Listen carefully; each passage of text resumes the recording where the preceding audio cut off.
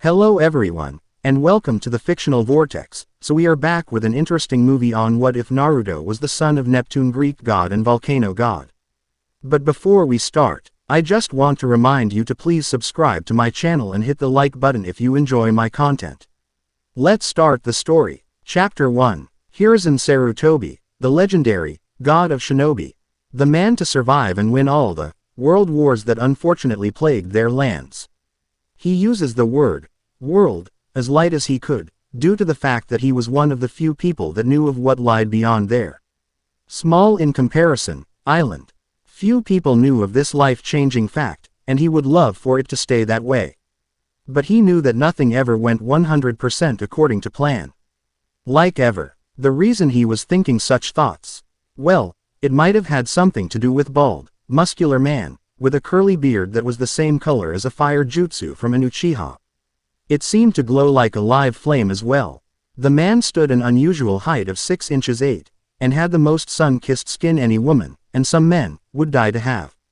His skin almost looked bronze, and his amber eyes just seemed to roar with a sense of power behind them. The silence that belonged to the room was broken periodically due to the whirring, clicking, and clanking noises the man's mechanical, prosthetic leg made. The blacksmith's apron the man wore looked to be stained with grease stains and motor oil of so many different shades of black and brown that Sarutobi couldn't exactly make out the design that was underneath it all. Whirr click clunk. Sarutobi puffed some more of his pipe in an effort to ease his trained mental state. He resisted the urge to rub his temples and come off as more an old man to his visitor. He heard a shifting to the left of him, and spared a glance to the child that lay asleep on his couch. His red hair fell around his face like a bloody curtain and a CTED as a secondary cushion for his small head. As the child shifted around in his sleep, the white shirt with a red spiral on the chest of it crinkled and rode up, as did the loose navy blue shorts. His feet were currently bare, due to Sarutobi insisting that he keep them off when sleeping. Hiruzen turned his eyes back toward the man, and spoke around his pipe. A talent he had mastered due to the want of being able to keep smoking and not going through the tedious task of relighting it, or risk the paperwork on his desk catching fire. On second thought, no, Hiruzen shook the thoughts from his head. That wouldn't work anyways. He had tried it before, and the damn papers didn't even come out scorched. After that he gave in and succumbed to the will of the paperwork as his predecessors had before him. Done with his trip down memory lane, Hiruzen addressed the matter the man in front of him posed. So, you wish to take Naruto away to this Camp Jupiter and have him help with the prophecy that was dropped into your god's laps unceremoniously? He asked with a curious look on his face as puff of smoke came out of his pipe. The man nodded his bald head, and the welder goggles that he had on the top of them threatened to fall down. He spoke in a deep rough voice that almost sounded as if he smoked too much tobacco through the years, but still had an understandable tone to it. Yes, I do, Hiruzen. With the prophecy now revealed, it has all of Olympus paranoid. Damn irritating if you ask me, he grumbled. I hardly get time to myself to work on some of my projects, he complained. Hiruzen raised an eyebrow at this. He didn't seem worried. You don't seem as worried as the other are at this prophecy. Why is that? The burly man ended his grumbling and answered the question, because I have no reason to. If what is to come I know I will be prepared, he answered as he leaned back in the chair that made audible noises at the effort it took to hold up his weight, and I have something the others do not. He added with a smile on his face, as he looked over to the sleeping child. Hiruzen noticed his look and his brow creased into a scowl. You wish to use Naruto, your son, as a weapon. As a failsafe in case things go bad. Hiruzen has done some downright despicable things that he was going to take to the grave with him, but using a child for one's own personal gains, just to throw him away afterwards, was something he would never condone. At that moment the image of his treacherous student flashed through his mind, but it was immediately dispelled due to years of practice. The room temperature seemed to increase to Hiruzen in a flash. The heat just seemed to skyrocket, and due to it being a rather cool night, all chills Hiruzen might have had were vaporized on the spot. He looked onwards at the literally steaming man, and felt a chill run down his spine at the look he was being given. Now, if he was any other man he would have immediately crumbled into a sweating mess. But he hadn't gotten to live as long as he was, or get where he was due to being a weak-willed worm. No, the only thing the heat did was make Hiruzen sit up a little higher in his chair. And take his hat off of his head and lay it down on his desk. The third Hokage looked the man's literally flaming gaze straight on and did not flinch as images of his own death by volcano and lava flashed through his head. He returned the look with a frigid one, as he stood by his accusation. From what he knew, these gods were as selfish, or more so, than some of the worst shinobi. He would not let Naruto be carted off into something like that. He would fight to his last breath against this god, if it meant getting the time for Naruto to escape somewhere safe. He promised on his soul to dying Kushina Uzumaki that he would take care of her baby boy, and that was what he intended to do.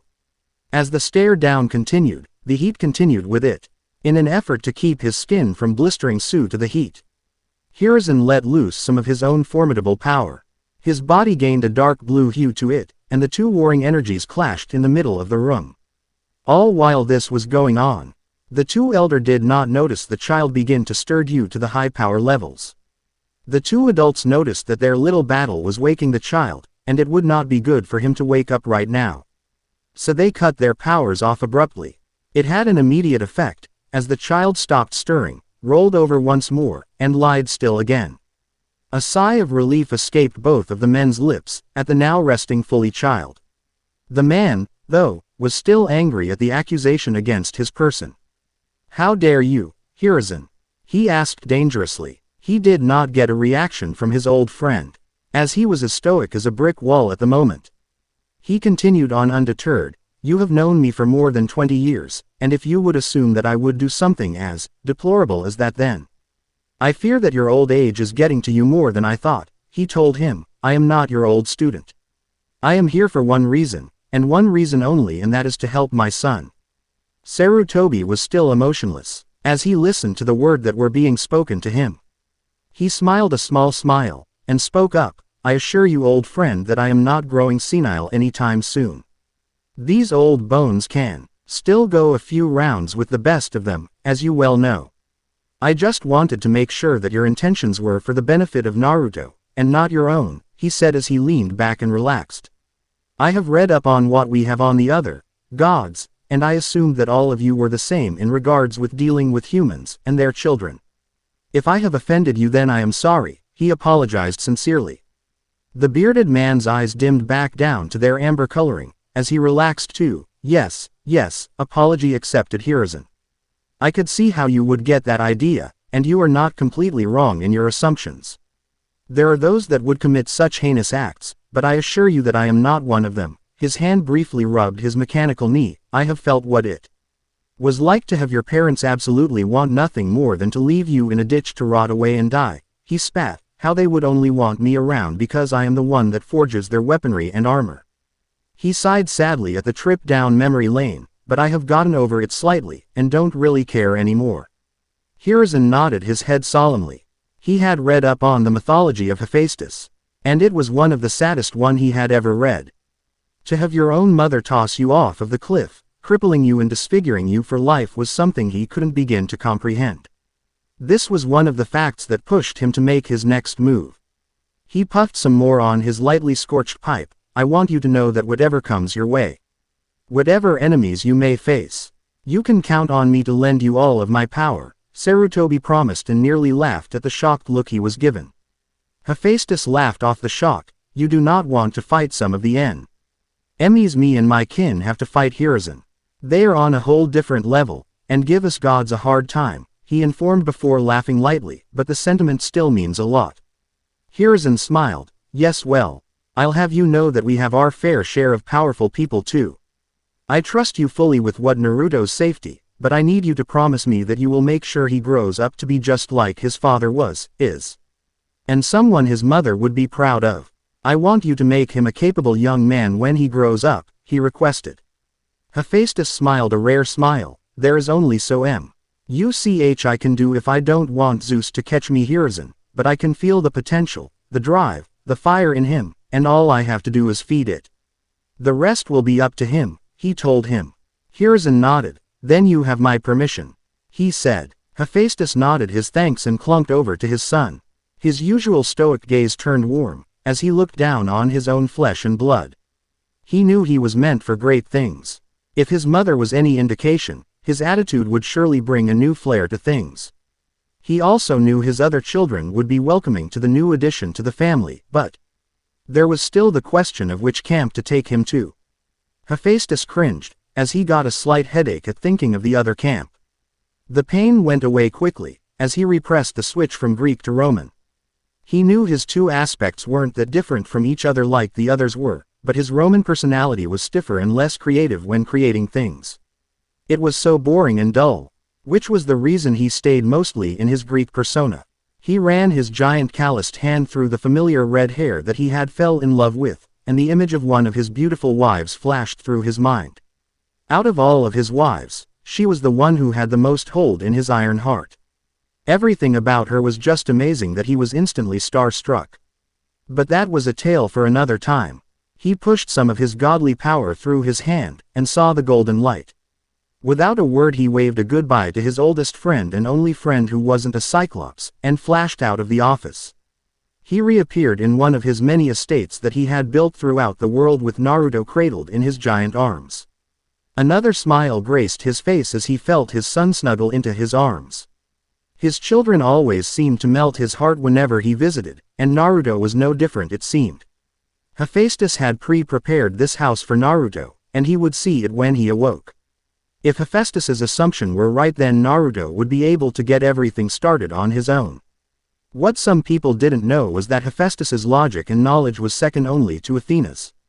And all of his children were smarter than the average child. One needed it when working with such complicated machines. Hephaestus staggered into the room he had prepared for Naruto, and lowered him into his bed. He tucked his son in with a warm, kind look in his stone-hard eyes. He, unlike some of the others, paid very close attention to the children he did have, and sometime helped them more than what was recommended by Zeus, but he could care less about those rules. If his own family was to neglect him and isolate him from the family, then why should he abide by their rules? He felt within himself his fire pit flare up, and he knew he had to go, or lest his project be ruined.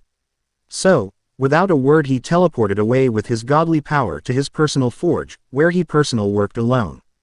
As he appeared in the molten chamber, which was on the inside of a volcano mind you, he breathed in a refreshing breath of soot, smoke, oil, and different types of metals. This was his personal holy grounds. Others had their gardens, or monuments, but he had no such thing. As a result, his workplace was his version of one. It was by itself, barely a soul knew of it, and most importantly he was alone. Just like he wanted to be. Now being there, he saw the pit flash golden and he rushed over to pull the item he had burning out of the flames. He willed his metal-working gloves onto his hands, and grasped the tongs to be able to pull the item out of the golden flames. Many did not know, but his godly powers also had a tiny fire affinity, and it turned out that, when he really focused, he could turn them gold. As a result he created his own personal blacksmithing pit to work on the more important pieces of work. Pieces like Athena's shield, Zeus' thunderbolt, Ares's giant-ass sword, and other things. His thoughts shifted over to the unusual weapon that had come onto him when he first laid eyes on his son. The weapon was unusual in the sense that he had never made something like it before. Yes, he knew of the weapon, as what kind of weapon-making god would he be if he didn't know of every creatable weapon in existence? It was to be a hard project, but he wouldn't have it any other way. So, with a grunt, the god got to work on his latest project. It wouldn't be good for him to become careless in his creating of weapons. Naruto blearily opened his intense blue eyes, sat up, and stretched. He yawned and looked around the room and was immediately hit the feeling of unfamiliarity.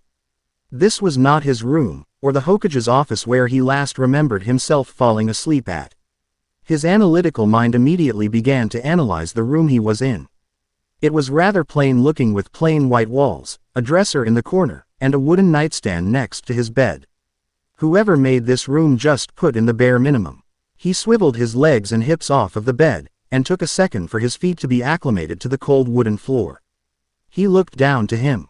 Self-and breathed a sigh of relief in the fact that he still had on the same clothes as last night. It would have been really weird if someone decided to change his clothes when he was asleep. His train of thought was immediately driven off the tracks, as he had to cover both of his eyes due to the sudden bright flash of golden light that appeared on his nightstand. After the light show dimmed and went away, Naruto looked over his hand and saw the folded letter on his nightstand. Very warily, as letters did not just appear out of thin air, he opened it up and heard a thump. He looked down to his lap and picked up the small circular device. It was about the size of a bagel and looked very technically advanced. More advanced than anything I've seen anyways. Back in the village, their most technically advanced device they had was a television, and even that was rather basic to him. He was able to pick one apart, piece by piece, and put it back together as if he didn't even touch it. He did that a lot with other things too. Microwaves, refrigerators, ovens, essentially anything he could get his hands on. You name it and he's tore it apart to its basic components and put it back together. Anyways, Naruto focused his attention back to the device and began to prod at it, feeling his way around it. He could feel the rough ridges and blocky feel it had, so he assumed that it was something new and basic. Ah, that's what I was looking for. He felt the button he was looking for, but was not ready for the reaction it gave. The device began to shake uncontrollably in his hand. It began to shake so violently that he had to hold it down with both of his hands, lest he risk it hopping out of the window or something. Suddenly it stopped thrashing, but left his arms a vibrating mess. Biological scanner initializing, a robotic voice said. Naruto raised an eyebrow at the bagel-sized device in his hand. Things just don't talk like that, but he was sure he heard it from the thing in his hand. Biological scan complete. Welcome, Naruto Uzumaki, it spoke again. Before Naruto could react, from the middle of the device, a deep blue light shone out and projected itself out onto the floor. The light fizzled in and out here and there before finally stabilizing into a life-size figure. Hello, is this thing on? A deep rugged voice asked. The image shook a little, as the burly man adjusted the camera. Naruto narrowed his eyes, and set the projector down onto the bed. He walked forward cautiously, and stood right in front of the image. If my thoughts are correct. He swiped his hand at the image. And just like he suspected, it went completely through it. He gasped before stepping back and looking at the man who the image was projecting. Naruto noticed that he was still fiddling with the camera. Naruto spoke up to get his attention. I know from experience that messing with something more than it should be will always end up blasting you back in the face, he said. Immediately the man stopped messing with the camera and the image stopped shaking. Ah, good, so I'm guessing you can see me. After he got a nod he continued, good, and I can see you. What you are looking at is an advanced image projector. Or a hologram, he told him. I am talking to you this way and not directly due to the fact that me being there would raise too many questions that I don't feel comfortable answering at the moment. Naruto raised an eyebrow. Who was this guy? Who are you? He asked. The man didn't move at the question. That is a loaded question that has multiple titles and answers to depending on who you talk to. But you, Naruto, can call me dad or whatever, he revealed. Wait, what? A tidal wave of confusion hit Naruto and he was left speechless. This was a big deal. No, a huge deal. This would change so much in his life. He had so many questions. Calm down, you fool. Stop and think. This caused Naruto to pause. What about the very high chance that this man is lying? Ah, and there he was. The almighty Kyuubi, the nine-tailed fox, who, oddly enough, didn't actually have all the features and characteristics to be deemed a fox. Foxes, from what he knew anyways, did not have rabbit ears or a human-like body complete with 5 fingers and a thumb. But he digressed. The Kyuubi did actually make a valid point, which cut through the cloud of euphoria his mind was in and made him actually think about this. There was a high chance that this man was lying, and he acknowledged that. Thanks Q. I didn't actually realize that until you said something, he told the Kyuubi mentally. PFF. Do not mention it, human.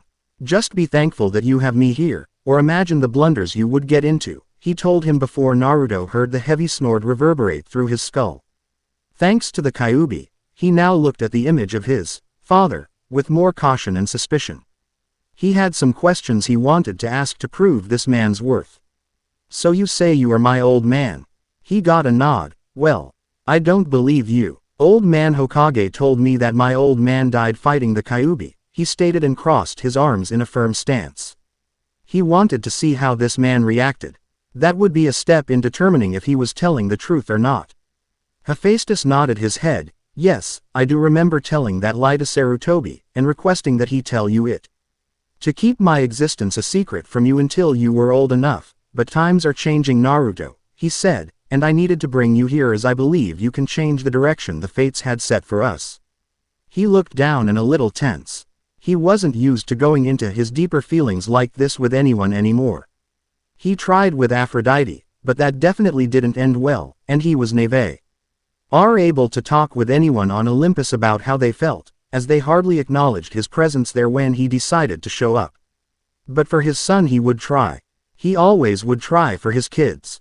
He, at least, owed them that much for not being there. I don't know how I can make you believe that I am your father, but I do know for a fact that you have my blood running through those veins of you.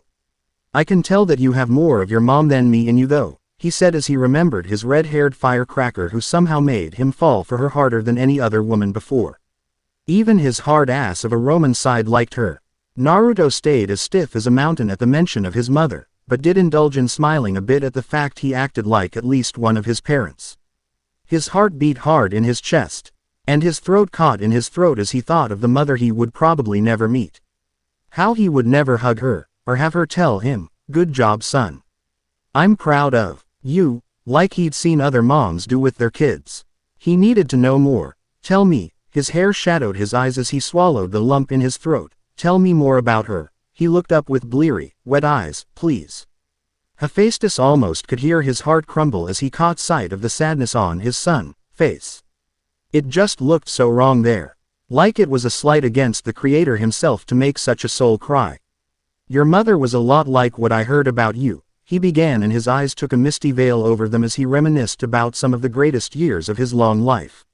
"Your mother was about as hard-headed as anyone could be, and stubborn as a bull too. She didn't stop until she got what she wanted, and there was no one that would, or could, stand in her way either.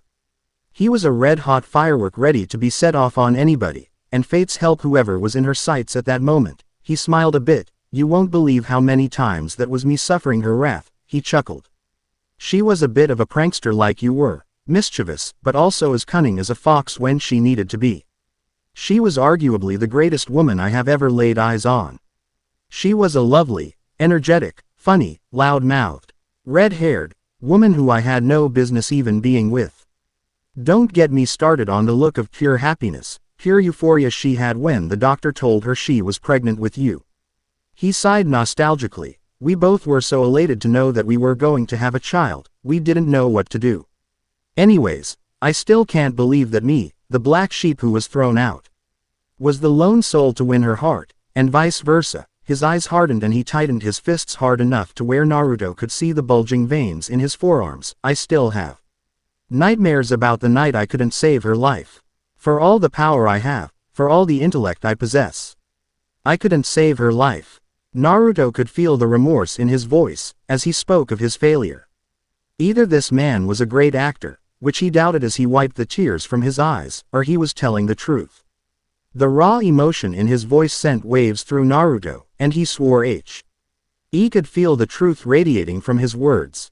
He didn't know if he could call this man his dad for the moment, but he felt that could get there eventually. "It felt good to know your mother and Fath were excited at the notion of having you. To know that they loved you unconditionally." Naruto felt as if a giant weight was lifted off of his shoulder at that moment, and smiled so wide he could fey. Etty muscles in his face struggled to sustain the stretch. "I think I believe you," he trailed off as he realized he never got his actual name. Hephaestus caught on and answered, "Hephaestus, my name is Hephaestus. And this will come as a shock, but I'm a god. Greek to be specific," he told him. At this Naruto began to laugh a belly laugh. It was too funny that his old man thought of himself as a god. Everyone knows that there was only Kami and the Shinigami. Somewhere an orange-haired teen sneezed. His laugh continued on before he noticed Hephaestus, no, Dad, wasn't laughing along. He stopped laughing. but continued to smile in amusement and asked, "What? You aren't serious, are you? You aren't a god." It was at this moment Naruto felt his perception of the world turn on its head, as he suddenly felt himself go upside down with his feet dangling from absolutely nothing. He still had his doubt, but those were soon assuaged as a fiery pit opened up beneath him. The pit spouted fire periodically and threatened to burn off his hair and eyebrows. He shook his hands frantically before yelling, "Okay, okay. I believe you. Just put the pit away and put me down." In a flash the whole swallow Ed itself and Naruto's sudden state of defying gravity stopped completely. As a result he landed on top of his skull with a dull thunk. "OWWW, he complained as he recovered and rubbed his bruised cranium. "Couldn't you have set me down easier?" He saw the mischievous smirk across his dad's face, but that wouldn't possibly be funnier. Naruto just grumbled before standing up. "Okay, so I guess you are a god. What does that mean exactly? Am I a half-god or something?" he asked. Hephaestus smirked. "I'm glad you asked." A few hours later Naruto, who had sat down as the explanation went a little longer than he expected. All the information made his head spin and he had trouble remembering the finer points. "So I'm this thing called a half-blood. A nod, and as I'm a half-blood all these different types of monsters will come after me, looking to have me for lunch." Another nod, "Which is why I'm here, as these monsters can't tell where I am due to the special properties this place has." Yet another nod. "I'm supposed to train here for a few years before you deem me ready to actually leave and visit this camp of other half-bloods like me, where you will then claim me as your child, where I will meet the other children. My brothers and sisters." You had a sheepish nod. "By the way, if I see you, I'm going to punch you in the jaw for having so many kids with different wives." "So, is that the gist of it?" "Yes, that essentially sums it up. I will send you to Camp Jupiter, where you will live from then on, training with the half-bloods there. Ah, word of warning.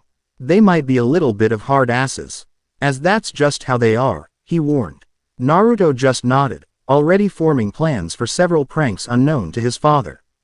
He recalled everything in his head one more time before addressing his dad. "Okay. I got it, Dad. I won't disappoint you or Mom. I'll be the strongest demigod in the world. Just you watch me," he promised. Hercules flashed through Hephaestus's mind. "I wouldn't mind my son taking the title of strongest from that arrogant half-blooded son of Zeus.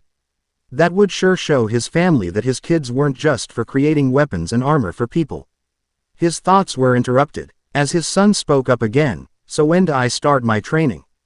he asked. Naruto was excited to start. In his mind he reasoned that faster he got stronger, the earlier he would bet to this awesome camp his dad spoke of. He wanted to get started right away. He didn't want to let his parents down. He would show the world just what a son of Hephaestus, or Vulcan his dad said to call him as when he got to the camp, could do. Hephaestus smiled and tried not to laugh at his son's eagerness. He looked like a red-haired puppy. "You can begin right now, Naruto. I have set up some automatons, which will each teach you a different subject, downstairs in the training room. All you have to do is turn them on, one at a time, and they will then turn off when they feel your lesson for the day is done," he explained. Naruto nodded rapidly before zooming out of the room. He had to stop suddenly at the door, his bare feet screeching across the wooden floor. He turned around, and regarded his father with a shy but happy look. Thanks, Dad. Thanks for, not being dead and all, and telling me about Mom." He smiled brightly. "I promise, I will make you guys proud of me." And Naruto Uzumaki never goes back on his promises. He finished and then zoomed out of the room, leaving the holographic Hephaestus behind. Hephaestus looked at the open door in a reserved manner and spoke aloud. "Oh. You don't know how proud me and your mother already are of you, Naruto." His look turned hard. "I just hope I can prepare you for the hardships you will encounter in the future. Things are changing, and I don't think anybody is prepared for it." With that the holographic image dispersed and cut away, leaving a shaking and smoldering pile of hot metal. Hephaestus turned away from the magical camera, and walked back over to his forge where he had his latest masterpiece laying on a table, covered with a golden cloth. This was the weapon he had forged for his son the night before. He had stayed up through the night, it wasn't like he needed sleep or anything anyways, and poured all of his skill and finesse into making it. His children deserved the weapons of the highest caliber. Well, the ones that liked fighting anyways. He took the covering away and regarded the weapon with a proud look. This'll show that big-headed monkey what's what. People thought that Greeks were only able to make swords, spears, shields, and sometimes axes. That was true regarding the amateur smiths, but a master like him, and a few Cyclops, were able to create an assortment of weapons. And this was no different. He returned the covering on top of the weapon, and turned away from it. Suddenly he heard a whoosh, and he willed his hammer into his hand in a flash of gold, as he shifted into an attack stance. He pivoted onto his left foot and swung his hammer horizontally with the intentions of taking whoever it was head off. All he felt was wind as he hit absolutely nothing. At this he immediately knew who it was, and holstered his giant war hammer over his massive shoulder. He turned and regarded his brother with a neutral look. "Brother." Hermes stood up straight from his crouched position and spoke. "Hello to you too, Hef. I still see you're trying to take my head off with that hammer of yours." His tone turned teasingly. "I still think you're trying to compensate for something." Hephaestus sighed and set his hammer down against the table he had Naruto's weapon on and turned around again to talk to his most tolerable sibling. "What are you here for, Hermes?" he asked stoically. Hermes put his hand over his heart in a dramatic manner. "Oh, how you wound me, Hef. Can't a brother just come down here into this?" He looked around and waved a hand trying to find the correct words. "Humble abode and talk to his other brother?" he asked innocently. Hephaestus wasn't amused. "I'd say you're full of shit, but we both know gods don't do that. You, nor anybody else, comes looking for me unless they want something, or I'm needed in a meeting." He ignored the wince Hermes tried to hide at the callous point he made. "So which is it, Hermes?" Hermes visibly deflated and he rubbed his eyes. Now that he wasn't moving around and being annoying, Hephaestus could see the exhaustion in his face. Whatever was going on must have Zeus in quite the tizzy if he got Hermes working like this. Hermes sighed in exhaustion. "Zeus has had me zooming across the world, ordering all gods, minor or not, to come to Mt. Olympus. He's been looking increasingly paranoid over this prophecy.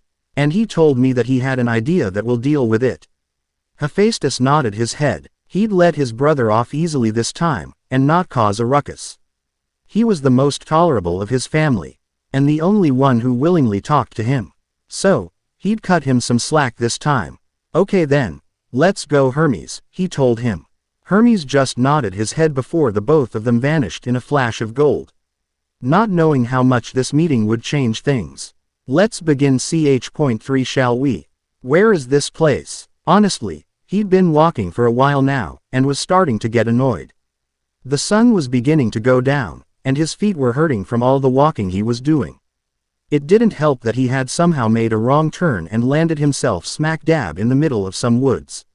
He reasoned that he would have to make camp soon, and with the magical sack he had over his shoulder, it wouldn't be a problem. He wiped his brow with the back of his hand to get rid of he sweat that had accumulated there as a result of the laborious physical activity of traversing the hills and brambles this forest had. He was careful in avoiding the sharp pointy ends of the branch. As his sleeveless shirt offered him no protection against them. He was also lucky that his dad had made him some durable pants too. He said something about them having a layer of armor within the seams. "Gods damn it," he yelled in frustration, "does this stupid forest ever end?" He screamed out. He honestly didn't expect an answer, which was why when he got one his heart almost jumped out of his chest. "Yes, it does end. But I would be surprised if you somehow made it out of here on your own," a mature, feminine voice told him. The voice startled him good, but he had enough logic to plant himself into a defensive stance with his fists up. He paced in a circle as his sharp eyes darted around the vegetation with blurring speed. Despite his searching, he could not find a trace of whoever, or whatever had said that. So he decided to take another route. "Who are you? What do you mean I won't be able to make it out of here on my own?" he asked in a serious tone. Now was not the time to play around. If this person, monster, or whatever was able to avoid his senses, then he needed to be on his guard. He stretched his senses as far as he could. Oh, how he wished he didn't skip out on the sensory training now. In an effort to catch something out of the ordinary in the trees and shrubbery, The sound of breathing, the silent padding of footsteps, damn it, even the sound your eyelids make when you blink.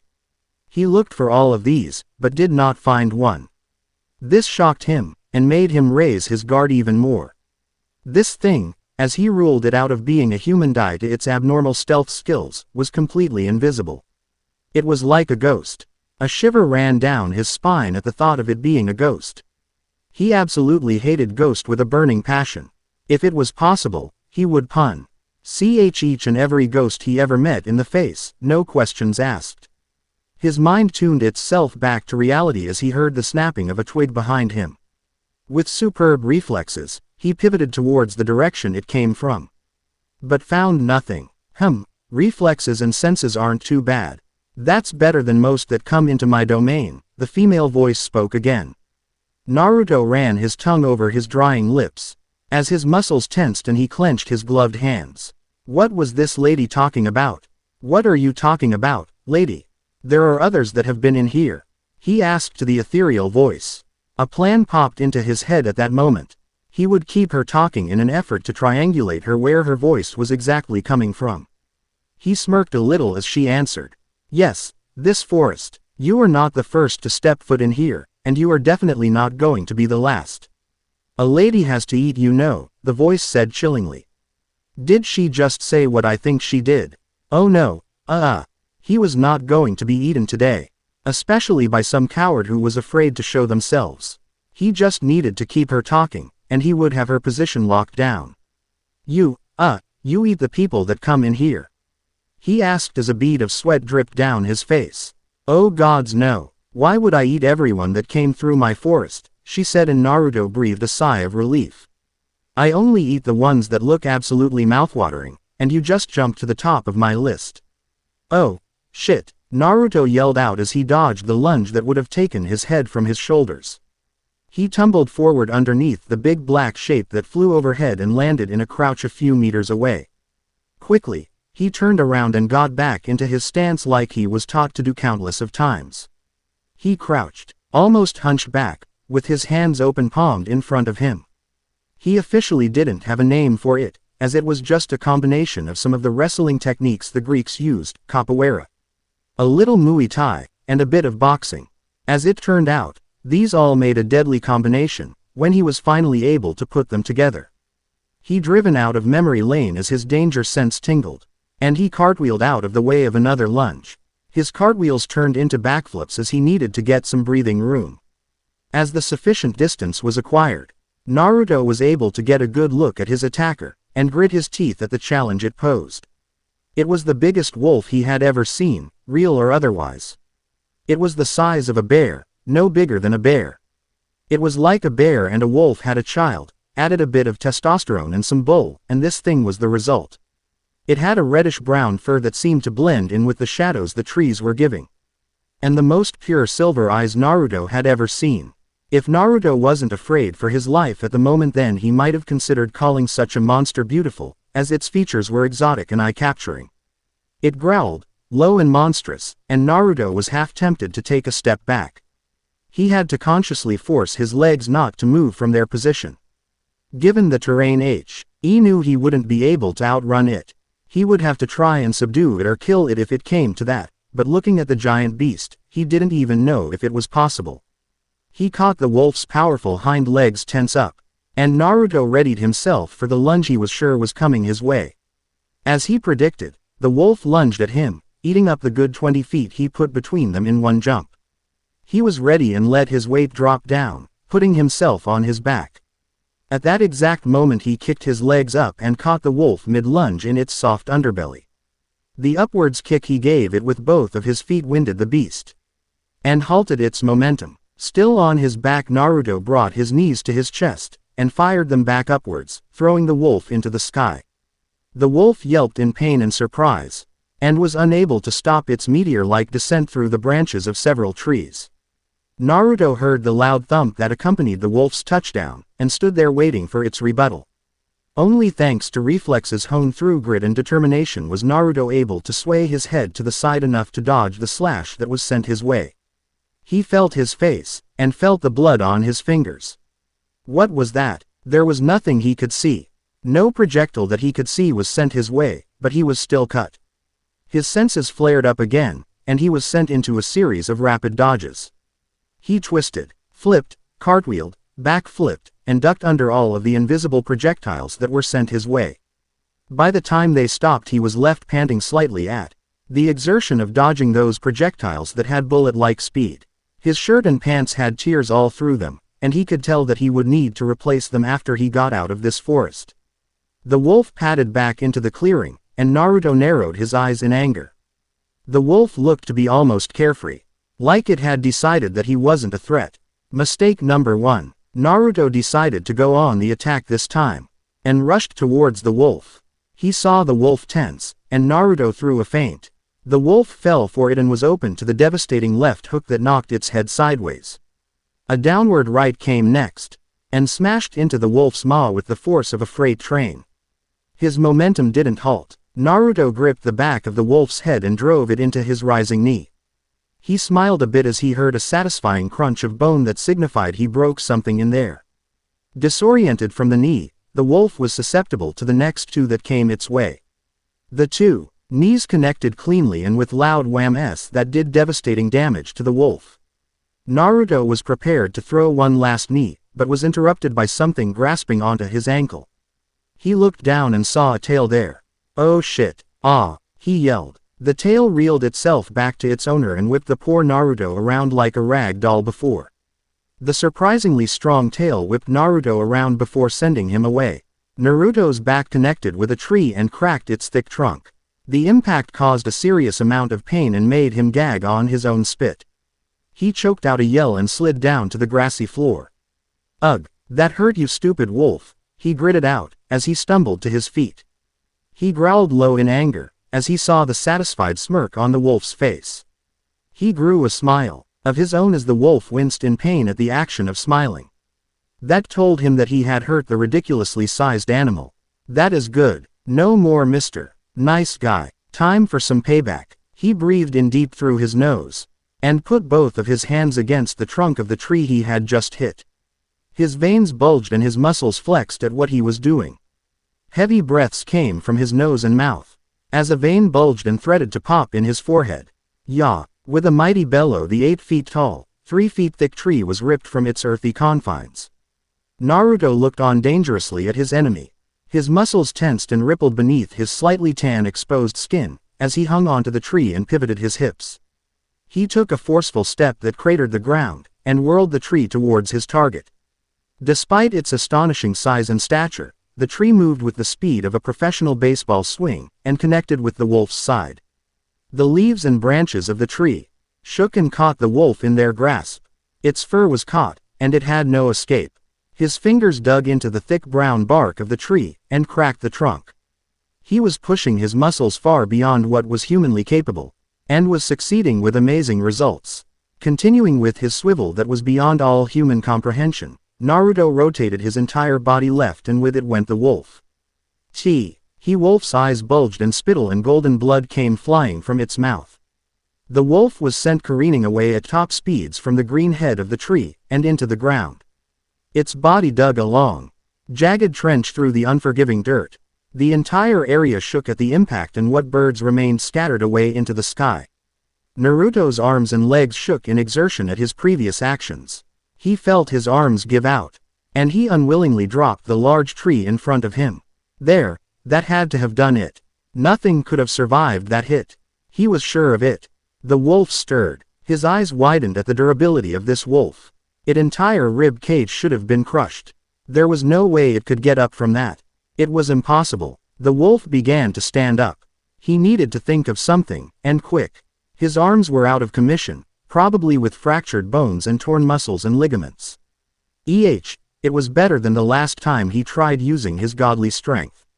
At least his arms were still connected to his body. He suppressed the memory of that day, and began to think of a way to put the wolf down for good.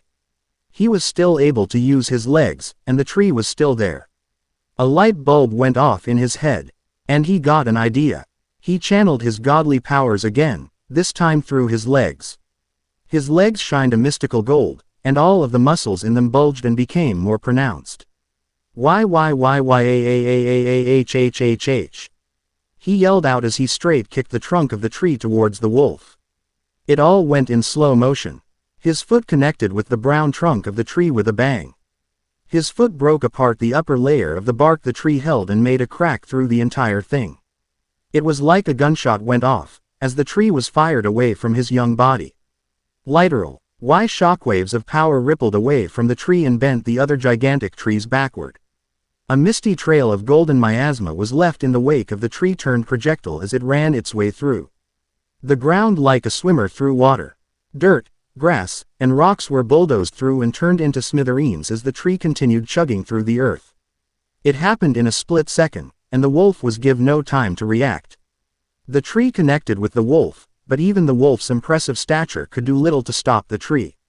It continued on pushing the wolf through acres and acres of forest, knocking down trees, uprooting the grass, destroying the rock, and carving a harsh and rugged gorge through the ground. Debris flew through the air and was sent off and away to only the gods know where, as the tree continued on.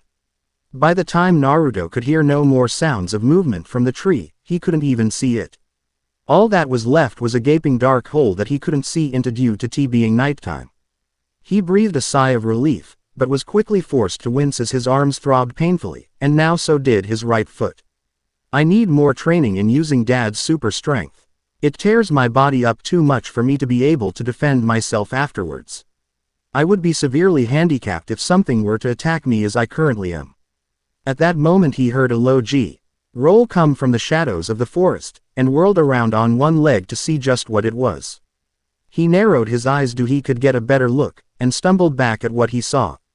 Those same silvery eyes. A cold sweat broke out on his brow, as more and more pairs of bright silver eyes appeared in the dark. All around him they appeared numbering within the hundreds. They all stared at him unflinching, unblinking. Naruto's breath quickened as an out-of-this-world pressure slowly surrounded his very being, constricting his heart to very slow beats. Ba-dum. Where was that noise coming from? He whirled around again, and locked eyes with the silver ones. Ba-dum. Ba-dum. They all looked the same, damn it. He was outnumbered for the most part, and he didn't think these guys took too kindly to him kicking a tree at one of their own. Ba-dum. Ba-dum. Ba-dum. Was that his heart that was beating so loud inside his own eardrums? His pupils shrunk as a foreign feeling overtook his entire soul. Fear. It was fear. Droplets of sweat slid down his face and off of his chin, as his eyes darted around like hummingbirds at the numerous eyes that seemed to give of a sickening feeling of malice. He felt like a mouse trapped in a cage of cats that have not eaten in weeks. Make it stop. His eardrums threatened to burst on the spot. He clenched his eyes in pain at this sensation that had a cold grip on his heart, on his lungs. He felt bile rising in the back of his throat, and almost choked on it. He involuntarily threw his hands on top of his head in an effort to ease the pain that was happening in there. The pain was too great. It was pain with which the likes of anybody should never have to endure, especially not a 10-year-old at that. Please make it stop. A soundless scream came from his throat as he threw his head back in pain. His sight began to darken, and he began to lose feeling throughout his body. Slowly, oh so very slowly, the shadows began to creep into the corners of his eyes. Complete darkness, the abyss itself, began to devour his conscience, and there was nothing he could do about it. Deep within Naruto's body, something stirred. A ruby-red eyes with a vertically black slit pupil snapped wide open, and then narrowed as he took in his container's current state. He scoffed at his utterly disgraceful weakness. It was humiliating to be inside such a weak fool, granted he had been getting better. He would help him this time, as he felt the intent behind this power, and could tell it was a test of some sort. One that should his container fail, would mean the ending of his life. So, he would help him. Just this time, as it was in his best interest to anyways. This power was one he had not felt since he was just a kid. He was all too familiar with this power. The power of a god. With his mind made up, the Kyuubi surged his almighty power through the bars of his prison, and he could immediately feel the effect it had. Everything was brightening, so the hard work was done for the moment. Now he had to get to work in fixing the utterly destroyed limbs of his jailer. At least he didn't blow them off this time. The Kyuubi laid his giant head back down atop his crossed hands. And immediately fell asleep. He had healed his container so many times he could do it in his sleep, and that's what he was going to do. Back in reality, the darkness began to edge away. Slowly all of its contents were drained away and Naruto was able to breathe again. His legs wobbled as his knees gave out. He collapsed onto all fours and immediately began to retch up the contents of his stomach. In few seconds his stomach was emptied, and the nauseous feeling had passed. Thump, thump, thump. He heard the padding of feet coming in his direction, but couldn't muster the strength to stand. I guess this is how I die, in a pile of my own vomit. His eyes narrowed. Fuck that. On pure willpower alone, Naruto lifted his head to stare at his would-be killer. His eyes turning as cold as glaciers. As he bared his sizable canines. His growing stopped in shock as who was coming towards him, came into the light of the full moon. It was that rust-colored wolf. The same one that should have been dead. Well, that sucked major balls. As he stared at the wolf that he just couldn't seem to kill, he was entranced by the silver eyes it carried within its sockets. You have formidable power, young half-blood. But I can feel it is not all what it could be yet, a familiar feminine voice said. Naruto's eyebrows rose in shock. He knew that voice, and the realization of where it came from made even less sense. You have passed my test, young son of the smith, but I can feel that there will be more to come as you grow. You have earned my recommendation, and are welcome into Camp Jupiter. May you bring glory to Rome and protect her people as many have done before you, she said. Slowly he began to feel drowsy. His limbs became as heavy as lead, and he couldn't keep his eyes open for much longer. The last thing he saw before he entered the realm of sleep was the dastardly beautiful silver eyes. Good luck, young Uzumaki, was the last thing he heard before he collapsed in his own vomit. Unknown to him, the very next morning 2 sentries of Camp Jupiter would see his unconscious body being carried by 2 wolves. The sentries would see the sight and immediately relieve the wolves of their load. And began carrying the child who was deemed worthy by Lupa to the medical bay. The 2 sentries, each having one of Naruto's arms slung over his shoulder, would cause quite the rumor mill. As they walked through the middle of the plaza towards the hospital. What no one could tell, though, was the impact this child would have on 2 of Rome's children. A girl with deep dark brown, almost black, eyes looked down at the injured child from her window as she got ready for her daily duties. Those wounds are from Lupa herself. To give the boy so many speaks volumes of either his strength or weakness. The first cohort does only take the best after all, and it would be a shame for that Grace boy to somehow get him under his wing like he's been doing. So, she decided to go. It wouldn't hurt anyone if she was just a few minutes late. It also wouldn't hurt to see if she could somehow gain another ally in the camp. Where did that come from? A young boy with electric blue eyes halted his steps on the daily path he took to his usual training area, and looked on with calculative eyes. He saw the cuts in the boy's clothes and knew where they came from.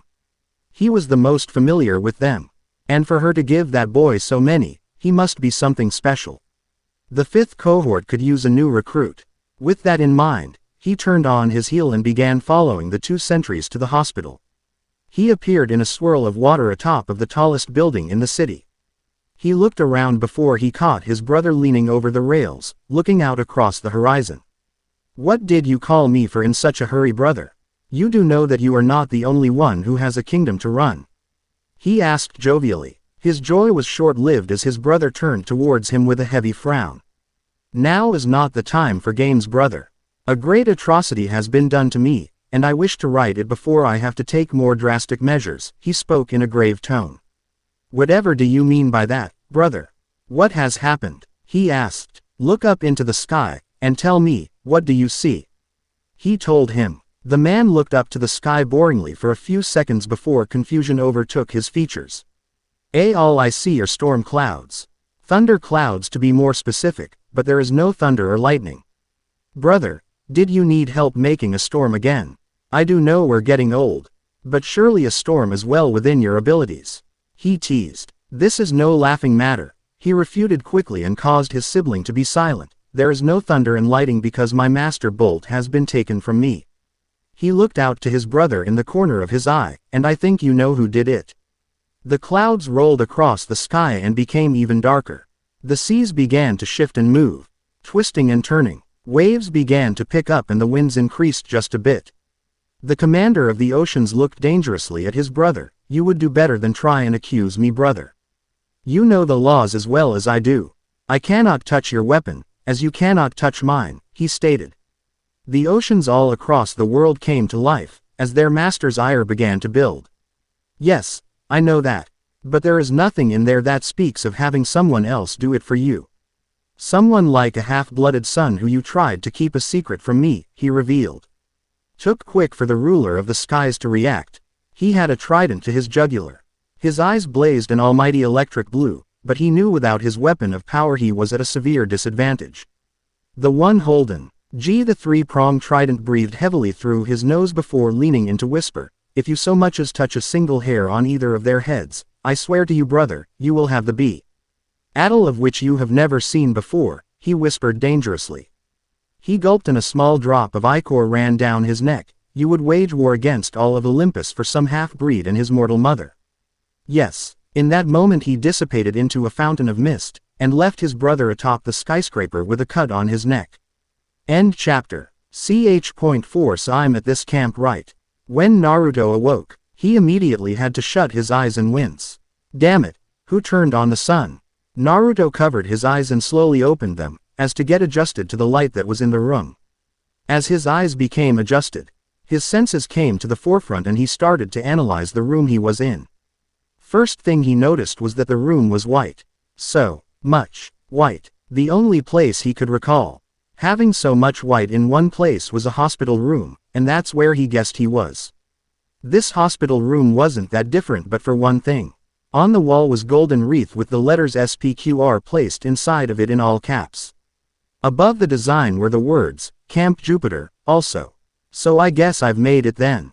He laid his head back against the surprisingly comfortable pillow and breathed out a sigh of relief. That wolf he fought was the toughest challenge he had fought yet. He literally ripped his body apart to defeat it, and even then he wasn't able to put it down for good. Granted he was only 10. But if he couldn't even defeat a wolf, then what good would he be against an actual giant, hellhound, or gods forbid a titan? His reflective thoughts were interrupted by the door slam. Ming open and impacting against the wall. The sudden intrusion and noise startled him, and reflexively he grabbed the nearest weapon he could think of. A pillow. Naruto readied the pillow in front of his face like a shield. But ultimately did not need it. Amit Ramirez. Watch where you're going, a golden blonde-haired kid said as he struggled to rise up from the tile flooring. Well, I would watch where I was going if I could, Grace. But your big head got in my way, the girl with deep brown hair fired back. She was in the same predicament as the blonde kid, as Naruto could tell, as they were both tangled up on the floor. What did you say, Ramirez? I couldn't hear it. It might be because of that giant forehead of yours, the blonde kid fired back as he was finally able to stand up. I do not have a big forehead, Grace. Maybe since your head is so big, it's blocking out your ear's ability to hear correctly, she said heatedly as she also stood up, red in the face with rage. The blow. NDE-haired kid didn't take that one sitting down, as he immediately got into the tanned girl's face. Now that Naruto got a good look at them he could see that they were stark opposites. On one hand you had the slightly pale, blue-eyed, blonde-haired kid, on the other you had a girl with perfectly tanned skin, deep chocolate brown eyes, and dark brown hair with mixing shades of brown ranging from medium to almost black. It was like looking at night and day. Oh, is that right, Ramirez? Well, I hope you are ready to get your butt kicked tonight during the war game. 'Cause the 5th cohort is going to. Oh, shove those sticks the first has farther up their stuck-up asses, he told her with a confident smile on his face. He crossed his arms across his leather purple shirt and leaned more on one side of his hips. The girl was highly amused by his claim, and scoffed at it. You think the failure 5th cohort will be able to beat us? The 1st has yet to lose a war game since I joined it, and I don't see it losing one now. She shot with a similar smug grin on her face that knocked the boys off. The blonde-haired boy growled in frustration. What are you doing here anyways, Ramirez? Do I look lick? I enjoy you following me around everywhere I go. Ramirez frowned. Why would I want to follow you? you blonde-haired dolt. I have way better things to do than to follow you around, she replied. Oh yeah, then why are you here? He prodded further with a raised brow. The girl rolled her eyes and put a hand on her hip. None of your business, Grace, she bit out, why are you here? None of your business, Ramirez. Now why don't you skedaddle on along? I do believe the first's designated team training session is going on right now, and I don't think little Ms. Perfect would want to miss it, he teased sarcastically. He then put both hands on his cheeks in a bad imitation of a horrified face. Oh, the horror. Little Ms. Perfect's perfectness will be ruined. What a shame, he sarcastically fired. Naruto saw the look on the girl's face, and swore he saw her eyes flash red before she screamed, that's it Grace. I can't stand you for any longer than I already have. Ugh, she groaned, out as she ran both hands through her long curly hair. She curtly turned around and began to walk out of the room. You better hope I don't see you tonight Grace, she hissed out angrily as she If the door handle so tight Naruto could hear the groans of metal it gave out, because if I do I am going to skewer you and mount your head on my wall. With that she opened and slammed the door shut with a slam. Yeah. I've heard it 1,000 times already, the blonde-haired boy murmured to himself. Naruto saw him turn his way and flash a sparkling, friendly smile as if what just happened was normal. He stepped towards Naruto, who still had the pillow eye on his clutches, and held out a hand to shake. Naruto looked to the hand and back to the friendly face before slowly gripping it firmly. Naruto smirked at the wince the boy gave as they gripped each other's hands. Naruto noticed the tattooed SPQR in the boy's forearm, but didn't speak up about it. They shook hands once, before letting go at the same time. Naruto smirked a little and spoke up first, so, who are you and what was that all about? That girl looked ready to carry out her threat right then and there, Naruto pointed out. He put the pillow back down on the bed before swinging his legs around and over the bed. I'm Jason Grace, son of Jupiter, the newly introduced Jason said before throwing a thumb in the direction of the door. And that was Raina Ramirez Arellano, daughter of Bellona. Don't worry too much about her, she's a part of the perfect first cohort. He made air signs with his fingers, they don't associate too much with anyone else outside of maybe the second or third cohort, he told him. Naruto ooh, okay. So I'm guessing you're part of the 5th cohort from what I heard. The, failure 5th cohort.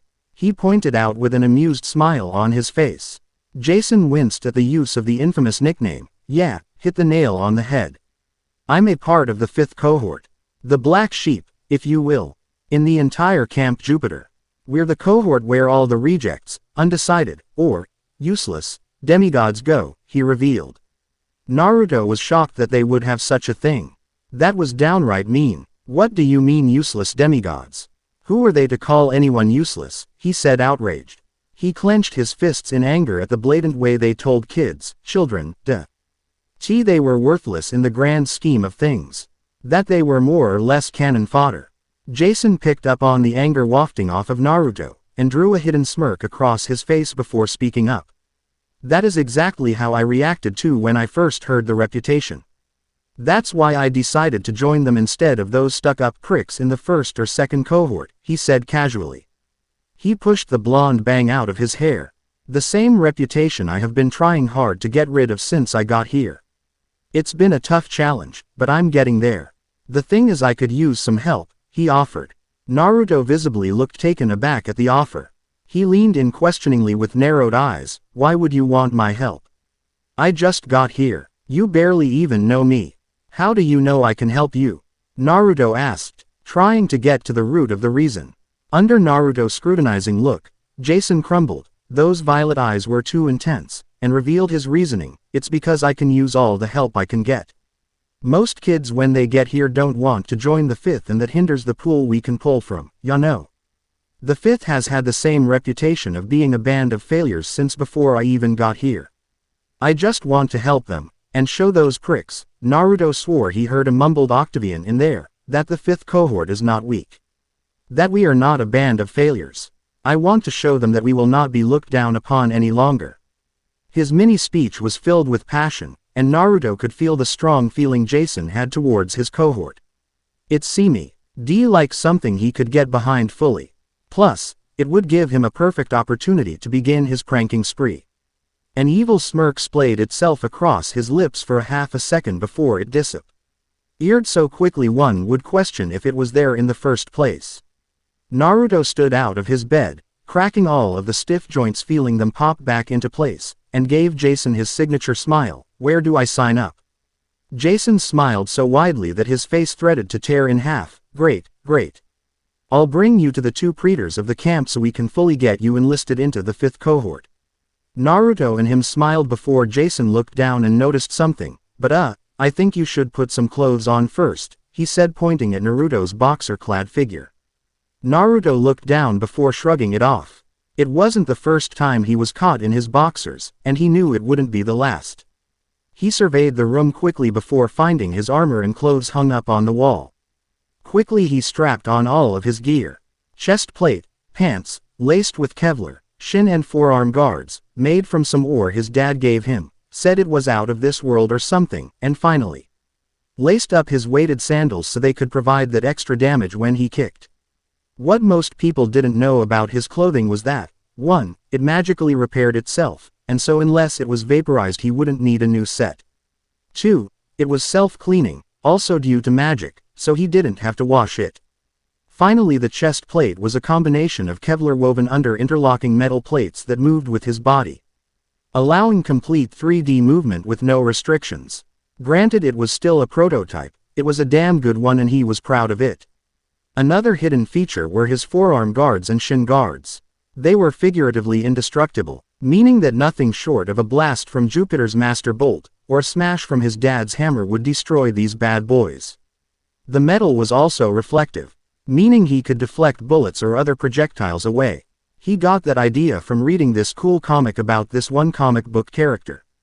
He forgets her name, but it sounded something like Wonderful Lady or something like that. And there was this cool function he installed into his forearm guards that doubled as a secondary weapon should his main one somehow be away from his body. Anyways, he was finishing up strapping on, and checking his gear and went over to grab his fingerless combat gloves. These were his main weapon. As he gazed upon the gloves, he slowly slid them on, as to not irritate the function that made them turn into his main weapon. Once he had those on nice and firmly, he was ready to go and told Jason the same. "I'm ready, Jason. Let's get out of here." He and Jason began walking out of the hospital room. "I don't want to stay in here any longer than I have to," he said. Jason nodded and laughed aloud as he could relate to the feeling of being trapped inside these goddamned rooms. "Oh yeah, that's it, man. You are now officially a part of the 5th cohort," Jason summed up with a shrug of his shoulder, as he and Naruto began walking away from the Senate house. "Really?" Naruto asked in surprise. "That's it? I don't have to go through some initiation ritual or something like that?" he asked curiously. Jason just shook his head. "Nah, well, at least not today. You got lucky. Everybody is preparing for the war game tonight, Siege, so they don't have much time for anything else," he informed. Naruto nodded his head in understanding. Before the two fell into a comfortable silence. That silence was broken for Naruto and Jason as a shoulder roughly bumped into Naruto's. Due to years of training, Naruto did not fall like was expected. But the shoulder did have a considerable amount of force behind which caused him to take a step back. That was intended. Jason was quick to saddle up to the side of his newest friend, and gazed upon the person who committed the disrespectful act. "Octavian." Well, boys," an utterly slimy voice mocked. "It would seem as if our dearest friend Jason has gotten himself another reject for his cohort," he said with a sharp smug grin on his face as his two lumbering companions, legacies of Mars, laughed. "Well, what's he, Jason? What is his legacy?" he sneered. Jason gritted his teeth and put the reply, "He's undecided." Quote, this was absolutely too funny for Octavian as he laughed before speaking, or rather unwanted like some of the riff-raff that makes up the 5th cohort. That was it for Jason. He lunged at Octavian's smug face and wiped that grin off with a mean sucker punch. The blow connected with a wham and stumbled Octavian as he had not expected it at all. His two friends stepped forward with intentions of retaliation, but were thwarted by the look in Jason's eyes. Naruto curiously looked up into the sky, and saw the dark clouds that spawned over their position. He tilted his head back down, and saw the reason why those clouds were in the air. Jason was downright furious. You could insult him all you wanted, but once it came to his friends, to his family, you were dead meat. That's why when Octavian said those words he threw all civility out of the window and punched the prick in the face. He hoped it hurt too. Jason glared at the two legacies of Mars Wi-Th blazing blue eyes that seemed to spark with blue electricity. The scowl on his face looked like it was etched there when he was born, and his frown looked downright cold. He stepped past the two FROs and teens and gripped Octavian by the collar of his purple Camp Jupiter t-shirt. With seeming ease, Jason lifted Octavian into the air with both hands, and stared at him. Octavian, as stubborn as he was, did not flinch either. Granted he did now have a purpling bruise on his face, he knew Jason would not doing anything further than that. Violence and brawls were prohibited outside of the Colosseum, and the punishment depended on the severity. Today was the day everybody had been looking forward to ever since those two came to camp. The daughter of Bellona and a son of Jupiter, the two youngest members to ever join. Today was a special day, and if anyone got in trouble, well, just don't get in trouble, as simple as that. Octavian stared down into the electric blue eyes of the Grace, and scoffed. Before slapping his hands away from his shirt. Jason wasn't expecting such a technique and was caught flat-footed. As a result, Octavian was able to land back on his feet, but this time he wasn't smiling.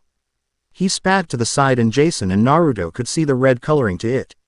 Octavian looked to the two of them before speaking in a dangerous tone to Jason. You better hope I do not see you during the war game, Grace. He hissed out, because if I do, I will make sure you never cross me again, he threatened. Jason's eyes narrowed even more, and if it was possible, thunder would have boomed. He settled for giving Octavian his most dangerous glare possible.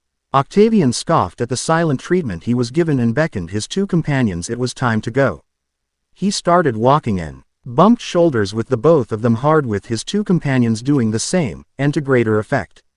Naruto spoke up for the first time since that little encounter started. Well, can I just saw why that I will probably end up hating that guy's guts. Just looking at him makes me want to punch his lights out. Nice punch by the way, Naruto added. Jason gave a grunt before turning around curtly, and began walking to the 5th cohort barracks. Thanks, and I promise you, you aren't the only one who wants to knock that prick down a notch, or several notches, he said. Naruto nodded and joined his companion with walking. He was about to ask a question, but Jason beat him to it. If you were wondering who that was Octavian. Resident prick of the 1st cohort. I haven't liked him since I got here, and I don't see myself becoming at least not hostile with him anytime soon, Jason said. Naruto just nodded as the tone of voice Jason said that name with seemed to be filled with anger. He didn't pry further and risk dredging up any memories stuffed down for a reason. The two just continued to walk in silence until they got to the 5th cohort barracks. Naruto looked at the old-looking building, and whistled at the size of it. Jason noticed the reaction and smirked. Yeah, since we get the most people, we also need the most room. So, as a result, we got this place, he spoke. Come on. Let me introduce you to everyone. Naruto followed him inside until Jason stopped in the middle of the wide opening. Naruto looked up and around the wide enclosure, and gave an impressed look. The place looked rather well. Naruto's attention was taken from the place, as Jason put two fingers into his mouth and whistled loudly. Naruto wondered why he would do such a silly thing, but then Hea rode the multitude of footsteps coming their way. Within seconds a countless amount of heads were piled in front of Naruto and he was half tempted to take a step back to gain some space. Jason stepped up and cleared his throat. Guys, I got some good news. Today, I got us a new recruit. He heard groans and added, willingly. This surprised many of them before a girl with slightly tanned skin, light brown hair tied up into a ponytail, with green eyes stepped up and spoke up. What is he then, Jason? She asked. Jason saw the curious look in multiple people's eyes before answering. I don't really know. I forgot to ask, he said with a sheepish smile. He turned to Naruto and beckoned him to introduce himself. Naruto gulped. never having been in front of this many people before, and said, "Well, I'm a child of Vulcan," he said. Several more groans came from the boys and girls of the 5th cohort, which caused Naruto to frown. The same girl spoke up again, "Ya see, Jason. He's a child of Vulcan. We both know that they want to be their precious forge than in the field," she told him. Jason nodded and was about to speak up, but Naruto beat him to it. Naruto was offended and mildly angry. Why at the meaning she had put behind her words. Granted, she was frustrated, but that didn't mean that she got to bag on his step-brothers and sisters like that. He resolved to fix the issue right there. He looked around for a certain something before finding a stone head. It looked old and unimportant, so Naruto went over and put his hand on the top of its stony cranium. Jason, and the boys and GIRLs of the 5th cohort watched him do this with curious eyes. Naruto, with his hand atop the head of the bust, began to squeeze. All they saw was that 1 second ago there was a bust of Julius Caesar there. And the next they heard a dull whoosh. Once the dust cleared, everybody's jaws dropped to the floor with the remains of the bust. Naruto blew off the dust on the palm of his hand, and dusted it off like he didn't just pulverize a stone head. He looked to the girl and smirked. "Well, I'm not like any of my siblings." Pure silence. All that there was pure silence. No one said a word aft.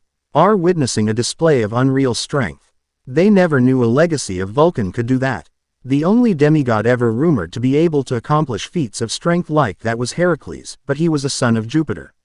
Naruto saw the girl who said the things about his family walk to where he was, and pick up a piece of what once was Julius Caesar.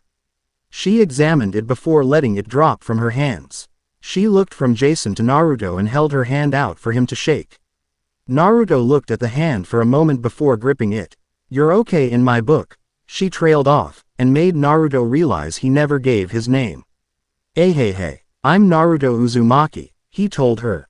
"Okay then, Naruto," she said with a smile. "Welcome to the 5th cohort." Cheers erupted from the remaining teens as they mobbed Naruto with praises and questions. Jason saddled up beside the girl, and asked, "So, do you think we can actually turn our reputation around with him, Gwen?" Gwen answered back, "I don't know, Jason." She paused as she saw the glittering happiness within every person's eyes. It wasn't just happiness, it was something else in there too.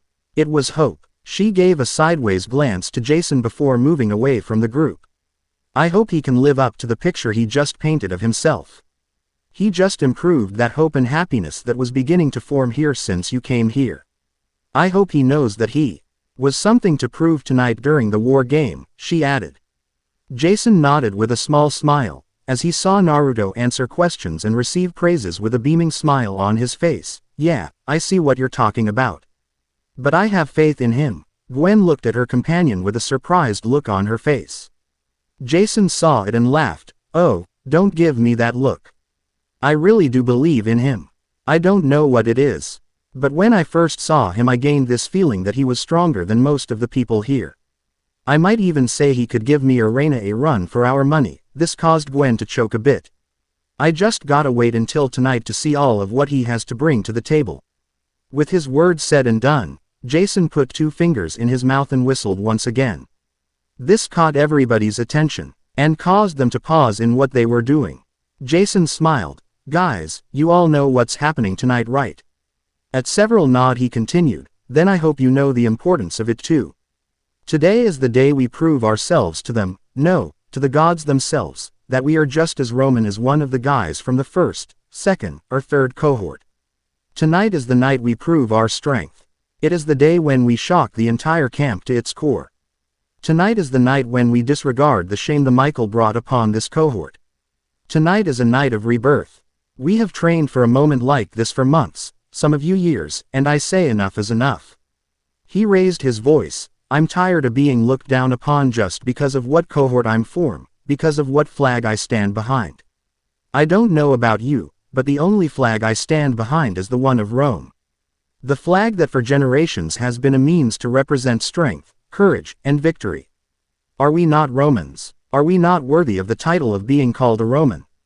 Are we only worthy of being labeled failures or rejects or trash that had no reason being in the Roman army?" He paused and took a breath. He looked across every face he familiarized himself with, and could see expressions ranging from small smiles to looks of determination. I ask again, are we not worthy? This time cheers came and Jason smiled.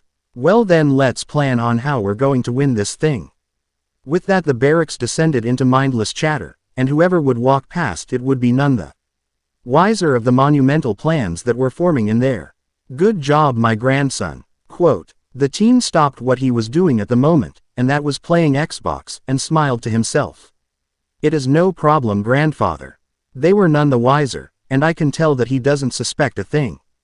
Good, good, everything is going according to plan. In no time my two idiotic sons will be at each other's throats. And that will give us a prime opportunity to continue my plans. The teen was about to answer once more, but was interrupted by a blonde-haired girl. He listened to her plight, and was about to tell her that no, he couldn't help. No, you foolish boy. Give her the shoes and bag. Don't you think that would be a bad idea with the entirety of Olympus put on high alert? His head shook involuntarily in pain. Do not question me boy. Just do as I say.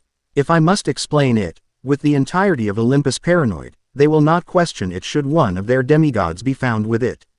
The sent his grandfather a silent ooh, and smiled. To anyone else it was a genuine smile, but his thoughts couldn't have been any darker. Sure I think I have something in here that can help you Annabeth. He said and smiled a pearly white smile. The girl sighed in relief. Oh, Luke thank you so much, she thanked with a slight red tinge to her cheeks. Luke decided to add on just a little bit more. To make sure she wouldn't question anything, it's no problem Annabeth. You know I'd do anything for you. He had to hold himself back from laughing as he saw the dumb love-struck look appear on her face. As he handed the bag that would spell her and her friend's doom. Love was a stupid emotion that had no place anywhere. He resolved to strip that airhead Aphrodite of the title once all of Olympus was under their control. Love did not bring anything, but disappointment and heartbreak. It made people do stupid things for no reason at all. He bid her goodbye and closed his door back. Stupid NGS like turning the girl I loved into a god's damn tree. His fist shook in anger, and his eyes flashed gold for half a second. He curtly turned around, away from the Xbox. He suddenly didn't feel like playing it anymore. Ch4 end. Ch.5 show em what you can do. Night had fallen, but today no one was asleep. The night air buzzed with fireflies sporadically whizzing to and fro. One could literally taste the excitement in the air. Be it the gods, well for it to be, or not, tonight was going to be remembered for years to come. He could feel it. Naruto shook his head rapidly side to side blowing out a nervous breath. No, he couldn't get nervous now even though it would be utterly understandable. He was Naruto Uzumaki, and he backed down from nothing. Stop thinking so rapidly, you're causing me to get a headache. And I didn't even think that was possible, the Kyuubi told him from within the recesses of his mind. Naruto forced himself to calm down, and viciously stamped the butterflies that were forming in his stomach. That is better. Now, we both know why you're nervous. You do not want to fail those friends of yours today, The Kyuubi questioned. Yeah, you know that these are my first friends since like forever, and I don't want to disappoint them. I saw how they looked. So full of life and hope. I don't want to be the cause of that hope to be shattered. The Kyuubi scoffed at the very human feelings his host was excreting. It made him sick, but he did have a few words of advice. Then do as I would have done and crush all who stand in your way and watch as their life, their very soul, fades from their eyes as you stand victorious over their cooling corpse. Ha ha ha ha. Naruto felt a sweat drop coming down his face as he heard the advice he was given. Honestly, I want to win. Not look like some crazed murderous kid who everyone avoided like their life depended on it. In a very sand-abundant place, a red-haired boy sneezed. Naruto felt the mental shrug the Kyuubi gave him. I'm just throwing out ideas here. I could care less about the outcome of this little event. The Kyuubi lied back down with his head on top of his cross. Said hand. Things in a very familiar position. He gave one last look into the darkness that was his prison and said, just do not embarrass yourself here. The gods will be watching, and I would hate for them to think that you, and by extension me, We're weak and couldn't fight yourself out of a wet paper bag with a pair of scissors. Naruto was about to respond to the Kyuubi's comment, but was stopped short by the snores he was hearing. He rolled his eyes at the usual lazy behavior the Biju displayed, but reasoned it was better than him constantly trying to take over his body or something. Hey, Naruto. Naruto was jarred from his thoughts on the lazy occupant inside of his body by someone trying to gain his attention. His eyes snapped to the voice and saw that it was Jason. When he saw Jason, Naruto could feel his father's side of things kick in immediately. With sharp eyes he analyzed the signature Roman armor his friend was wearing. Since he wasn't a centurion, he did not have the cool plume of horsehair on the top of his helmet. Currently Jason had his smooth silver helmet cradled under his armpit, displaying his golden blonde hair. The Roman armor clinked with each movement. He made as the shiny silver metal chest piece that was more like a shirt than anything shifted around. Naruto reasoned that it must have either been fitted for him or had some sort of enchantments for it to fit the wearer. As he could tell that it fit like a glove. He had a Roman red battle skirt with leather tassels that hung down and around his waist. The Romans, back in ancient times, used to not wear greaves and only leather sandals.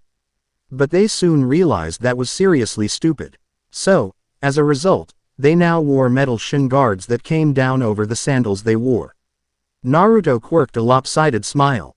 He was impressed with how Jason cleaned up. If all Romans looked like this, he could only imagine the intimidating image they must have cast when they numbered in the hundreds or thousands. Naruto whistled as his friend stepped up to give him a manly handshake. Well, I can say that you look the part. Now we gotta see if you can perform it as well. Jason smiled and rolled his eyes. Yeah. Anyways, I came to get you in my shield. You know, since you are the only one still in the barracks after everyone left to the field. The game starts in a few minutes, and I don't want to be late and miss out on being able to join. We're facing the first and second cohorts, he informed. This was surprising. What do you mean first and second cohorts? I thought the first was the only one defending. He asked in a curious tone. Jason sighed and ran a hand through his hair. It surprised the rest of us too. The praetors said something about wanting to try something new. Apparently, he last few years have seen an influx of new kids into all of the cohorts except for the first and second, since they are so selective, he said with air quotes. Because of that, all of the cohorts, besides the first and second, have around an extra 50 kids each. Naruto picked up on what he was explaining and finished it, so they let them two join forces as to make it a little more even. He finished and began focusing on tightening his armor. His chest piece was done, so he bent down to tighten his shin guards and sandals. Well, I'm going to assume that made it even harder for us, Jason nodded a nod that was unseen to Naruto as he was focused on his shoe wear. Got it in one. Those two have the reputation of being the best in the camp, and attacking them both in a fortified position is just going to make it harder. He finished. Naruto straightened up and flexed his fists in his gloves to make sure they were comfortably tightened, and looked at Jason with a quirked eyebrow. Are you trying to make me quit? Because that's how it's sounding to me right now. Jason sent him a confident smile. Nope, just making sure you come in prepared. Those guys from the first and second may be pricks, but they aren't pushovers. Not by a long shot. Naruto shrugged a shoulder. Fine by me. It just makes it all that much sweeter when we're the ones hoisting that flag above our heads. He told him and pointed over to the corner Jason's shield was. Jason looked and saw that Naruto was pointing towards his shield and walked over to it. He grabbed it and strapped it onto his left forearm securely. After finishing with his shield, he placed his helmet on top of his head and turned towards Naruto. Naruto looked at his blonde-haired friend and gave him a look that asked him if he was ready. Jason nodded back confidently and the two began their way to the fields of Mars. As they walked, Naruto kept looking at his gloves, clenching and unclenching his fists. This action sparked a question in Jason's mind. Hey Naruto, he started. Naruto looked at his armored companion and dropped his fists to his side. Seeing he got his attention, Jason continued, where is your sword at? Naruto, in response, brought his two gloved hands up. These are my weapons, Naruto told him. He was the confused look on Jason's face and elaborated, these hold my weapons. In a sense, Jason shot him a look and Naruto added, I don't really know how to explain it in words that won't confuse your brain. My dad told me how they worked and everything, but it was in a way that was very over-the-top technical. And I don't want to fry your brain before the fight."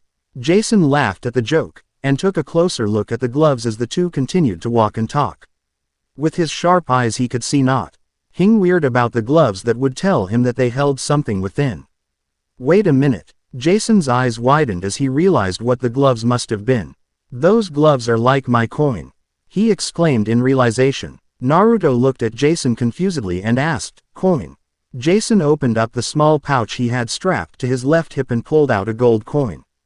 He held it out in between his thumb and index fingers, turning it around and back to let Naruto get a good look at it. One side held the face of what Naruto was guessing Julius Caesar and the held the image of something Naruto just couldn't make out exactly. Finishing his analysis, Naruto spoke up, "Ah, I can see what you mean.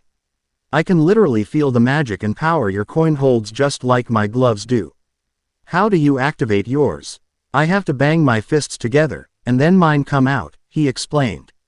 Jason decided to show rather than explain, and flipped his coin with his thumb. A golden flash later, and a golden gladius was now in Jason's grip. The blade's 2-foot length gleamed in the moonlight, and Naruto had to resist the urge to snatch it out of Jason's hands and give it the classic child of Vulcan once over. From where he stood, Naruto could tell that the sword had a godly influence on it like his own weapon. The sword was, from hilt to tip, around 27 inches, and he could tell it was the perfect length for Jason. "Naruto, Naruto, Naruto." Naruto gave a mild jolt of surprise and his gaze was tore away from the gladius. What? Jason looked at Naruto amusedly. "Yup, definitely a child of Vulcan," he chuckled lightly. "Only one of them could get lost looking at a weapon. I can't tell you just how many did the same thing you did when they saw mine." He chuckled a little more at Naruto's sheepish look. "Your reaction was rather tame compared to some of the others I have met. One almost tried to tackle me to get a closer look." That tidbit sent the two into a fit of laughter, with one remembering the day and the other imagining just how it went down. Their laughter lasted until they made it to the field. The laughter and smiles died once they made their way into the organized groups that held cohorts 3 to 5. The two weaved their ways through the collection of the meticulously lined up pre-teens and teens. On the way, Naruto caught a glimpse of an elephant, and was so caught up on staring at its armored form, he bumped into Jason's armored back. This stumbled the two boys, and broke Naruto's stare on the exotic armored animal. Jason set his feet and stopped his tumbling and looked back at Naruto with a slightly agitated look. "What was that for, man?" Naruto looked at Jason and pointed to the lumbering elephant wordlessly. Jason looked over to the subject of Naruto's carelessness, and his mouth formed into an "ooh." Jason turned away from the elephant and dragged Naruto's astonished form with him. As he did this, he explained to Naruto about the elephant. "That's our newest addition to the games, Hannibal. Named after the famous Carthaginian general who was close to knocking down the gates of Rome," he explained. Naruto was listening raptly as his father barely ever talked about history during their lessons. "We named him that because of the intimidating and unorthodox mounts that Hannibal's personal army rode into battle and devastated the unprepared Roman army. So," he said, pointing back to Hannibal, "they decided to name him that out of respect, and it seems to fit him." Naruto absorbed the small history lesson with wide open ears, and imagined just how it would feel to go up against an elephant of that size. "The funny thing is, he's not even fully grown yet. Our veterinarians say that he will continue to grow until we're close to adulthood," Jason added with a wide smile. This fact almost made Naruto stumble in incredulity. The elephant was already bigger than two grown men, and he was going to get bigger. That was ridiculous. Naruto took his thoughts off of Hannibal when rapid and heated speech reached his ears. He looked at Jason to see if he was hearing what he did, and got a nod of confirmation. They both began moving towards it, wondering what was happening. As they got closer, the disruption was made clearer. In front of the three lined-up cohorts there was a heated argument going on between the centurions, if their headgear was any indication of their rank. And it looked to be split down the middle. There were 3 centurions, 2 male and 1 female judging by the voices, and 3 more on the other side, all male according to the voices that speaking. Naruto walked towards the 3 teens and listened into what they were arguing about. What do you mean you won't help in the main assault team? Naruto heard one of the guys on the left side asked incredulously. Naruto gazed at the tall teen and could only make out the sharp angular nose, pointed chin, and light green eyes he had due to him having the full set of Centurion armor on. Naruto saw one of the males from the other side of the argument, about 5'10" with a round nose and fierce brown eyes and a body type that reminded Naruto of a bulldog, step foe.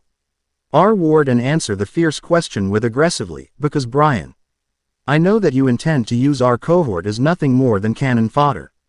The accusation was met with a series of small gasps from the cohort in question.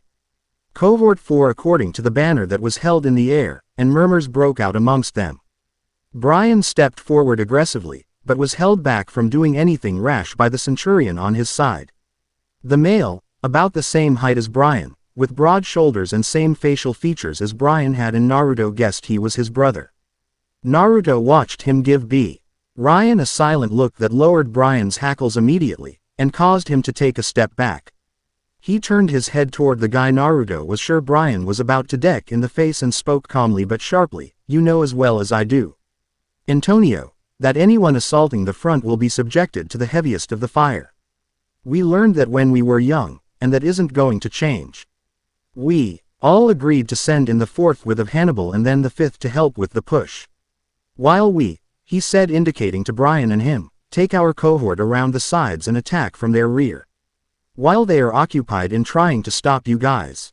Naruto remembered being debriefed on the plan in the barracks and thought it was a good plan if a little on the simple side. He had no qualms again. Saint, and even if he did, he was not in any position to voice them. He had just only got here like a day ago, and he barely even knew anybody. Plus he was from the failure fifth, and he doubted anyone would listen to the suggestion he would have. Look, I'm just saying, Antonio said and then leaned in towards Brian and the other boy, why don't we send in the fifth cohort first and then us with Hannibal? That way, once they get done exhausting their ammo on the failure fifths, we can just storm in there with Hannibal, break through that gate and show those stuck-up pricks what defeat tastes like. He finished boldly and with emphasis. His changes of the plan were met with a round of cheers from the fourth cohort and scattered murmurs of agreement by the third. Naruto clenched his fists so his knuckles popped and frowned deeply. What he just heard was almost criminal. Not only was he throwing them to the wolves, but he had no strategic value to it whatsoever. He was using everybody's want to beat the second and first cohort and mixed it with what they thought of them. They all thought they were nothing better than a distraction. That they were worthless. From the front lines Jason and Naruto stood came the fifth cohort Centurion, Tyler. Naruto met him briefly when they were being told of the plan and saw that the lanky kid was more than his appearance let on. Naruto watched him clang his sword onto his shield to get everyone's attention. Clang clang clang. He stood up straight and tall as his brown-eyed freckled face locked eyes with Antonio's similar ones. He glared strongly at him, but tore his gaze away to address Brian and what Naruto still thought was his brother, Julius. He started breaking the whispered conversation the two were having. You know we will get slaughtered down there if you were to send us in first like that. The fourth, here he paused as if the next words were hard to say, have better fighters than us and will be more effective at king a hole that we can take advantage of. Antonio immediately picked up as Tyler finished, and as the better fighter that makes us a more valuable asset that shouldn't be the first to get put down, he stated, besides. You make it seem like the fifth cohort is good at anything other than that. He insulted. He pointed a hand towards Tyler and continued, you know your cohort's reputation and I personally believe that you guys cannot be trusted with anything else. We all know what happened the last time one of you had an important job, He jabbed towards Tyler. By now Tyler looked downright furious. His knuckles turned white as he gripped the end of his gladius handle in anger. Naruto saw his jaw clench and unclench and the scowl on his face turned even colder than before. Naruto tell that he wanted to say something desperately, but held his tongue due to the stinging truth that Antonio's words held. Everyone knew that the truth was that the last time someone from the fifth cohort did have something important, they lost it. It didn't help that it was the golden eagle, the symbol of pride and strength for the Romans, which was lost. And just like how it was lost, every One knew the complete downturn the fifth cohort took afterwards. But Naruto wouldn't go over that right now. Now he had a guy to punch in the face. He huffed and started to step forward, but was stopped by a sharp pain in his skull. You will not be doing something so foolish in front of so many people, the Kyuubi said in his deep menacing voice. The sharp stab of pain disappeared, but it got Naruto's attention. Why did you stop me? That guy is just asking to be decked in the face for what he was just saying. Yes, I know he was speaking disrespectfully towards you and your own, and if he were speaking like that towards me I would have ripped his measly soul out of still cooling carcass, the Kyuubi sighed, but as it were, you wouldn't let me do such a thing. You're got that right, Naruto replied back as he tried to calm himself down. The Kyuubi continued on as if he had not heard Naruto. But the reason I stopped you was because I didn't want you to interrupt your blonde-haired friend. He explained to his container. Confused, Naruto was ready to ask the Kyuubi about what he meant. Before he could, he got his answer in the shape of an irate Jason. Jason had it. He was sick and tired of being discriminated against and looked down upon like they weren't better that mud that would accumulate on the bottom of their sandals. He had only been there for about 2 years, and he was already fed up with. Now, they were trying to treat them as nothing more than a walking meat shield. That was it. He was done. Throughout the entire exchange his anger slowly bubbled RTH towards the surface with each dig that was thrown at the fifth cohort. Dark, dangerous clouds rolled across the sky and obscured the once starry night. His hands turned to fists and his knuckles turned white. The teens that were once standing around him noticed his increasing fury, and wisely took a good 10 steps back. The only one that still stood by him was Naruto, who looked just as furious. Jason didn't notice any of it. He was too deep in a veil of outrage to even care at the moment. The hairs on his arms rose up slightly from his fair skin and miniature storms brewed within his blue eyes. His lips were pulled back in a miniature snarl of fury. It was this livid image of a 12-year-old boy that seared itself into everyone who was present's memory. Jason stepped forward resolutely, and made the 4 senior centurions acknowledge him by slamming his shield onto the ground. Dirt was displaced and the shield made an indentation into the ground due to the force behind it. The dull THUMB that followed halted all scattered discussions, and brought the attention to the infuriated son of Jupiter. No words were said as Jason dragged his electric blue eyes across the faces of the THREE centurions who were more than likely going to decide to make the fifth cohort the proverbial bullet sponges. He stepped up next to Tyler, who in turn looked down at his subordinate with an impressed and slightly curious look. He did this with a small smirk, as he knew what he was going to do. He was ready to do the same thing, but he reasoned that the kid with the glowing blue eyes would have a better impact than him. He stepped back with a sly smirk, and allowed all of the attention to be put on Jason. This kid was going places. Jason noticed that Tyler stepped back, but didn't dwell on it for the moment. No, all of his focus was pointed at the 3 centurions in front of him. He huffed through his nose, and spoke through gritted teeth. The amount of disrespect we as a cohort have received has gone on for long enough. I've only been here for 2 years, and I say enough is enough. He did not yell, but they were still somehow louder than any voice could make them. His frigid T1 cut a path through eardrums and left no prisoners, as it forced people to pay attention and listen. For too long have you looked at us like we were nothing more than garbage that didn't deserve to be called Roman, he spat. His intense blue eyes did not stray from Antonio's frozen brown ones, but his words were directed at them all. But today you would dare to label and try to use us as not more than walking talking meat shields to be used at your own benefit. He asked in an incredulous manner because he truly did not believe that they could stoop so low. Lupa told him all about the kids at the camp would treat him like family, but apparently she forgot to include what would happen if he joined the 5th cohort. He looked over his shoulder, and the first person's eyes he met were the violet ones of Naruto. He looked into the oddly colored eyes and saw the nod of respect he got from him. He moved past Naruto and looked into the eyes of each and every member of the 5th cohort, trying to convey what he was about to do through his eyes. To his surprise he got several nods of acknowledgement back when he locked eyes with said person. In all reality though, Tyler just told someone, and then told him to pass it on to the rest of them. Jason looked back towards the Centurions. Then go ahead. We'll let you. No, he paused, we want to be the first at that gate. We'll show you what the 5th cohort can do. He turned around and fell in line with his cohort, no, his family. He lined up next to Naruto and motioned for Tyler to get things going. Tyler smiled widely, his freckles stretching across his face, and unsheathed his gladius. 5th cohort, he bellowed and pointed his sword forward, let us show them what it means to be Roman. Quote, that ignited the fire wit in the bellies of the 5th cohort teens, and they marched in unison towards the fort that was erected in the middle of the field. Slowly, as they were still shocked by the exclamation of the failure fifths. In spite of their state of mind, they would not be shown up by the 5th. The 2 cohorts followed after the example of the 5th, and caught up to the 5th cohort's fired-up members. In unison, the 3 cohorts marched their way towards the fort that would be the setting of the war game. The fort came into view, and it should have been called a castle. The walls stood planted into the ground in the shape of a rough circle.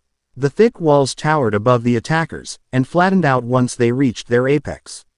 The tops of the walls had a scattered assortment of siege guns, pressurized water cannons and scorpion ballistae with teens manning them, ready to blast at anybody they deemed a target. Up there with them were the teens who preferred the bow rather than the sword, ready to let loose blunted arrows down onto the attackers. Aiding them was a ginormous iron gate, bolted to the walls, and intimidating to anyone with the intentions of trying to get through its cold, unforgiving iron body. Behind that gate sat the 2 most skilled cohorts, albeit admitted reluctantly, in the camp. Naruto took all of this in once he set eyes on the fort. In all, the thing was sound and was built well.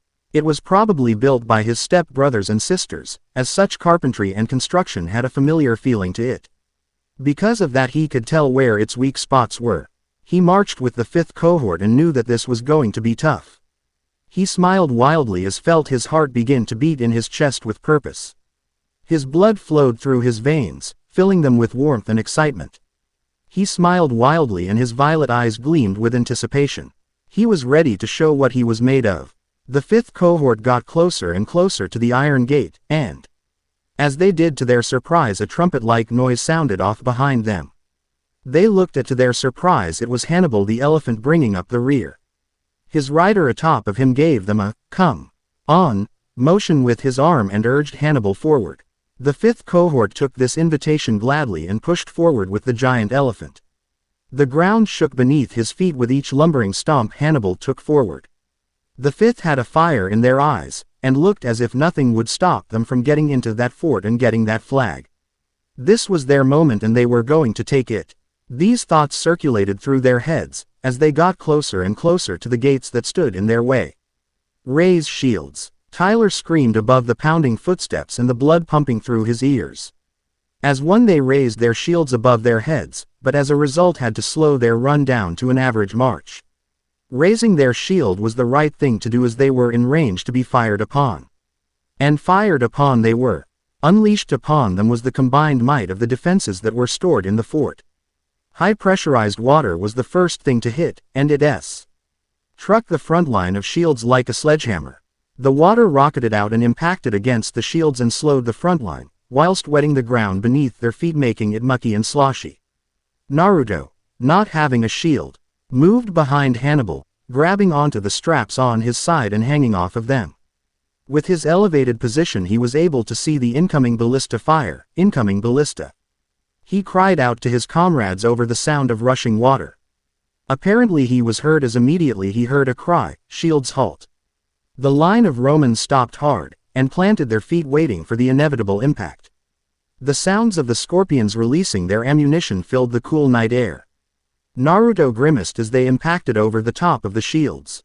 For some teens, it proved too much and they were blasted back by the impact and fell to the floor groaning in pain with broken bones and bruises.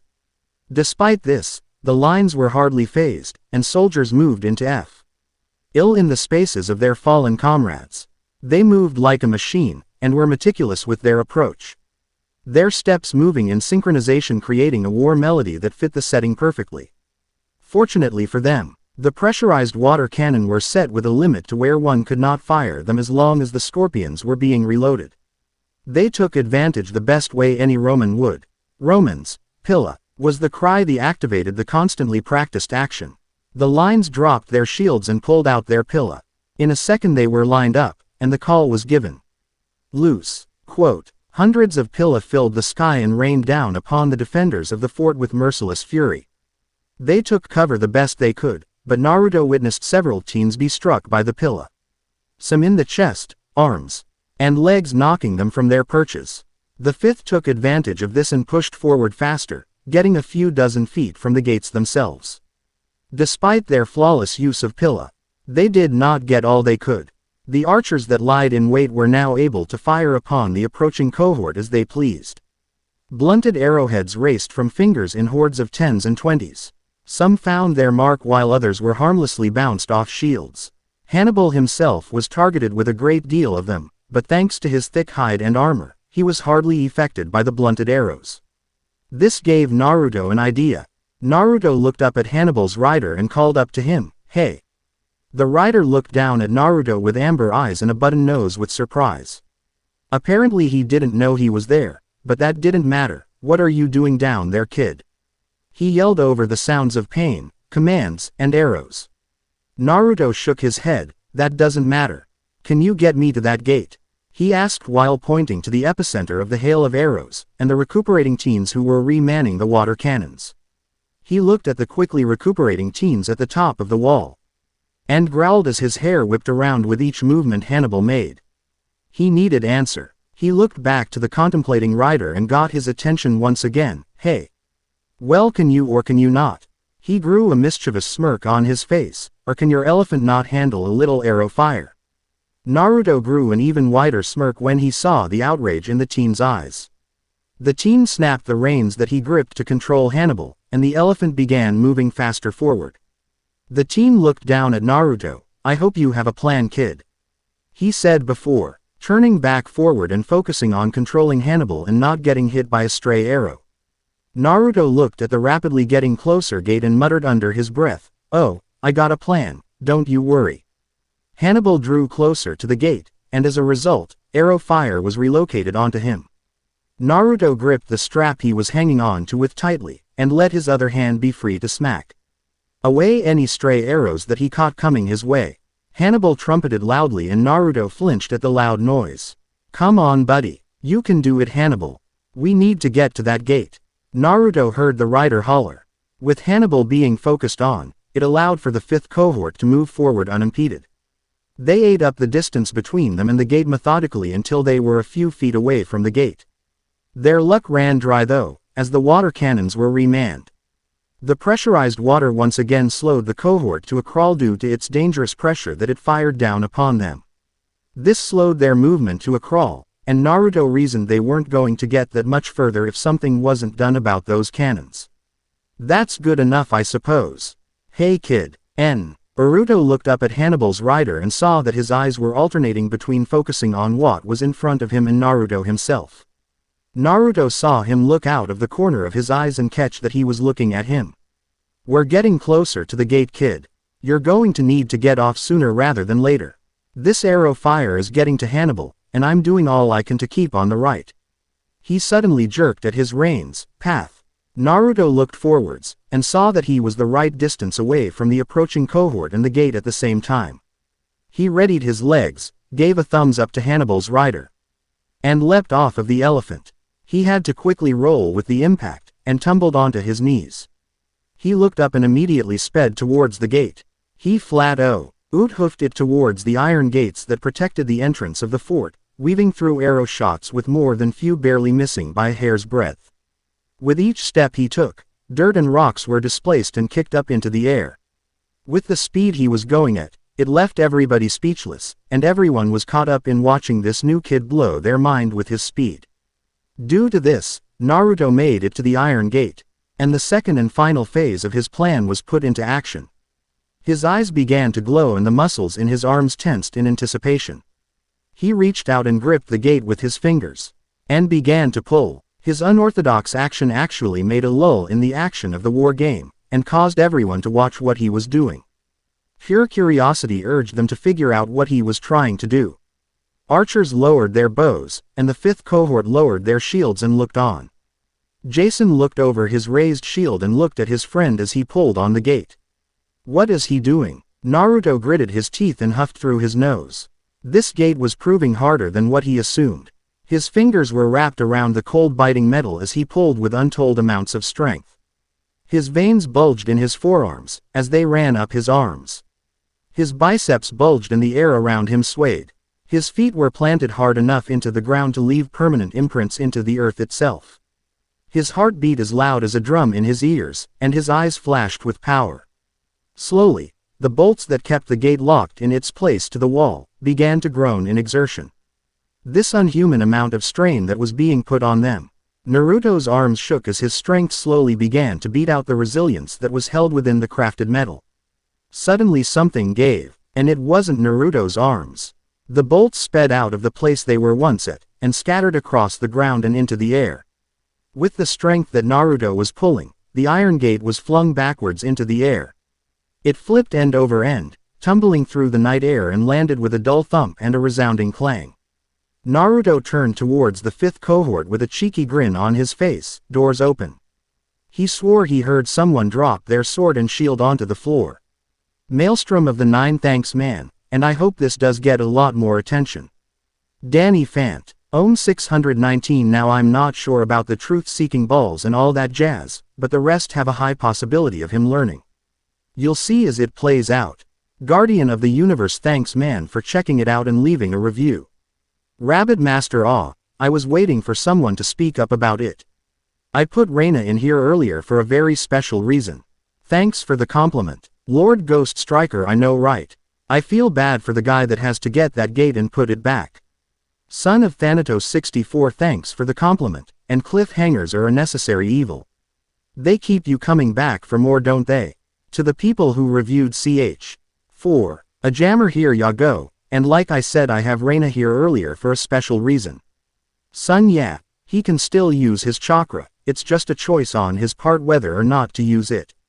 And in the case of shinobi taking on gods, which is something that is reserved for the S rank and S plus shinobi. Gods are just that, gods. Their power is crazy high, and there are only a few shinobi capable of taking on a god when they're in the right state of mind and fighting to the best of their ability. Guessed, yeah, you do that. Lord Xian the Great, thanks. Guessed, no he wouldn't. Not in this case. No pain, thanks man. Well, that's that, so now on to the chapter. Have a blessed Thanksgiving to you all, and hope you have a nice week. There was only silence. Express C. On's ranged from rage to curiosity to absolute befuddlement, but the most prevalent one of them all was disbelief. Disbelief in the fact that this young boy, demigod or not, just ripped, tore, dissected, whatever word you would like to use, that cold, solid iron gate from its resting place with seeming ease. Eyes were wide as the doer of said action had the gall to smile sheepishly afterwards. Their brains had shorted out for a moment, and only silence was able to fill in the space. Naruto felt a small sweat drop roll down his neck, as he took their silence as his performance was a little too much. That only lasted for another half a second.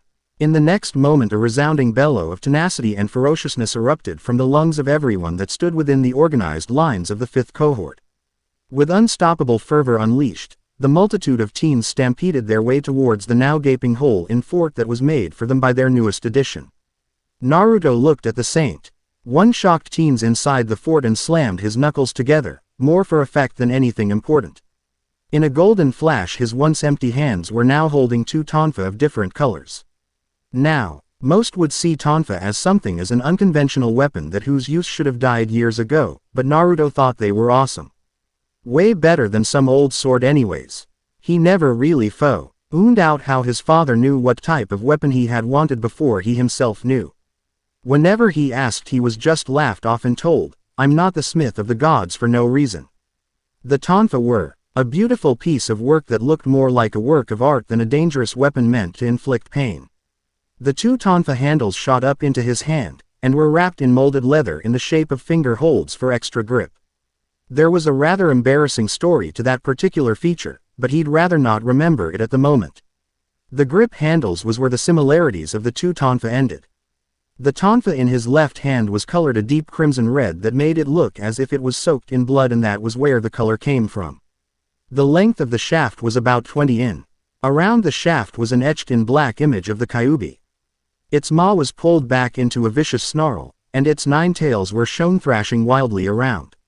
The tonfa itself was formed out of Lig-HT weight chakra conductive metal that his dad had pulled from the ruins of Uzushiogakure, his mom's birthplace, and imperial gold. He told him that he had never done such a combination before, and would never do one again. The 2 tonfa he now had were the only kind in existence. He smiled. That particular fact always brought a smile to his face. Anyways, with the tonfa being made of conductive metal, he was able to channel his chakra through it, and it had a really cool effect which brought a warm feeling to his stomach that Naruto guessed was the Kyuubi's pride overflowing out of his cage. When he channeled chakra into the tonfa, the image of the Kyuubi came to life. Its maw began actually snarling, and the tail began to swing slowly. While this all happened, the tonfa itself lit up with a slight red coloration. And a minuscule genjutsu that affected 2 of the 5 senses, sight and hearing. Anybody who knew that it was a genjutsu could easily break out of it, so it was more for flair than anything else. What it did was make whoever was affected by to see the image of the Kyuubi in all of its 9-tailed glory snarling over them with flames licking at their ankles. Now the other tonfa, the one in his right, was meant to symbolize the other part of him, his roots. The tonfa in his right hand was the same length as the one in his right, but the design was completely different. This one was colored royal blue with gold-wrapped ends. All around it were etched swirls that never seemed to end. They fit perfectly and didn't touch one another in a way that messed up the other. This one, like the other, was made from lightweight chakra conductive metal and imperial gold too. The special effect of this one was similar to its counterpart. When he channeled chakra, a minuscule genjutsu took effect and messed with the body's perception, mainly balance, coordination, etc. The whirlpools swirled in different directions, dizzying the brain, which in turn makes the body not function straight. And it is the funniest thing messing with an emphasis already wonky equilibrium. These 2 tonfa were his weapons of choice. They might not be the most conventional or normal weapon, but don't let that fool you. These bad boy packed a punch, and his countless number of monster kills could attest to that. He put his left arm up, with the tonfa going with, and channeled chakra through it, activating the genjutsu. Within seconds he saw it take effect, and saw some of the teens begin to breathe a little heavier or take a small step back. That was good for the first time against actual humans and not monsters. Granted, there were still a good amount who had enough sense to shake it off or just didn't get affected by it in the slightest. They were the ones that, instead of staggering, drew up and hardened their stance, but he had got what he wanted out of it. He heard the thundering of footsteps, and bellows of incomprehensible words come from behind him like a wind that wanted victory. He allowed his cohort members to be the first ones to attack. They deserved that glory, and attack they did. The first line of the 5th cohort slammed into the semi-shaken defensive L-in of the mixed 2nd and 1st cohorts with the force of a freight train. Shields clashed with each other, and the defending side crumpled like wet tissue paper. They smashed a dent into their lines like hammer against metal. And then the fight was on. Swords clashed, shields clanged, and grunts, hollers, and bellows of either anger, pain, or triumph were let loose. And he loved it. He forgot when he decided to join in. But that hardly mattered. He was having a blast. His senses were at their peak and his motions were seamless. He encountered an enemy, distinguished by their different shields, almost every 2 feet. And it was exhilarating. He was so caught up in his own battle haze he did not see nor hear the arrow that whizzed by his face, and was too late to attempt to dodge. "Ah!" He cried out as the arrow skimmed his cheek and left a small but stinging gash. The pain served 2 purposes. It got him out of the little haze he was in, and made him question just what that was. "Was that you?" His tenant stirred from his lax positioning inside of Naruto, and thought over what happened. "No, you foolish fleshbag, that was not me," the Kyuubi answered in an irritated tone. It rolled its eyes. Honestly, if it was him, those idiotic teenagers wouldn't breathing much less groaning in pain on the ground or unconscious like they were. Naruto blocked on overhead sword strike to the head from a rather burly teen with both arms. With his tonfa he locked the teen's sword in place, and felt the teen struggle against his own strength futilely. Well then, do you know what that was? He asked internally before switching to the teen he had stuck. He let the teen go right when he yanked, causing him to stagger backwards at the sudden lack of resistance. Naruto took advantage of this, and swung his right fist forward at the teen's exposed midsection. The end of his tonfa, which extended past his enclosed fists, smashed into the soft stomach, and the teen folded inwards over Naruto's fist. Spittle came flying out of the teen's mouth at the organ-rattling impact, and his sword clanged against the ground as his hands lost the strength to hold it. Swiftly, Naruto spun 180 degrees, and his other tonfa impacted the back of the boy's head, knocking him to the ground in a boneless heap. The Kyuubi scoffed at the soft act of knocking the boy out. Only if he wasn't stuck in this damnable cage.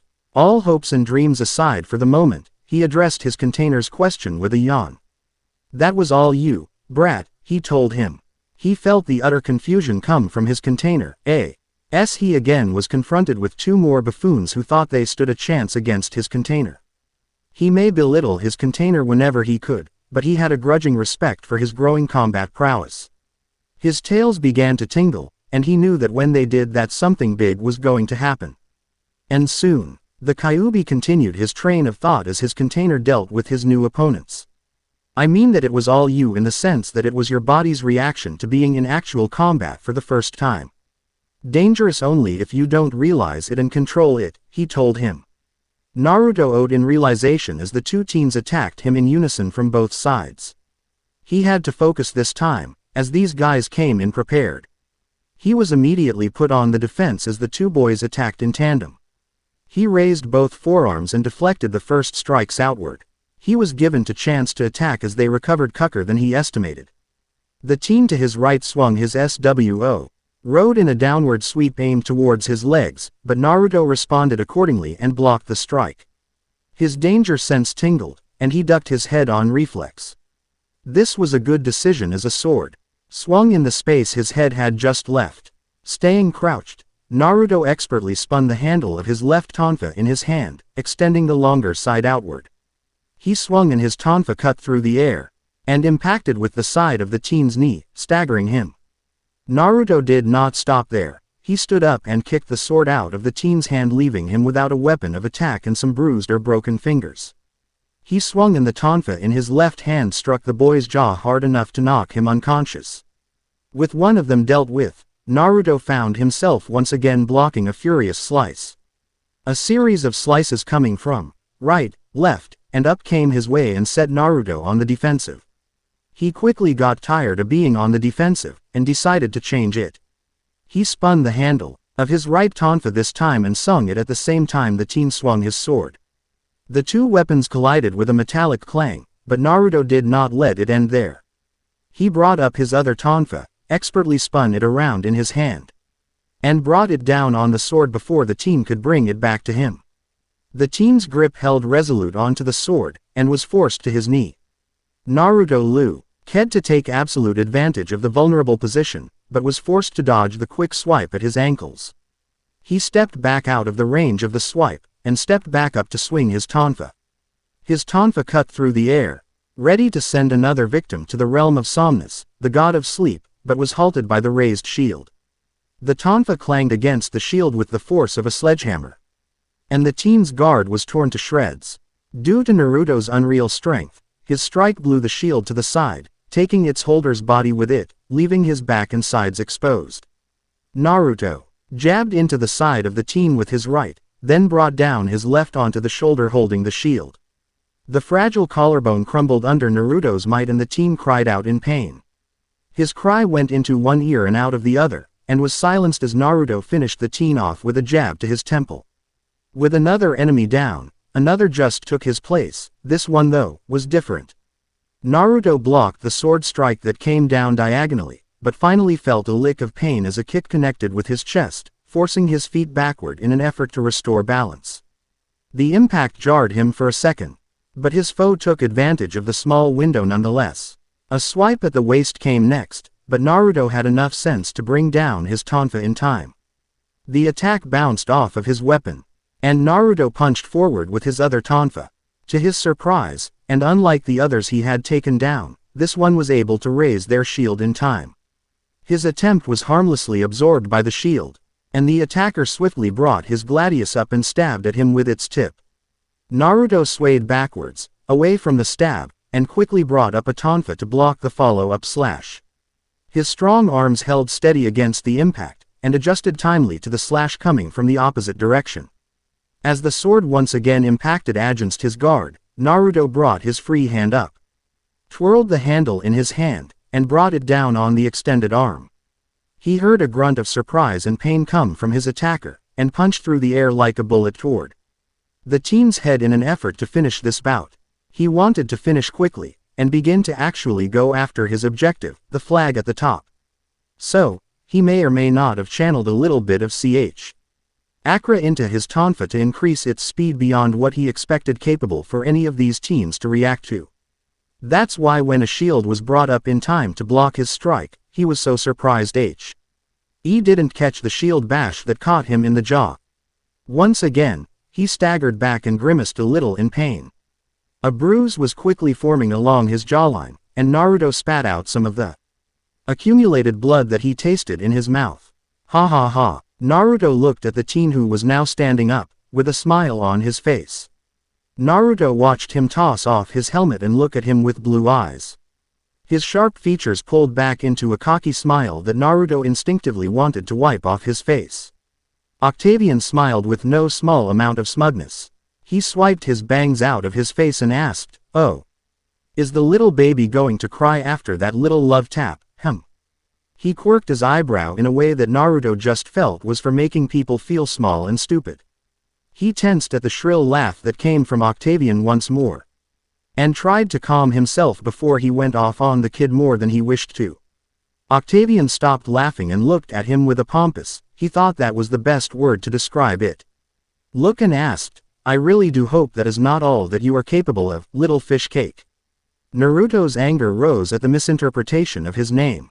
How did he even know that that was one of its meanings? "It means maelstrom, not fish cake," Naruto corrected sharply. His grip tightened around his tonfa, and was sure that if they weren't specially made for him EY would be more or less crumpled like a soda can right now. Octavian shrugged his shoulders. "I could care less what your name means, fish cake," he emphasized. "I'm just realizing that the 5th cohort is actually where you belong." He scoffed, "You're nothing more than mediocre." Before Naruto could form a rather irrational response, Octavian was forced to raise his shield in order to block the slash of a golden gladius. Wait, golden gladius? The one wielding the golden gladius gave Octavian no quarter. He brought his weapon back and thrust it forward in a series of attacks that differed in location, forcing Octavian to constantly keep his guard up. He attacked relentlessly, and Octavian was hard-pressed to block all of the attempts at his person. The crease of concentration on his brow attested to that. The assault was relentless, and Octavian finally slipped up. Jason feigned with a slash to the right, and Octavian completely fell for it. His shield went in that direction, thin. King that was where the next attack was meant to be, thus leaving his left wide open for Jason's shield bash, which left Octavian dazed and staggered. The lull in action was enough time for two teens from the 1st and 2nd cohorts. It didn't matter to step up in an attempt to defeat Jason and Naruto.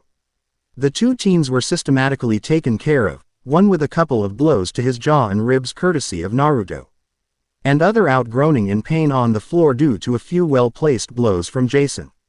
This distraction allowed Octavian to recover and find his footing. He raised his shield and had his sword at the ready for the attack that was sure to come. Naruto exchanged a look with Jason, and he gave him a nod.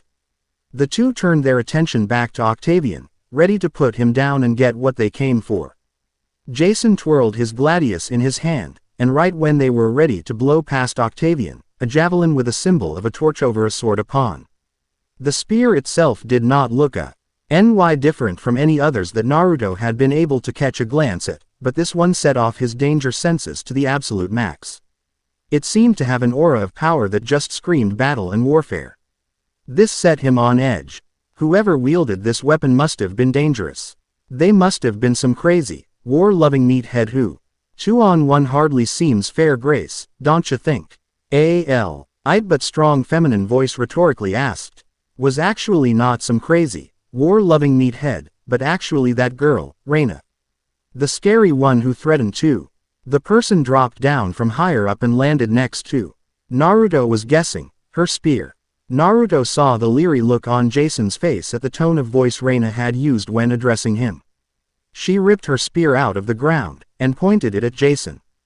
Due to the uneven lighting of the torches that littered the ground, a menacing shadow was cast across her tanned features. The almost murderous look she wore also helped a lot.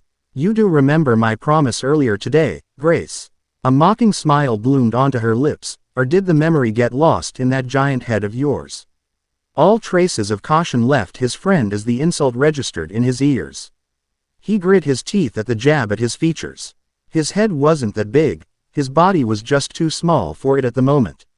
I haven't forgotten Ramirez, he replied. Jason took a ready stance. Shield and sword at the ready, and spoke up again, we can settle this right here and now on who's better Ramirez. The girl scoffed, but got into a ready stance of her own, shield up protecting her body. And spear pointing out from behind it. The two began circling each other and Raina commanded aloud, Octavian. Deal with his friend with the unusual weapons while I show Grak. Over here what it means to be outclassed. With her piece spoken, she lunged at Jason with thrust of her long spear. Jason lowered himself behind his shield even more and deflected the blow with his shield. He thrust his sword towards her midsection, but the blow was danced away from. Their fight was now on. Naruto turned his attention back to Octavian who scoffed at being commanded, but ultimately decided to try and deal with him. Naruto readied his tonfas, and Octavian readied his sword and shield.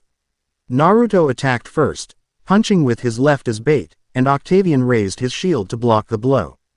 As he wanted, his punch was deflected, but Naruto already had his follow-up strike primed to unleash. He spun his tonfa around in his other hand, gaining that extra reach, and swung at Octavian's head. Octavian ducked the swing and reciprocated with a thrust from his sword. Naruto flipped his tonfa downwards and hit the sword away from his body. He turned his body and focused his attention on the vulnerable limb that was now in the open. He spun the opposite tonfa handle in his hand and swung down onto Octavian's forearm twice. The two strikes landed with dual thuds and caused Octavian to let go of the sword. Octavian threw his shield forward once more, leaning his body weight into it, but Naruto was ready this time and crossed his tonfa in front of him, absorbing the impact and only sliding back a little. Now at a severe disadvantage, Octavian was only able to play the defensive side of things. He tried to make a pathway towards his sword, but Naruto's assault was relentless. Strikes came from left and right, up and down, and the strength behind them was causing Octavian's arm holding the shield to go numb. Naruto's brow creased as he prepared for his next maneuver he was sure would end this. Once more his forearm muscles flexed and his veins became much more pronounced. His knuckle cracked and popped, and his biceps became acutely bigger. Instead of a burning sensation and red coloring, this time a cool feeling and a dark blue outline began to be excreted from Naruto's arms. This was his chakra. Unlike his other two energy sources, his chakra is what he had the most mastery of. But it was the least powerful. His dad had told him that until he finished going through his puberty, his chakra levels wouldn't be potent enough to combat with some of the gods' higher-tier enemies. Still though, now was a time to use his chakra as he had the best control over this one, and he didn't want to accidentally crush all of Octavian's ribs. On second thought, nah, he wasn't worth the backlash that would more than likely come his way afterwards. Getting back to business, Naruto tenses his legs in preparation, channeling an acute amount through his thighs and calves. And then rocketed towards Octavian. The force he had blasted off with broke through the hard upper layer of dirt and forced an imprint of his feet into the second layer. A trail of light blue was left in his wake, which dissipated into blue flecks afterwards. Octavian tried to keep up, and was barely successful for a moment due to being trained to see fast flying arrows through the air, but his reflexes weren't. His eyes widened, and he tried to raise his shield in time to block the blow that he predicted would come from his front side. Whoosh! All he felt was wind. Naruto had anticipated his basic block and one-upped him. He stepped forward, planted his feet and burst around to Octavian's unprotected hind side. It was time to try that technique his father had told him about. Obot stood in front of a 10-year-old Naruto and had a screen on his chest. On the screen was his dad, Vulcan, and he was currently explaining a technique to his son. Eated that technique to humiliate the people who thought they were the stuff, his gravel-like voice explained. Naruto sat there with wide eyes, amazed that such a technique existed. It was the single most humiliating technique he had ever heard of. And to know his old man knew it. Naruto hopped to his feet in an instant and grabbed the sides of screen. Teach me it. Teach me it. Teach me it, he pleaded to his father. Vulcan rubbed his bald head and an amused smile formed onto his face. His son had always been easy to excite, much like his mother, and that's what made it so nostalgic. Okay Naruto, he replied, and Naruto stopped hopping, but grew a grin so wide it threatened to split his face in half. Sit down and let go of my robot, and I'll begin explaining it to you. Vulcan was half amazed and half amused at the speed his progeny used. He'd have to see one day how Mercury stacked up against him in race. Maybe some special shoes to amplify high. Vulcan snapped back to reality and saw the unamused face his son wore. Now if he was Minato, he would have sheepishly admitted to his mistake of wandering off into daydream land, but he was now Vulcan, and he didn't make mistakes.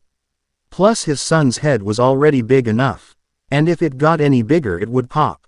So he spoke on as if he didn't momentarily forget his son was right in front of him. The technique is very basic, but it needs a very high amount of chakra control to get the desired results, he began. He saw the shift in posture form his son go from overexcited to attentive, and a barely noticeable smile grew on his face as he continued. Now, you have to get behind them and have the tiger seal formed ready. You channel your chakra into your fingertips or whatever you're holding in. Flashback and thrust. Konohagakure. Hidden secret taijutsu technique. 1000 years of death. Naruto's tonfa made contact with Octavian's hindquarters, and for a second it seemed all was silent. A red embarrassed blush bloomed across Octavian's face before all he knew was pain from his behind. Almost like a rocket, Octavian blasted off into the air, and everyone stopped fighting for a second to watch the spectacle of one of their own wailing as he flew through the air with as much grace as that cow they heard jumped over the moon. Head and eyes fooled his ascent and then descent through the air, and the unavoidable impact with Hannibal's butt.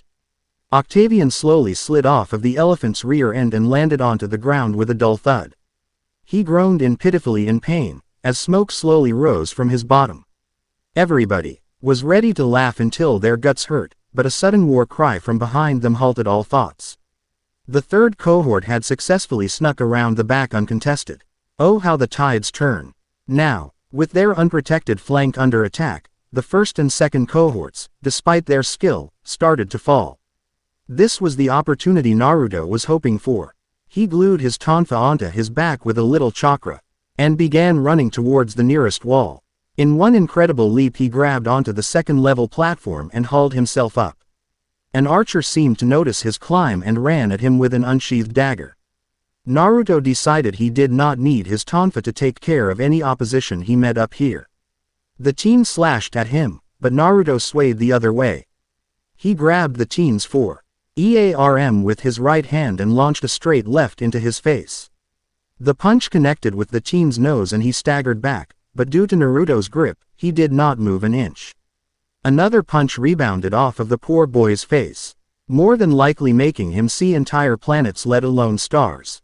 Naruto turned, putting the teen's arm over his shoulder, and monkey flipped the boy onto his back. He landed with a painful wheeze and did not try to get up. Naruto raised his head and saw the banner waving, only being defended by a few guards. He started running towards them, ungluing his tonfa from his back as he went. Another archer noticed him running towards her and drew back an arrow. She raised her bow towards him and fired the blunt arrow. Like something out of a movie, Naruto bent backwards and slid under the arrow. It flew over his head harmlessly, and didn't do a thing to stop his movement. Before the girl could draw another arrow, Naruto was in her face with his tonfa. She tried to raise it in a pitiful attempt to block, but Naruto aimed towards her stomach. A jab met her midsection, then an extended tonfa strike cracked her across the jaw. He brought up the tonfa he jabbed into her stomach, twirled its handle, and brought it down onto the crown of her helmeted head. Her eyes rolled to the back of her head, and she crumbled to the floor in a heap. By now the 3 teens, 2 males and 1 female, noticed his intentions, and stepped up in an attempt to stop him.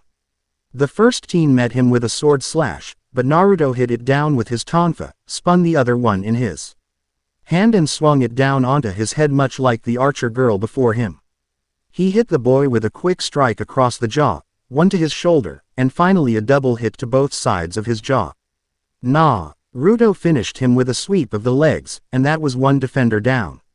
From his crouched position, Naruto rolled forward, past the girl who stepped up to take her fallen comrade's place. Out of high roll he hit the teen behind with a straight kick to the chest, pushing him back and stunning him. He immediately raised a tonfa in defense the thrust the girl gave him, and batted it aside. Partially recovered, the teen who took the foot to the chest, came right back and tried thrust of his own. Naruto deflected this one to the side, and felt his danger sense tingle once more. Without looking, he blocked the swing that was coming for his head, and tried to swing at her with his free hand. Once more his senses tingled, and he was forced to block a strike coming from the other direction. He and slapped the swipe away with his 2 tonfa. He continued his spin, and lashed out with an extended tonfa towards thrust that came from the girl. This was how it went on for a few seconds. He was on the defensive for the moment, ducking under, swaying away, or deflecting blows that came from the 2 combatants he admits to it, foolishly rolled between. They were good. Teamwork was almost flawless, and Naruto was given no breathing room. They must have seen him take out several of their friends, and decided to go all out against him. He needed to end this. He got his opportunity when the boy went for an overhead slash. Naruto blocked it with his tonfa, and swung his other one at the boy's knee faster than he could raise his shield against. The blow brought him to one knee, but Naruto had to defend against the girl once more. She thrust at him, but overextended this time. He caught her arm under his armpit and struck her forearm twice. The blows rained down on her arm and caused her to let go of her sword in pain. Naruto monkey flipped her over his shoulder and onto her kneeling friend. The 2 were sent into a tangle of limbs and equipment, allowing Naruto to jump over the 2 and reach his goal. He glued the tonfa back onto his back, gripped the pole of the banner, and hoisted it into the air.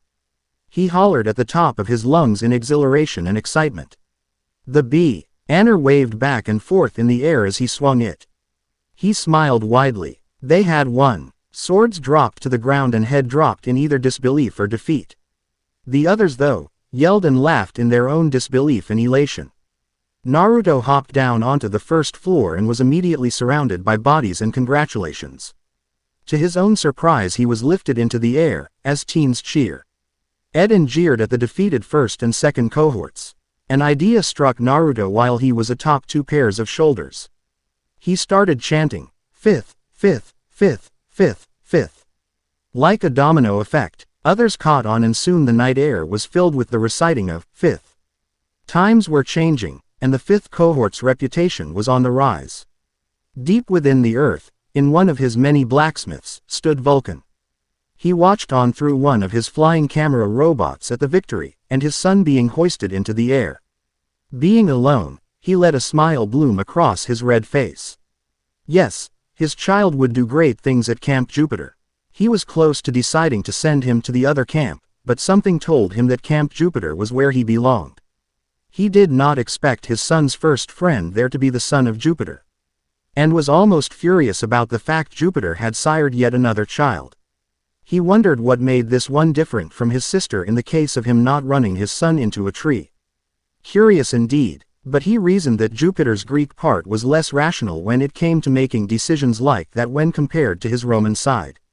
He set his upgraded iPad down. He was slightly disappointed in its simplicity, so he tinkered with it, and grabbed at his head. In a flash of gold, gone was his Roman aspect.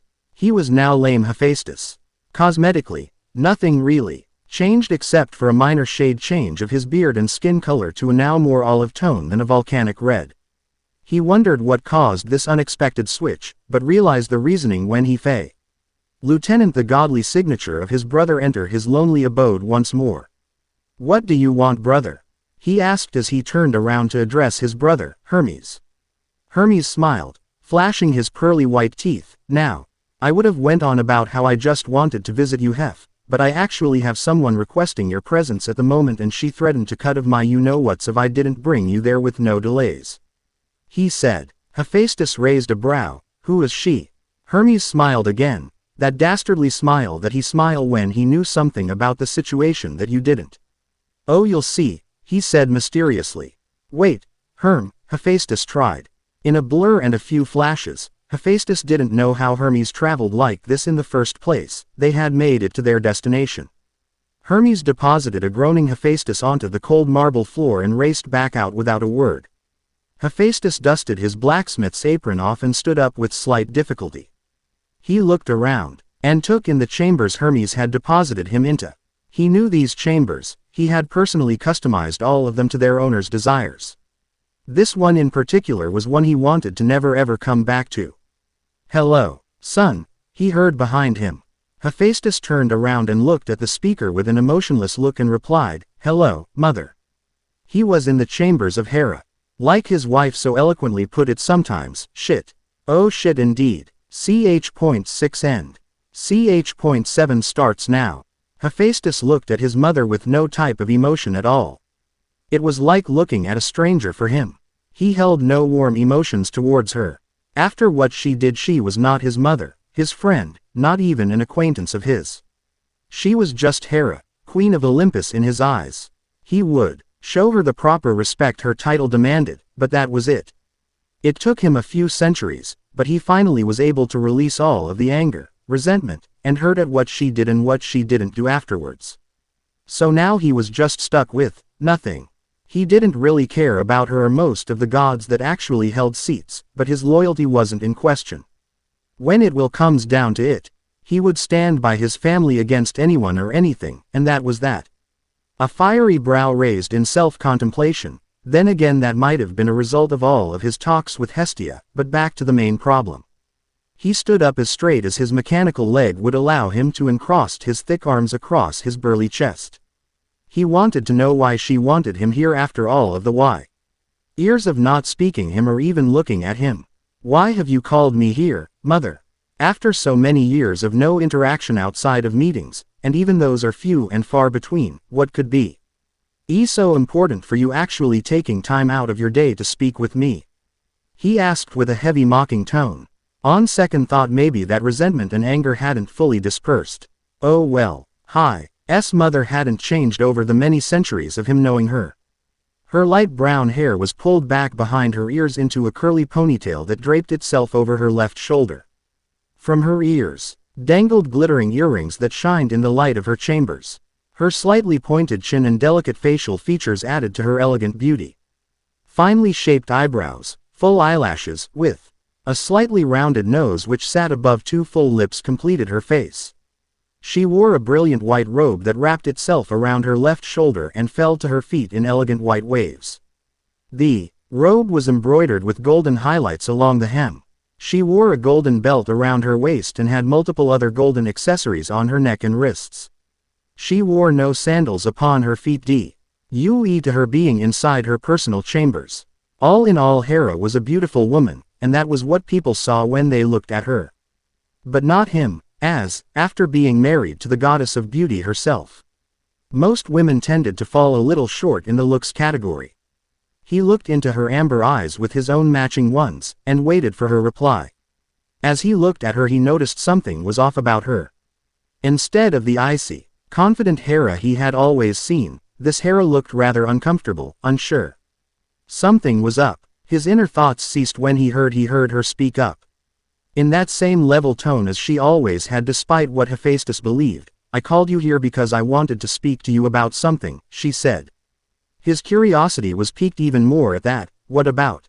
He wanted her to get to the center of whatever this was about. He'd rather not talk to her for any longer than was absolutely necessary. He had several projects he wanted to get to, and this was cutting into his time. There was that one with the, why didn't you tell me?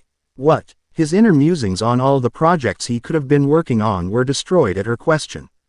Now he was curious and slightly wary of what she was talking about. What are you talking about? I haven't spoken to you since when you were telling me what you wanted inside of your personal chambers, and we both know how long ago that was. Now, he may or may not have meant that in a mean way, but it was a fact nonetheless.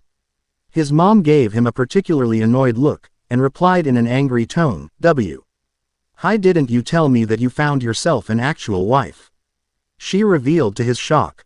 He had no words for, and his gaping expression left him open to even more words from Hera. I am the patron of marriage. Did you not expect for me to find out? Unlike those other women that you decided to entertain, I felt your connection with her. Hephaestus. Her voice went into an out-of-place downcast tone.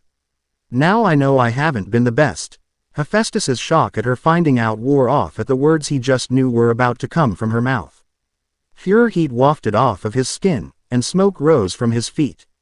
His eyes burned like miniature suns are the center of a volcano, and, to his and Hera's surprise, a snarl rose from his lips. Apparently that anger hadn't actually left him, go figure. His beard began to flicker with embers and crackle like an open fire, and he allowed himself to embrace his anger this time around. Do not dare and try to say what you know. You do not know, just the degree of pure awfulness you've been to only me. You commit such a heinous act to one of your own, to your own child. And do not try and apologize, you do not try and speak with me, you do not try and fix the mistake you made. You did not even raise me. I did not know who the Hades you were until I was told by Hestia. I even tried to win back your favor by protecting you from Zeus's deplorable and insulting advances. Only to be thrown off again, which caused this. He indicated to his now metal leg, which was whirring and clanking with steam pouring out of it in order to adjust tea. Oh, the extremely high temperatures it was being put under due to Hephaestus's anger. You did not do a god's damn thing about it either. I had to limp back to Olympus, and was only accepted back because I was now useful to you all.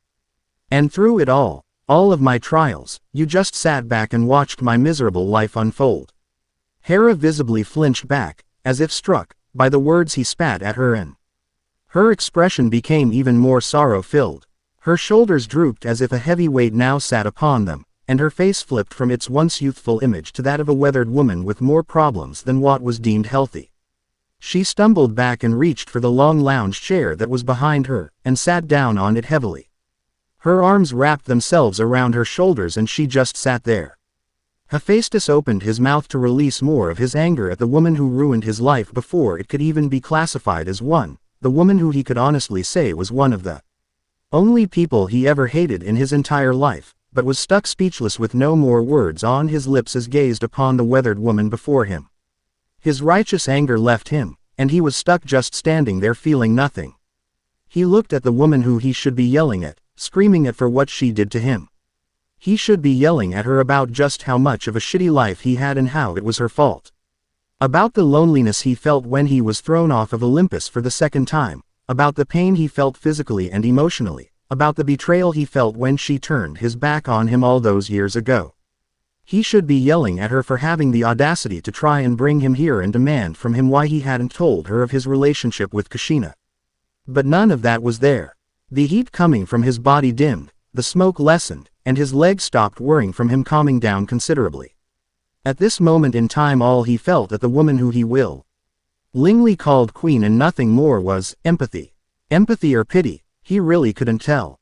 He looked at Hera from where she now sat, and saw the slight shake of her shoulders and hiccups that came from her. She was crying. He sighed and rubbed the bridge of his nose. Crying was something he never learned to deal with, mostly due to him living in isolation and having little to no interaction with other living beings. He heard murmurings coming from her, and, against his better judgment, stepped closer to hear what she was murmuring at the floor. As he got closer his ears picked up what she was saying, Ori. I'm so sorry. I'm so sorry. That stilled him for a moment before his iron will stamped on the feeling and left him standing there. Her apologizing persisted on for longer and longer still until he decided enough was enough. Stop apologizing. It's getting annoying. He added the second part under his breath, too low for her to hear. Her head shot up and Hephaestus hid the wince fro. Seeing the bags under her eyes and redness in them from crying. She sniffled a little and asked, and why should I, gods damn it? All of my life has been mistake after mistake concerning my family and my relationship. Most of you aren't even my own children except for Ares and you, and that is where I am the worst. With my own blood, she cried, my own flesh and blood hate me. One's a blood who, NGRY maniac who doesn't even see me as anything more than that lady who stand next to Zeus, the bastard, and the other would rather live with Cyclops alone than bear to even look at his own mother for what she did to him. For Olympus's sake I turned my back on you, my own son. That's not what a mother is supposed to do. She looked up at the roof before looking him in the eye with her own filled with regret and sadness and whispers. It used to hurt me so much, every single day, to see you as you were and to have the only person to blame for it being me, she managed out before sobs rose once more from her throat. Her hand rose to cover her mouth and took a sharp breath in, halting her tears for the moment before looking at him once more and continuing, I have done nothing but wrong you for your entire life. And have done not a thing to try and fix it. Maybe it was because of my own fear of one of my only sons truly hating me, but that is no excuse for all of the pain you had to endure. And now all I'm left with is an empty heart and a broken family. This was not at all anything he had been expecting when he realized he was in Hera's chambers.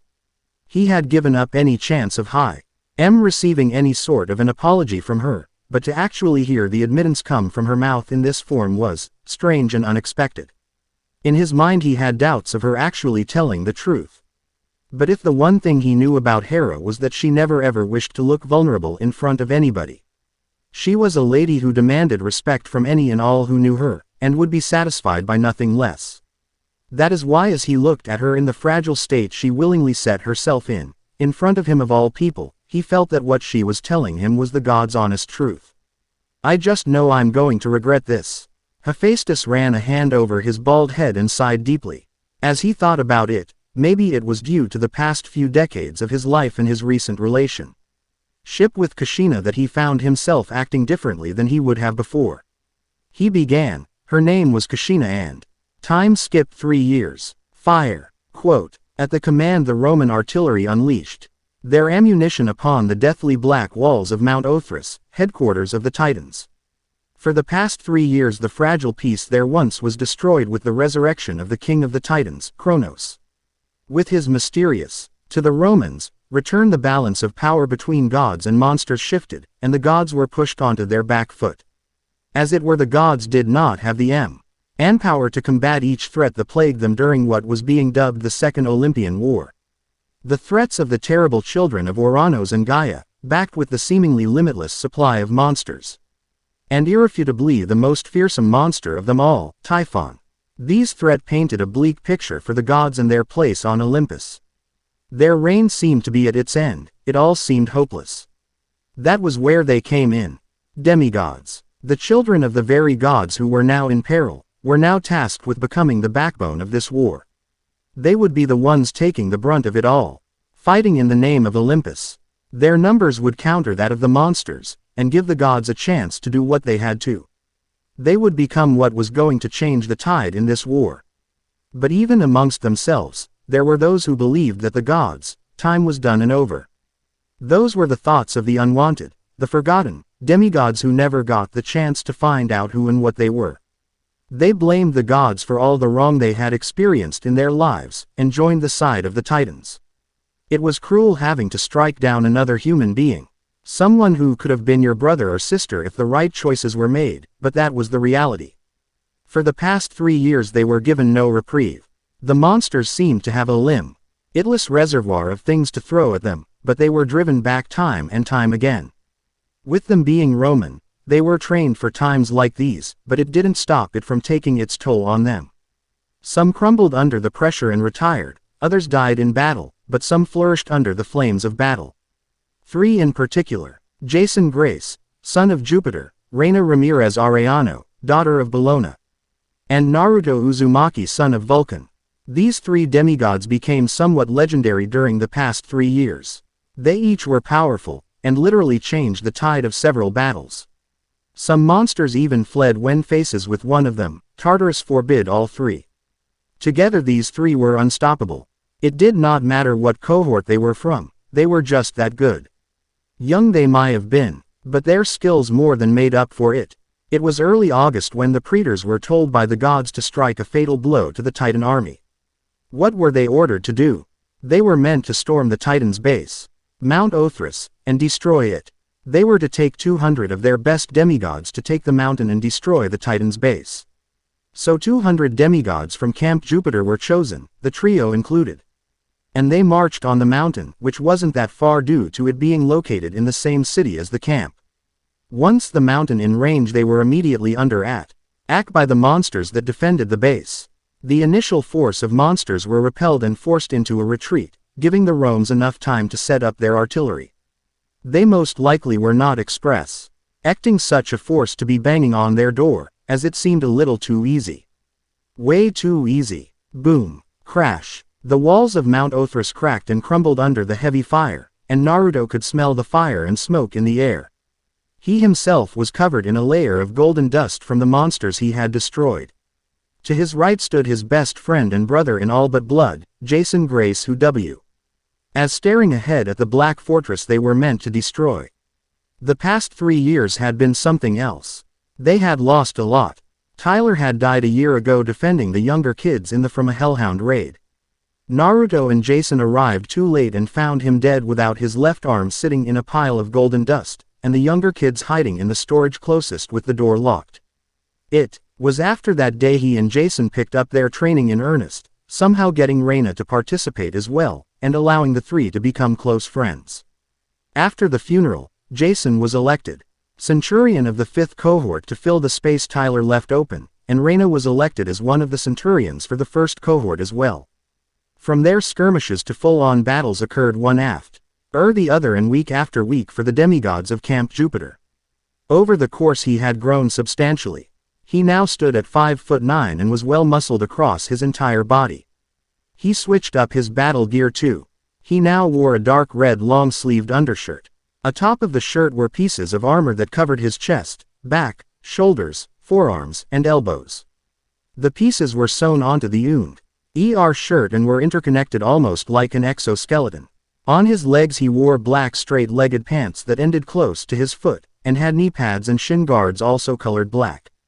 His red hair had grown even longer, and Naruto was now having to pull it back into a ponytail in order to keep it out of his eyes. On his right shoulder, engraved in gold, was the symbol of his father, Vulcan. And on his left shoulder in red was the Uzumaki swirl, the symbol of his mother. In his hands were his distinct tonfa, but instead of them being dulled, they were now bladed. Where there were once just blunted ends were now sharp blades. Like the color of the tonfa, the blades were also different. The red one held a polished black blade with a jagged edge, while the blue one held a sharp gleaming silver blade. They were absolutely perfect in their design, but one thing kept nagging him about them. They did not have a name. All great weapons had a name, or at least that's what his dad told him. Once a weapon had a name, and the wielder became undeniably badass. It also just seemed like the right thing to do for the tonfa. They were his main weapons of choice, besides his fists, and he didn't see that changing anytime soon. Fire. Quote. VW whoosh. Boom. His train of thought was derailed as the next salvo of artillery was let loose, and impacted against the heaven-reaching walls and towers. The dark-colored walls cracked and gained scorch marks upon their walls.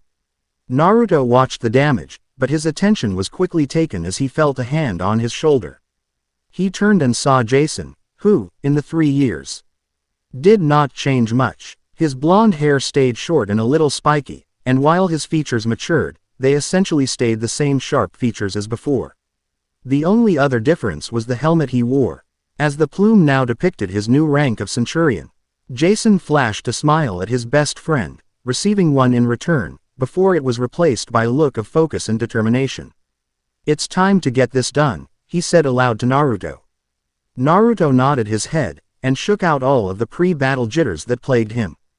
He'd be lying if he said he wasn't a bit nervous. He had heard the tales of Mount Othris, and seeing it in real life blew whatever image he created clean out of the water. The fortress, as there is no better term for it, even had the dark, circling clouds above it like those evil castles you see in movies. Everything about it put his senses on edge, and it didn't help that they knew next to nothing about what they would be facing inside. It was a surprise to all of them that the resistance was this soft so far. It made him wonder where the Titans actually were. Naruto gave a side glance to his friend and asked, "What do you think is in there?"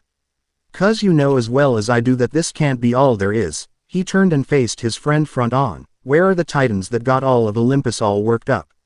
They couldn't be that street. UPID to leave their main base defended with a few subpar monsters."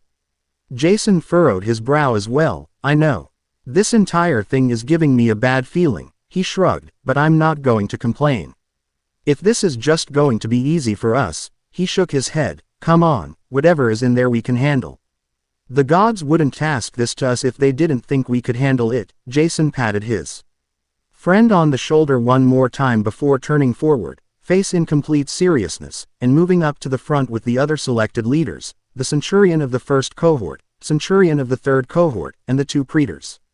Naruto took one last glance at the shadowy fortress, before falling in line next to Gwen, who was chosen along with himself. She flashed him a quick smile that he reciprocated. One of the praetors, a daughter of Vesta and not too shabby with sword from what he'd seen, raised her sword in the air, making everybody silent. She then dropped her hand, and began marching forward. Her counterpart, a legacy of Mars, bellowed, "Forward," and began marching next to the daughter of Vesta with Jason and the centurions of the first and second cohort marching a few feet behind them. As the 200 Roman demigods marched their way up to Mount Othris, the sounds of their footfall creating a deep bass in the otherwise silent area. Methodically they scaled upwards to their destination. As they got higher the visibility got worse, but they continued on. Naruto grew a small grimace on his face. They had to be getting close, and they had met no resistance yet. No hellhounds, no Empousi, no Cyclops. No nothing, and that made him worry. "Be on your guard here. There is something going on in this place. It smells of cold, reptiles, and ozone," Naruto heard the Kyuubi say. Naruto was puzzled at what the Kyuubi said. What could Thwack. Bryce. Thwack. It was like everything slowed down. Before Naruto could even react he saw two arrows appear in the throats of the two praetors. Like a house of cards the two collapsed to the ground, red liquid spurting from their necks from the puncture wound. He saw them futilely clutch at their throats, their own minds not processing what had happened before it was too late. Tetsudo formation. Jason's voice rang through his ears. Everything came back to him in an instant, and he became on guard.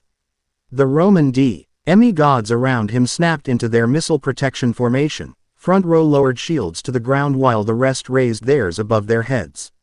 He would mourn the two now dead praetors after this was all over. He had to see where those arrows came from. He strained his eyes to see through the fog, but it was too thick. He raised his tonfa in a defensive position. There were bound to be more where those came from. He was right in his assumption. His keen eyes caught the arrow speeding towards him, and he swung at it, snapping it in half. He was ready for more arrows to be loosed in their direction. But strangely no more came. In their place came hissing.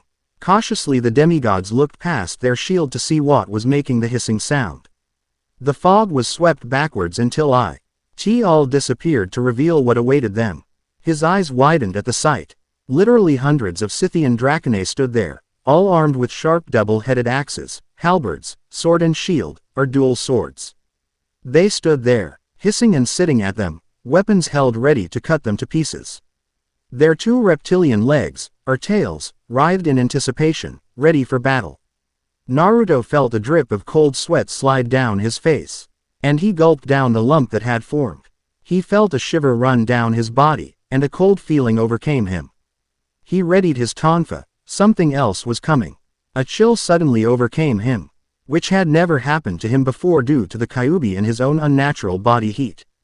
He breathed through his nose, releasing an acute amount of his chakra, and heating his body back to normal. He glanced to his left and saw the shivers Gwen was trying to not let affect her, but he knew better. He quickly surveyed all of the demigods around them and saw that they were all affected by the sudden chill. He saw the minute shivers that ran across their muscles like electrical currents, and decided to do something about it. Unlike his chakra, which could only heat himself up due to it being attuned only to himself, his godly side was able to affect outwards as well. And since his father held volcanoes in his domain, that made his godly energy hot. Very hot. He pulled at his godly energy, feeling its warm touch, and pushed it outwards. He felt it release outwards, but held it contained to just circulate himself. His body gained a light crimson hue, and his muscles flexed and tensed at the use. Like a warm summer breeze, he saw the effects immediately. The demigods stopped shivering and refocused their attention back to the hundreds of Dracanae in front of them. The Dracanae began to move, and they all prepared for their charge, but instead of moving forward, the hundreds of Dracanae split right down the middle, almost in fear. Down the makeshift aisle walked an absolutely massive figure.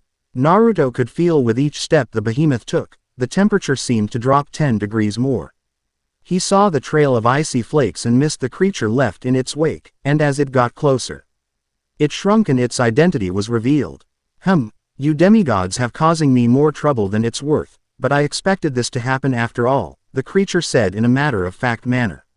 His aura-tuned voice leveled out in a deep baritone, and his breath left his mouth in a frosty mist. It was Coyos, Titan god of intelligence, foresight, and lord of the north. He stood at an intimidating 8.5 feet tall, and was built like a lumberjack. His skin was a pale blue, and his eyes were a blue-white as cold as a glacier. On his face he had a beard the same color as his eyes that constantly dropped large snowflakes he guessed were only a little smaller than his own fist, and his face was marked with a multitude of scars, some big some small. His trunk-like arms were behind his back and his feet were squared forward like an army general would stand. His chin was round, and his jawline looked like it had been chiseled out of ice. He stood ramrod straight, making himself seem even taller than he was. He was draped in elaborate pale black armor. Stygian iron was what his mind was telling him, with a single diamond in the breastplate blazing like a star from the sky. His helmet was formed like a bear's head, and the eyes on it seemed to be staring into him particularly. On his back lay the biggest piece of weaponry he had ever laid his eyes on. The sword was massive and looked to be the size of a surfboard. It was all black, probably being made out of Stygian iron as well, with pale ice crackling across its length.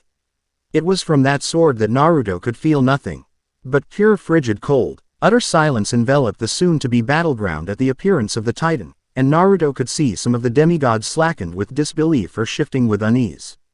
The Titan unlatched his hands from his back and pointed a finger in their direction. Or to be more specific, at Jason. The Titan's clear voice rang out, You lead this assault, spawn of Zeus. His pale lips opened a little, like he just realized something, before speaking again, Not Zeus. That's the other one. You are a son of Jupiter, are you not? Jas. On shivered at the feeling of having the Titan's finger being just pointed in his direction, but he stamped it down and relished in the feeling of his energy running through him. Without a mental command he stood up, and addressed the Titan. Yes, my dad is Jupiter, but no I do not Do not try and correct me half-blood filth. The Titan's voice cut Jason off in a sudden exclamation, You, who is lower than even the monsters next to me, hold no authority nor merit to even begin to speak to me like an equal. I am the Titan of intelligence as well as foresight, do not try and correct me, he finished. He pointed again. But this time it was not at Jason, but at him and Raina.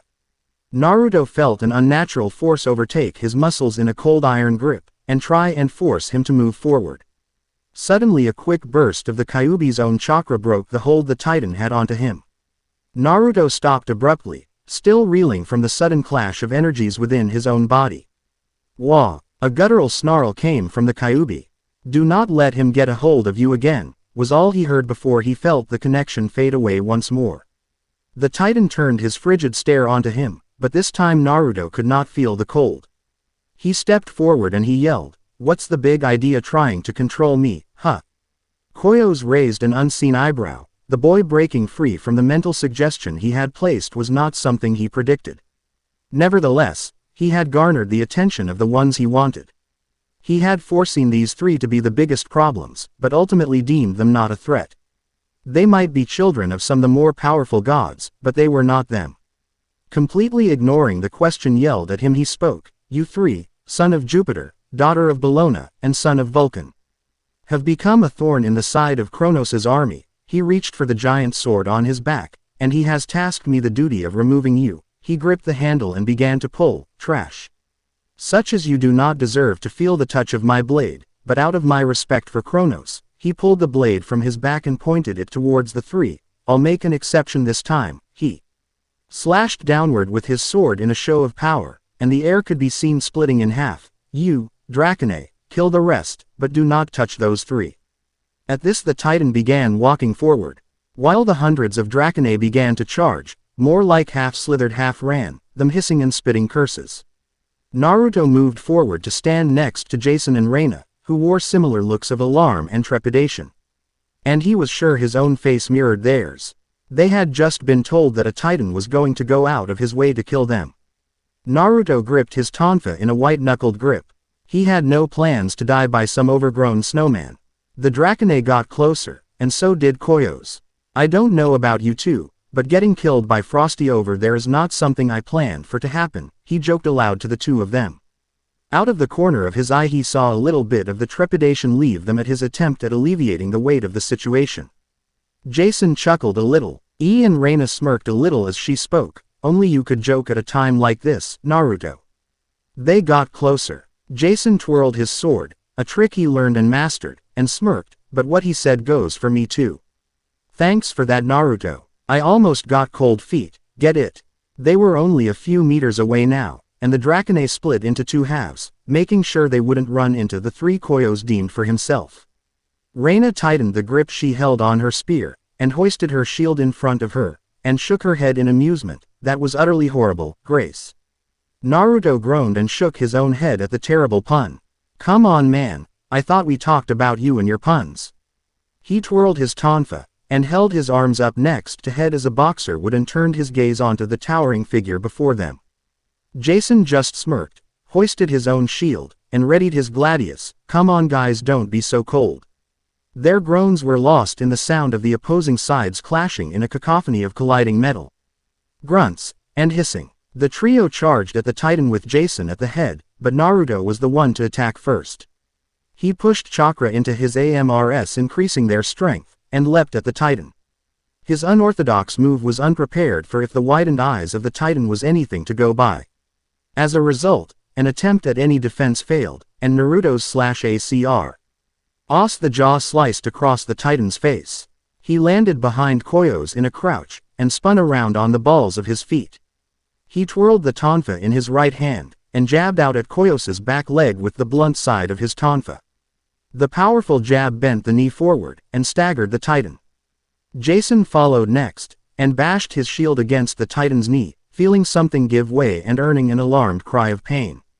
He jabbed at the nearest arm with his gladius, but the Stygian armor held, and his gladius bounced off. The failed attempt allowed the Titan to regain some of his bearing. And he swung a fist in Jason's direction. The fist barreled toward him like a freight train, but his reflexes were enough and he rolled under it. Dashing in after Jason's failed jab, Raina swung around to the side of the jarred Titan. And took advantage of the unarmored underarm the Titan exposed when he swung at Jason. She thrust upwards with her spear, carving a gash into the Titan's armpit and earning yet another yell of pain from the Titan. She pulled back her spear, which was now bathed in golden ichor, but had to roll away from the backhand strike that came at her. During Raina's assault on Coyos, Naruto continued his own by slashing the Achilles tendons of the Titan, furthering his crippled state. His danger instincts flared, and he had to duck under the blast of frigid icicles that came from the Titan's back. He dashed underneath the now kneeling Titan, and came back up in front of his face. He held up the royal blue tonfa and channeled his chakra into it. Now he had to get the Titan to look at him. Hey, Jack Frost, he hollered right in the face of the Titan. Coyos snarled rabidly, and looked at the half-blood who gave him yet another scar on his face. Naruto smiled at him. Gotcha. The Titan with control over the entire north suddenly began to feel uneasy and woozy.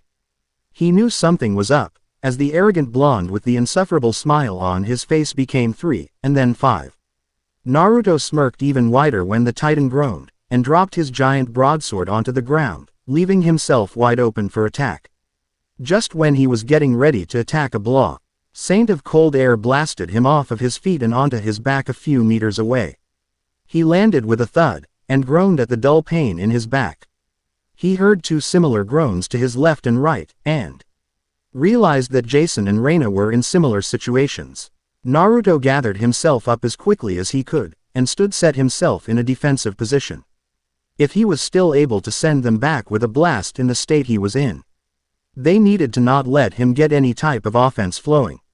The trio exchanged a look, and Raina was the one to speak up. We need some way to knock him out, and keep him down. We can't kill him, and the gods are the only ones with the power to banish him back into Tartarus. Jason kept a wary eye on the trying to recuperate Titan, and added, I can summon a lightning bolt on him. But after that I'd be done for the day, and we don't know if he has some sort of plan B hidden still inside of the fortress. The other two nodded in agreement. They had him on the ropes, but didn't have the firepower to put him down for good. They needed something with enough firepower to put him down for good, or at least capture him. Naruto saw the Titan begin to rise and notified the other two, breaking them from their thoughts. Well, we can think of a plan later. We need to keep him on the ropes. He got two determined nods before the trio rushed into battle once more with the godly level being.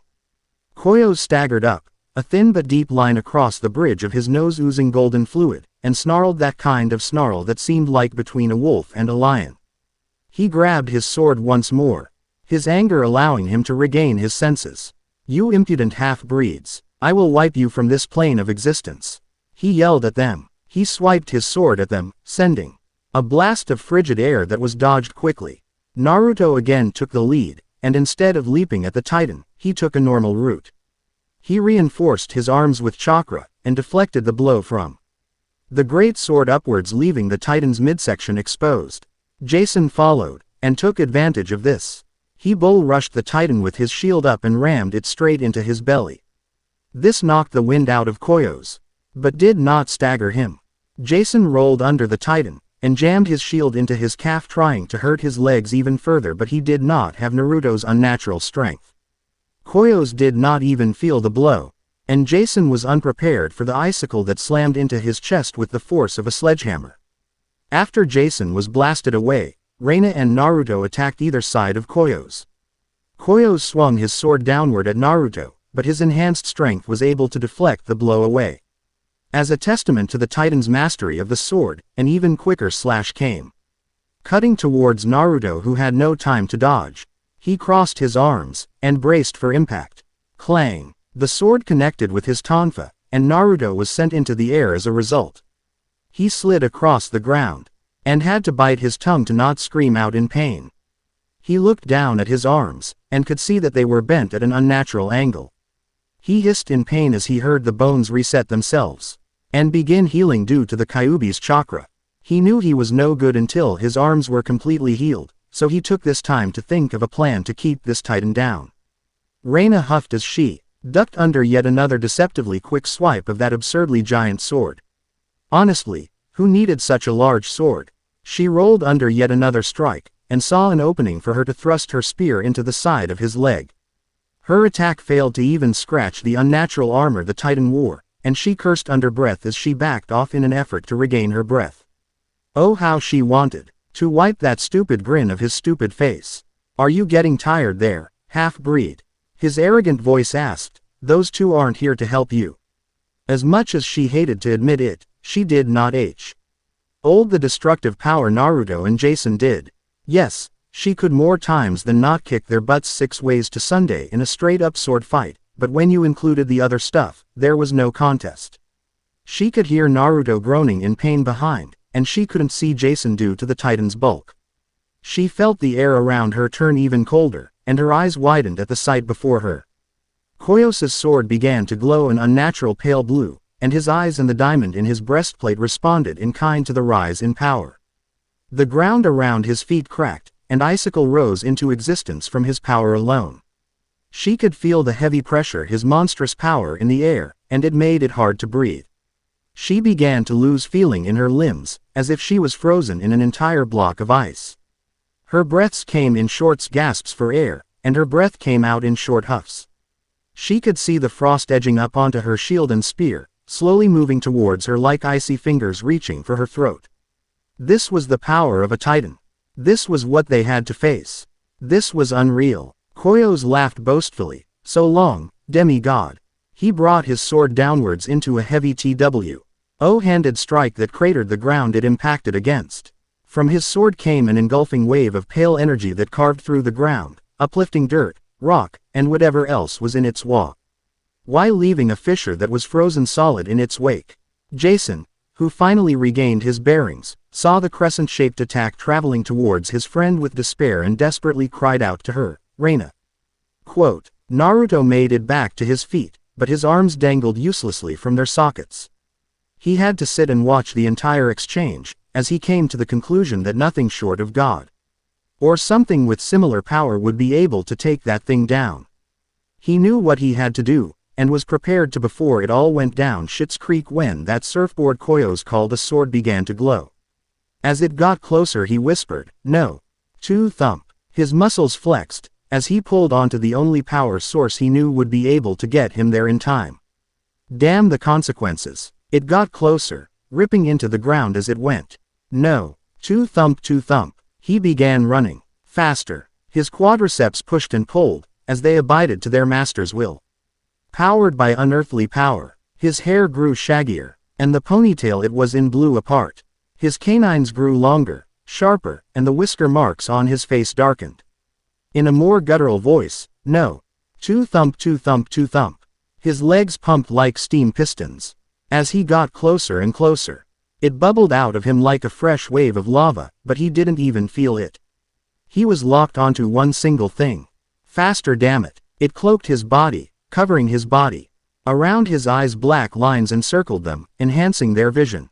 His vision changed, as his pupils became slit, and his eyes were imbued with the same power as the rest of his body. His hair stood on end, making it into a blood-red mane. His nails were forcefully grown until they resembled claws that looked like they'd cut you if you stared at them for too long. He was getting closer, but so was it. He had to make it. He had to, and there were no alternatives. No. Quote, he yelled, reaching for her, digging deep for something, anything to grab his friend, and he felt something come from his hand. He felt whatever it was dig into the ground, and he pulled himself with it. He tensed his muscles, and flared his chakra cloak, forming two thick, bubbly arms to form out in front of him. A half-second later the Titan's attack connected, and the world erupted into white. It was a second of aching pain, and then complete darkness. Raina could do nothing but watch as the thing ripped and roared its way towards her, tearing up the ground in a terrible show of power. She knew even with her enhanced reflexes, she could not dodge it. It was coming too fast. Her mind went into a state of peace. She could hear nothing but her own heartbeat and breathing. In her mind she thought of the short but tough early life that formed her into the girl she was. She thought about her older sister, and realized she'd most likely never get to see her again and thank her for all she had done for the two of them. She remembered the day she fully entered the camp, and her first meeting with Jason Grace, which wasn't a pretty one for sure, and realized she'd never get the chance to actually apologize to him for her foul behavior towards him because of her own petty jealousy. She remembered the past 3 years, and how she formed unbreakable bonds with the two boys she wouldn't trade for the world, and realized that she would miss the laughs, the training sessions, and Naruto and his uncanny ability to get her to laugh at the oddest things. In the back of her mind she swore she could hear Jason's voice call out her name, but it fell quickly as she gazed at her approaching doom. Lastly, she remembered the voice of her mother singing her a lullaby back when she was younger on the days she couldn't sleep, and realized how she would never actually get to meet her in person. A lone tear dropped from her eye before she closed them for what she believed to be for the last time. No. Quote, the world exploded into white. Open your eyes, my dear daughter. It is not your time yet. Dark brown eyes snapped open in shock. Mom. Jason's eyes blurred as tears rose in them, as the attack landed with an explosion of shards of ice and snow. His heart felt like it had been crushed, as it tried to hold on to the barest possibility that his friend could still be alive after that, but his logical side knew better. He doubted a god would have taken such an attack. Ha ha ha ha. The laugh brought his attention back, and with it anger. Pure fury bubbled through his veins, and he let it empower him. He slowly stood up, shield forgotten, and gladius in hand. Electricity sparked along his arms and across his body. He grabbed at his inner power, and dark clouds rolled in. The wind whipped up, but this one was not frigid. The clouds became a dark gray and rumbled with a deep bass. His eyes became blue lightning, as he screamed in rage and despair at what was just taken from him. He raised his gladius to the sky and prayed to his father aloud. If you can hear me, lend me the strength to strike this titan down where it stands. Thunder boomed overhead, but nothing happened. He growled in anger, out of all times to not be listening. Oh, it would seem as if our father is not listening to you now, child. Perhaps he can't hear you. By now Kronos would have been done cutting your Olympians into pieces. He's probably sitting in the throne as we speak, Coyos taunted. Jason seethed in anger, but he could do nothing as he garnered no response from the sky or his father. Your gods have been defeated, half-breed. He raised his sword, and now it is your turn. Hot, angry tears ran down his face. As he realized the situation he was in, he fell to his knees in despair, and began to sob. There was no way for him to defeat this titan. He had nothing. Do not fret, young demigod. Us gods were just wrapping things up. Clang. The sound of two swords colliding met Jason's ears, and when he looked up, he gaped in disbelief. She wore dark black armor with red and gold highlights. She wore no helmet so he could see that her hair was inky black and cut short. She had her back to him, but he could tell she was around the same height as Coyos. In her hand she held a broadsword as big as he was tall, and a round shield. She was locked in a stalemate of strength with the titan. His breath caught in his throat. He knew who she was. This was the goddess Bellona, Roman goddess of war, and Raina's mom. In a show of strength she pushed the titan away from her, and began a sword fight with him. Jason was utterly speechless, as the two godly beings showed skill he had never seen before. The strength behind the blows were nothing to scoff at either. The air was displaced whenever their swords collided, and the ground was uprooted and destroyed. It was amazing. He was hit with a flash of realization. He couldn't just sit there all day. He had to finish what they all started. He turned around, grabbing his gladius, and ran towards the shadowy fortress that was Mount Othris. With his back to her he missed the quick look Bellona sent him, before she charged at the titan with a war cry. Jason entered Mount Othris, and if he wasn't about to wreck the place, he would admire the craftsmanship of it all, but he refocused on the pitch-black throne that sat before him, and the figure that sat in it. He had broad shoulders, and his black armor looked like he was wearing the night sky itself. His helmet was shaped like a ram's with horns extending out and around it. His skin was pitch black, and if it wasn't for his glowing, all-white eyes, Jason would have assumed it was an empty suit of armor. So, I would assume that you were able to make it past my brother. He stood from the seat, standing shorter than Coyos, but still topping out at around 7 feet. He unsheathed his sword, a massive sword, similar to Coyos's, and pointed it at him. I am the Titan of the stars and constellation, and Lord of the South, but today I am your executioner, young half-breeds. Jason, despite the previous battle with a Titan, did not fear the one before him. No, this time he felt a sense of confidence. He felt revitalized, and ready. His vision became sharper, and he gripped his gladius reassuringly. He felt like he could beat this guy. He charged the Titan, deflecting the opening swipe at him, and countered with a jab across the belly of the Titan. His attack earned a cry of pain from the Titan. As his midsection began to drip with golden blood, Jason smiled dangerously at the wound he was able to deal the Titan, and twirled his sword. Stars and constellation didn't sound so tough. Drip, drip, drip. The first thing Naruto felt when he came to was water on his back. His eyes snapped open and he sat up, gasping for breath, the events replaying themselves in his mind. He immediately looked around, wondering where he was, and was greeted with a single, vertically slit eye. The darkness reared backwards out of the cage, revealing to him the Kyuubi in its wicked reddish-orange glory. Before he could begin to talk, a snarl prevented him from doing so.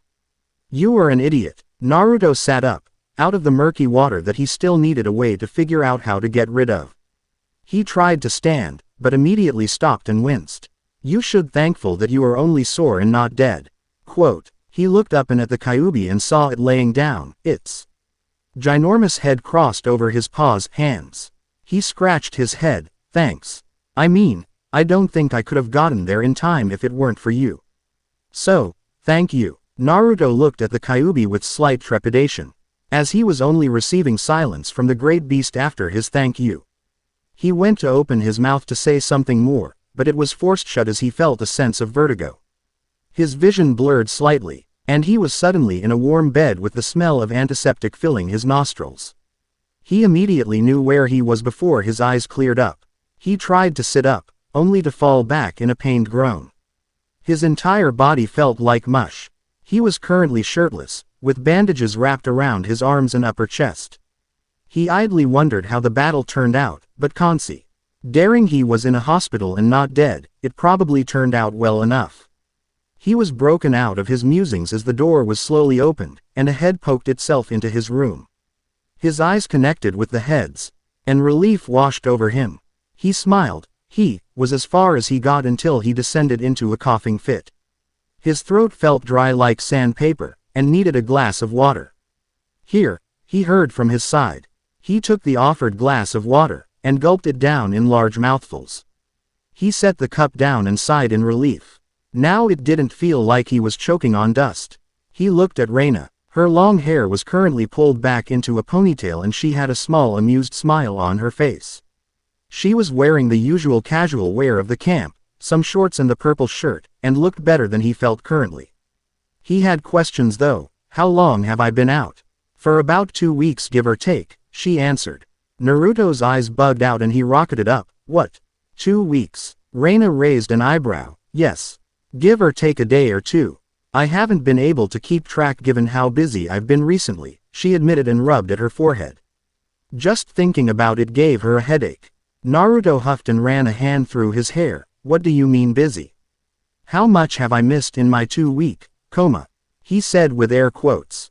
Raina stared at him for a long moment before answering. A lot has happened in the past 2 weeks. What has been begun to be called the Second Olympian War was deemed officially over, giving us here at Camp Jupiter a chance to tally up complete losses over the course of it in addition to the toppling of Mount Othris. Which, by the way, has gotten you and Jason quite famous amongst the younger kids with how it's being told from what I hear. Naruto smiled at that but it quickly went away as he remembered the pain he felt that hadn't entirely gone away yet. My chakra and the Titan's godly energy are clashing causing your healing rate to slow. Given that I can constantly supply it, and the Titan's is only leftover residue, everything will be going back to normal once my chakra eclipses it, the Kyuubi told him. Ah, that explained it. He refocused his attention back to Raina and asked her, what happened after I went down? Raina's mouth inched into a frown at the question. I am not entirely sure myself. To get a first-hand account you'd have to ask Jason.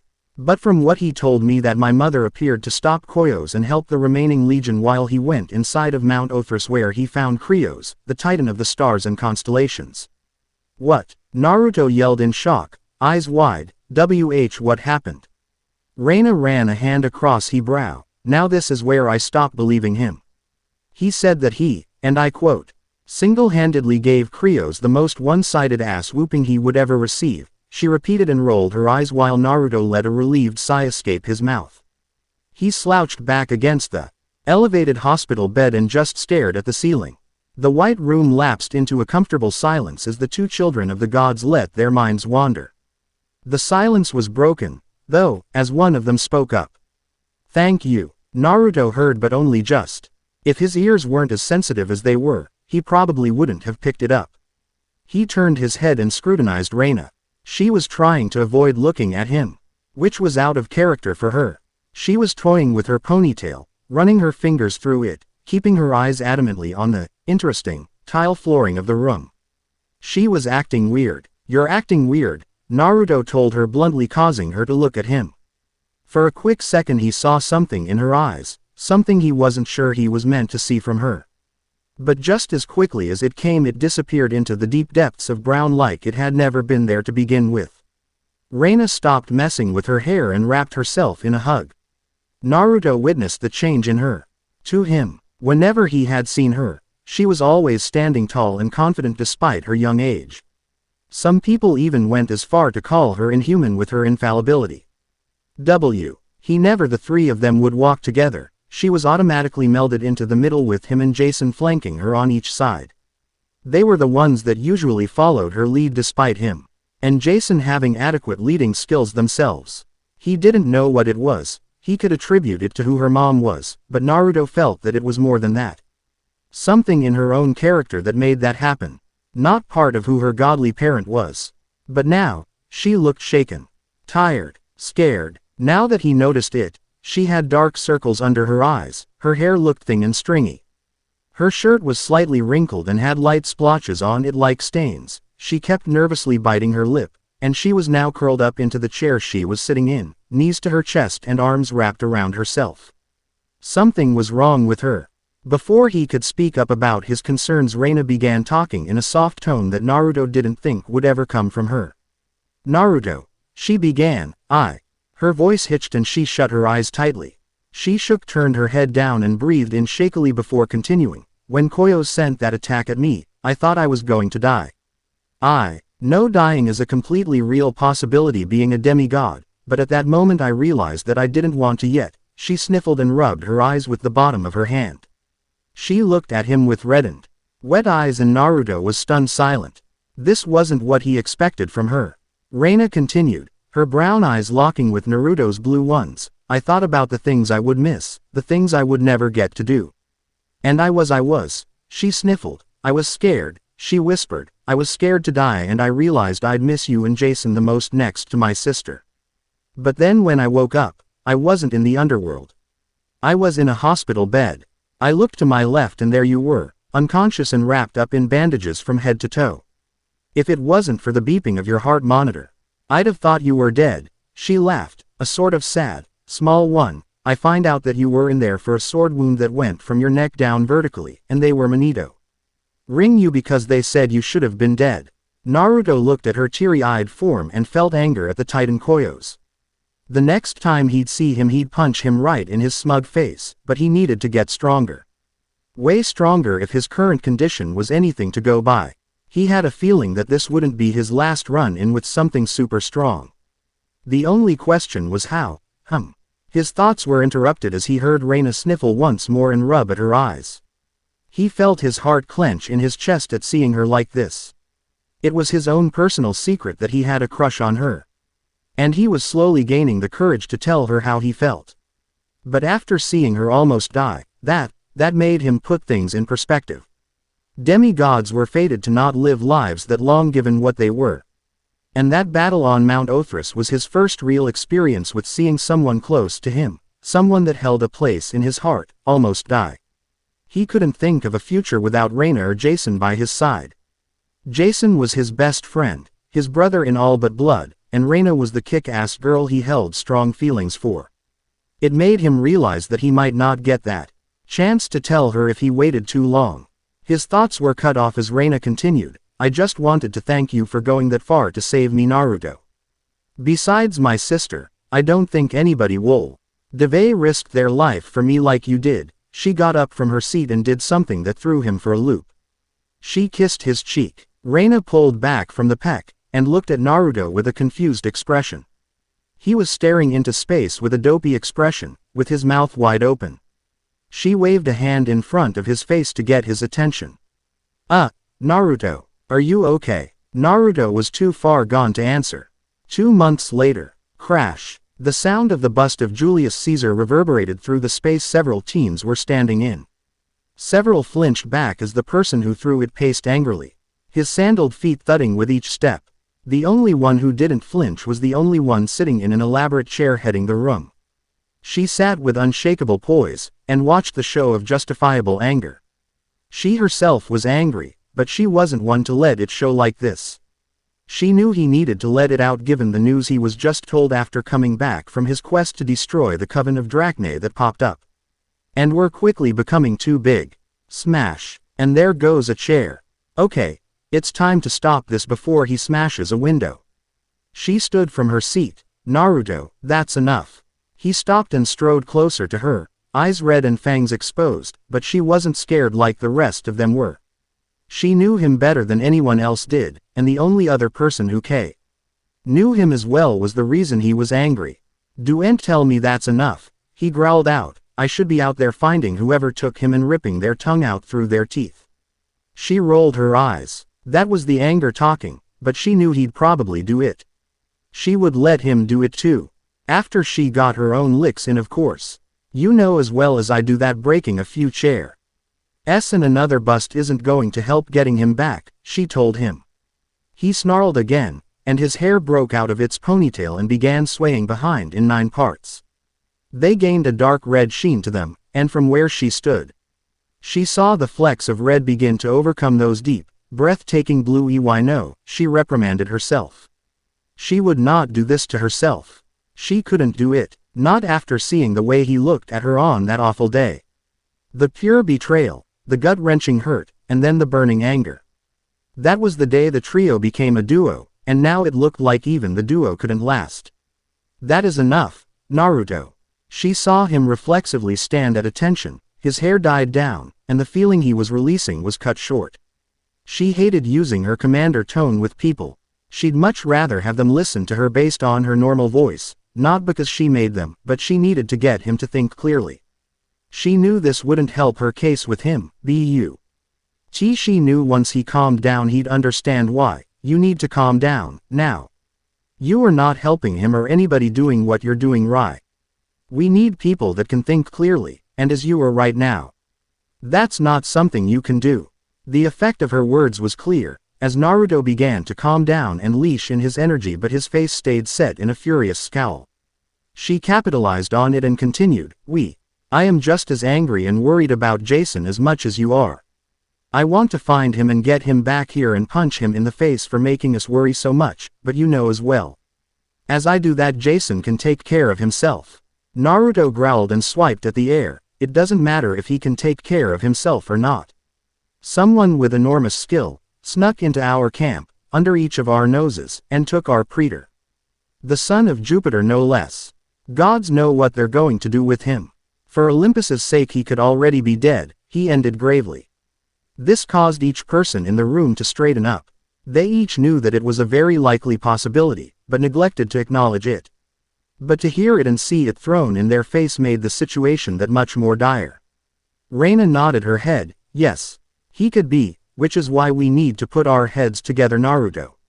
We all need to collaborate to solve this problem." She reached out with her hand to put on his shoulder in a sympathetic gesture. "You need to trust him." She was cut off by Naruto growling lowly and moving out of her reach. She didn't let the hurt show from his action, and let her hand fall to her side neutrally. Naruto looked down at her. He was hitting his growth spurt and was slowly becoming taller, and gritted out, "Do not talk to me about trusting when you couldn't even trust one of your best friends." He whispered at her before curtly turning around and walking out of the meeting chamber, leaving silent faces and one regretful praetor in his wake. 8 months later. 8 months, Naruto murmured as he looked out at the horizon. "It's been 8 months since your disappearance, Jason, and 7 since Jupiter closed Olympus," he snorted. "Didn't even think that one was possible. I haven't been able to talk to Dad about what's been going on, but I know it has something to do with your disappearance." He sighed and swiped some of his bangs out of his face. "Something big is coming, Jason. I can feel it and Kurama can feel it too. I just hope that wherever you are, you're ready for it." He finished and hopped off of the roof he was standing on. He landed in a crouch, and then straightened up to his full 6'1" stature. These past 8 months had done wonders for his growth. He was taller than most kids, his muscles grew leaner, his hair grew down almost to his lower back. And he kept it like that for a reason, and he had oddly begun to develop these strange markings on his cheeks that sort of resembled whiskers. He had asked Kurama about them. He had found out his name during the 8 months as well, and he had shrugged his shoulders at them. So, Naruto had no clue as to why he grew them, but nevertheless he did. He changed his wardrobe up a bit, updating his armor, but ultimately keeping it the same. If it ain't broke, don't fix it. Just make it better so it can function at peak efficiency. Not only did he grow physically, but he grew mentally as well. With Jason's disappearance, it was agreed upon that someone had to take his place, at least until he was found. That someone was him. At first he vehemently refused, saying that Jason wasn't dead and that this was disrespecting him and the position he worked hard to earn. But as a month passed, he encountered her one day, still working in the Principia at 1 o'clock in the morning. To him she looked about half dead. Her hair was a mess, she had deep, dark black bags under her eyes, the papers on her desk were skewed all over the place, and she looked dead on her feet. He knew that he was partially at fault for her current poor condition, and he felt his heart twinge a little in guilt. Seeing her like that made him question whether or not he was making the right decision, and not just letting his emotions play a big role in it. He knew that a while had passed since what had happened, and that he should have gotten over it by now and was just being childish with his anger and avid avoidance of her. But he wanted her to understand just the extent to which they had hurt him. The only reason him and Jason were okay as they were was because he, after realizing what had happened, chased him down. But he remembered just how angry and betrayed he felt. He yelled at him, screamed at him for a good half hour, maybe longer, called him some pretty nasty names now that he looked back, but Jason just took it all. And after he had literally burned a 10-foot circle around them, Jason, after it was all over, apologized. Just a simple, "I'm sorry for not telling you." Naruto then punched him in the face. But he took it with no complaint. Even as his nose began to bleed, he stared at him with such sincere apologetic look in his eyes. Long story short, after demanding Jason to fight him, saying that if he was going to be able to date their best friend he had to know how to give an ass beating as well as take one. So, they fought, with just their fists mind you, until neither one of them could stand. Naruto chuckled a bit, after that he had forgiven Jason, but not Raina. She had yet to apologize to him for what happened, and still hasn't. He knew that it had to do with her stubbornness. Much like him he would admit, and knew that she would apologize when she was ready. That didn't mean he wasn't still pissed at her for keeping something like that from him for so long, hence the avoidance and anger. But now, with everything going on, he knew that he had to take his personal feelings out of the equation and think with his head. Which is why he was currently wearing the purple cloak over his armor depicting his status as a praetor. It was more symbolic than anything, as they didn't go into battle with it on, it was too flowy and made you a target. His trip down memory lane was interrupted, as he heard some commotion going down by the tunnel entrance to the camp. And that was never a good sign. Quickly he crouched down, and hopped onto a roof and started jumping from roof to roof. A much quicker alternative to running. He hopped down and ran to the watchtower just as their horns blew a deep bass sound signifying an attack and the sentries trained their bows on whatever it was.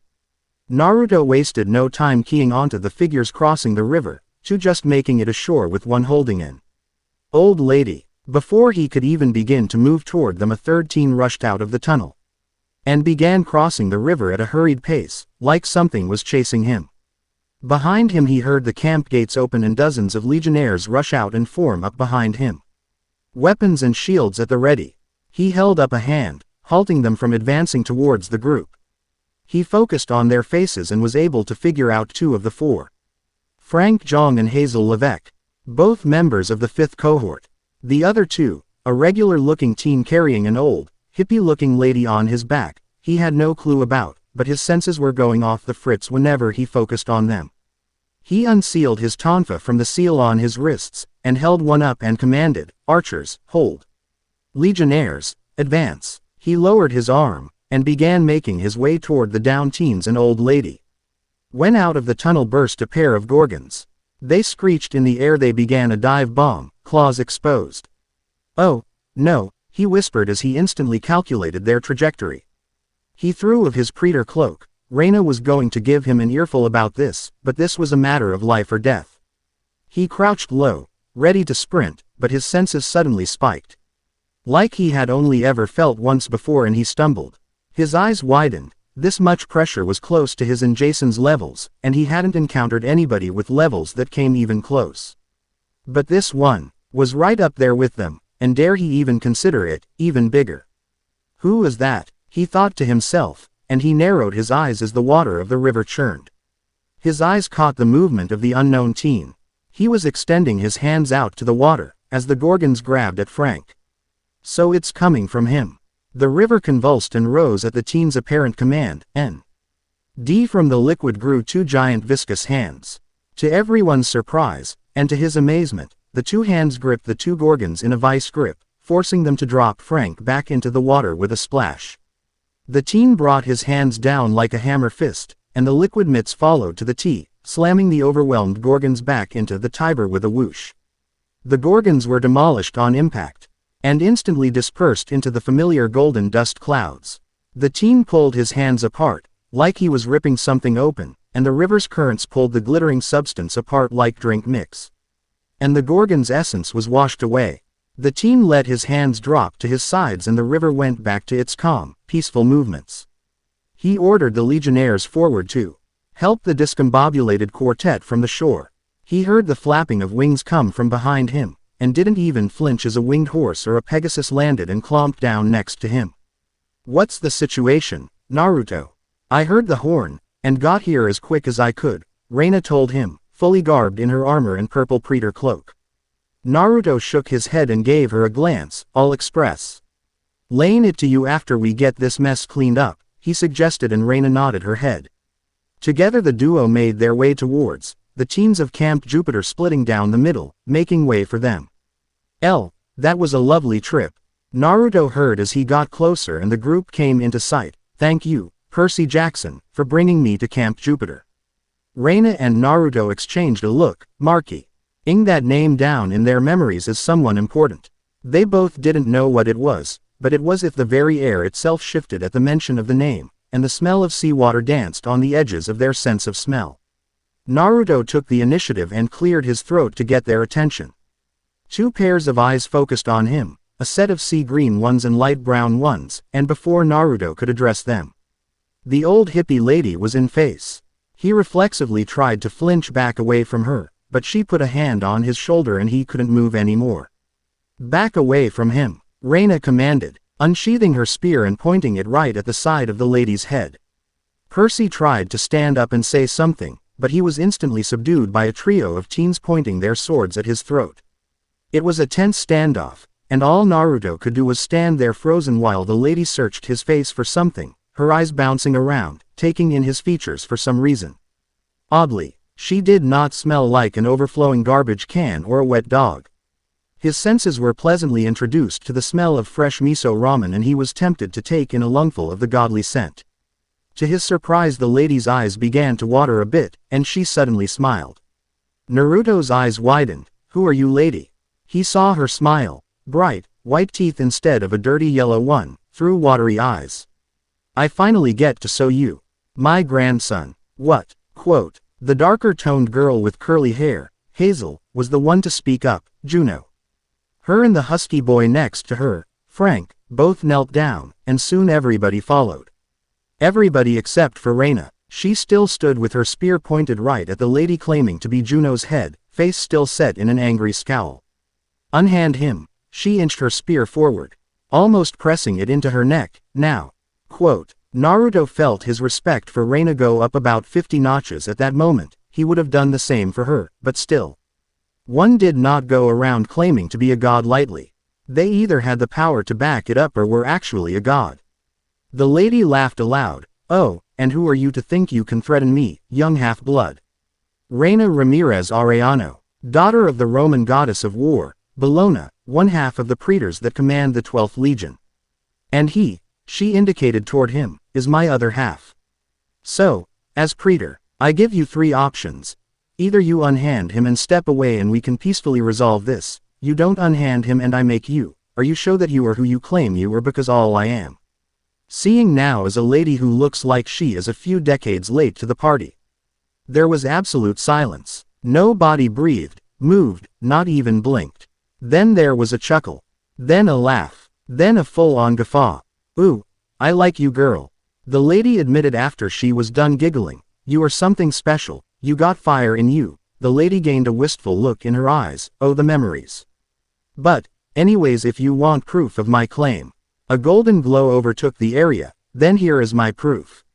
Where was once a hippie, homeless-looking lady, now stood the Roman goddess of goddesses, Juno. "I'm no. Gonna describe her. You can Google her to get a picture in your head."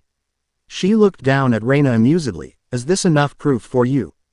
A head nod. "Good." She smiled and then turned towards the group. "Romans. I present you the son of Neptune. He has been asleep for months, but now he is awake and he is here. His fate lies in your hands. The feast of fortune is quickly approaching, and death mews to be unleashed if you are to stand any hope on the battlefield.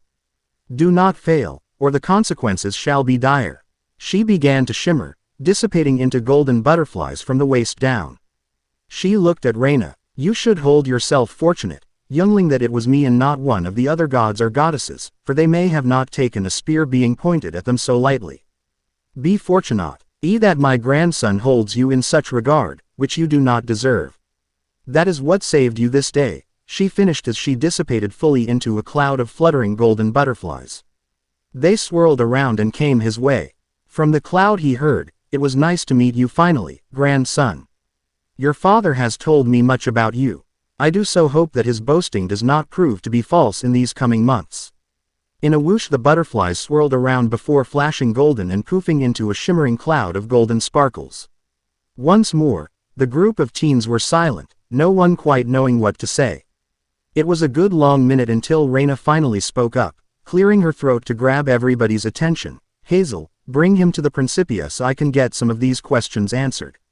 She turned around after Hazel's nod, sheathed her spear, and began making her way back to her Pegasus, Scipio.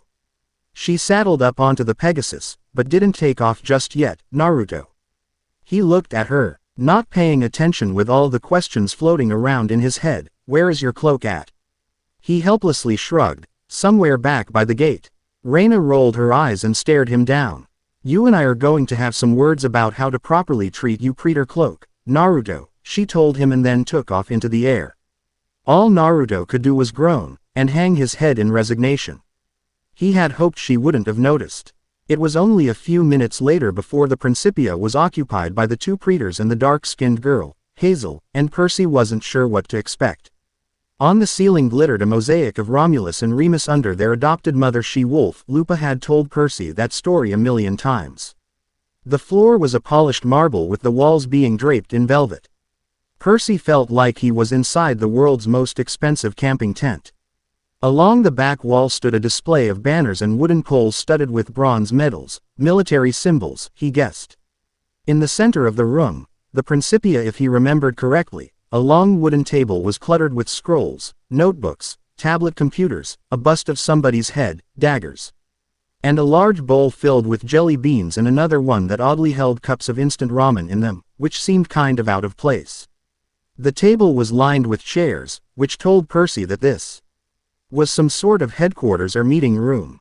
Two life-sized statues of greyhounds, one silver, one gold, flanked the table. The girl, Raina, walked behind the table and sat in one of two high-backed chairs with the boy Naruto sitting in the other one. He was walking into uncharted lands right here, and he didn't know what was going to happen to him. They weren't saying anything to him, so he decided to use this time to examine these two. He started with the one with the long red hair. Naruto, he believed his name was. He looked to be around his age, 17 if he remembered properly, and what stood out the most was his long blood-red hair, that was like a wave of licorice whips or molten lava, which was unnatural to Percy. He had never seen anybody with fiery red hair that was so, well, red. From there was a rounded face, with red brows, showing that the red hair was natural or he dyed them both, purple eyes. He stood taller than Percy, but not by much, and had broad shoulders that fit his muscular frame. If he would compare his body style to anyone's, he'd compare it to a son of Hephaestus's.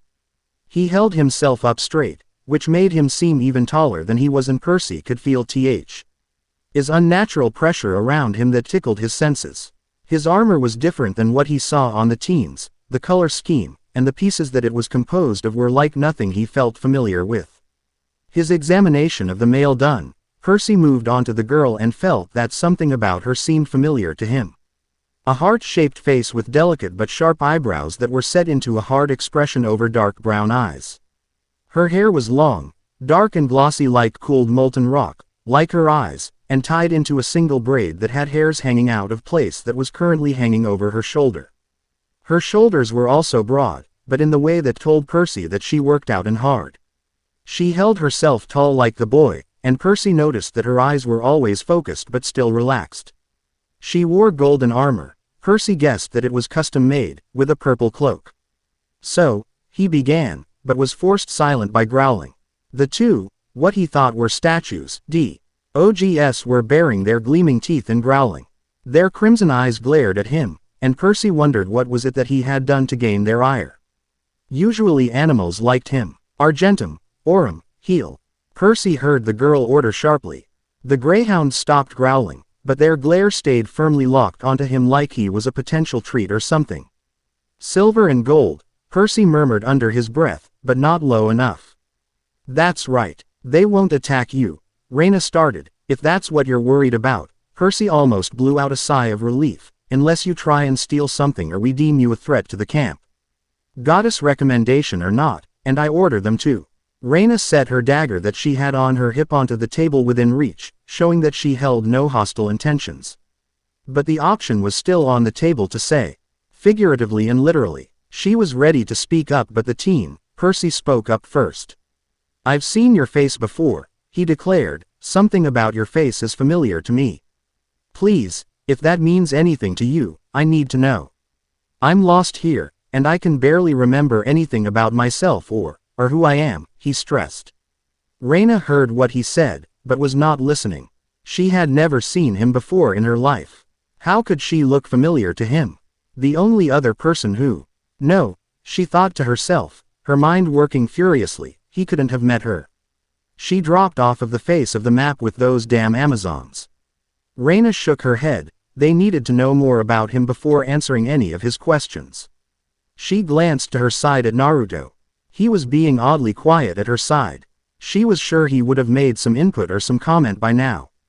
Before I answer any of your questions, should I answer them? She said. What do you remember? How did you get here? Why did the goddess Juno herself bring you here?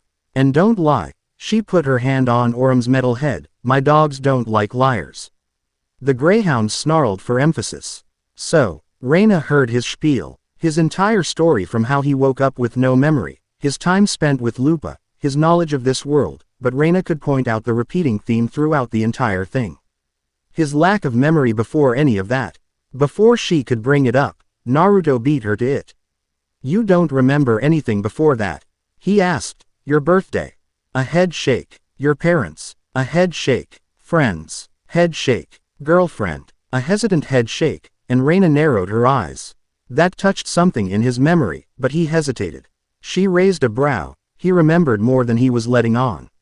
She decided to let him hold on to that secret of his, as she didn't want to force the issue. Despite her threats, with him being here and the presence of Juno made for something big. Something was so special about him that it received the matriarch of the gods' attention, and that warranted a thorough investigation. Raina leaned forward. Most of what you've described is normal for demigods that come to Camp Jupiter. At a certain age, they find their way to the Wolf House, and are trained and tested by Lupa. If she thinks us worthy, whether that be in a few weeks or a few years, she sends us south, here, to join the Legion. The only special case is Naruto here, she indicated, who was able to impress her enough that she personally delivered his unconscious body here within the same day. Naruto nodded along and asked Percy, what was the deal with those Gorgons? They aren't that tough of a monster to take down. Especially for two of the fifth cohort's own and a teen who was able to literally tear them apart with water. Raina listened as Percy explained his hectic last 3 days, how the Gorgons wouldn't die, how he met the old lady who turned out to be a goddess. And finally sliding in and meeting Hazel and Frank at the tunnel entrance in the hill. If this was any other situation, Naruto began, I would have trouble believing you, but in this instance I know you're telling the truth. Raina looked at him quizzically, and Naruto gave her look that told her that he would explain it all later. But regardless of it being true or not, Percy, Naruto continued. You're old for a recruit, you know that. You look to be around our age. So, you're what, 16 or 17? I think so, Percy answered. That many years on your own. You should be dead. Raina piped in. Regardless of being able to take down Medusa's sisters, you're a son of Neptune. You'd have such a potent, powerful aura that all kinds of monsters would be able to sniff you out. Percy shrugged. Yeah, I've been told I smell Naruto smiled humorously and Raina tried not to smile at the joke on demigod Oris. They both knew too well about what kinds of monsters they can attract. Naruto ran a hand through his hair. This just doesn't add up though. He had to have come from somewhere before the wolf house. They looked at Percy, who just shrugged, and realized that they weren't going to find an answer to that until or if he regains his memory. Well, my dogs haven't eaten you yet, so I suppose that you're telling the truth. Naruto nodded along. Yeah, I couldn't detect any irregularities in his heartbeat that entire time either. Raina nodded in realization. That's what he was doing. Even if we accept you as not an enemy, she began, this is still unusual.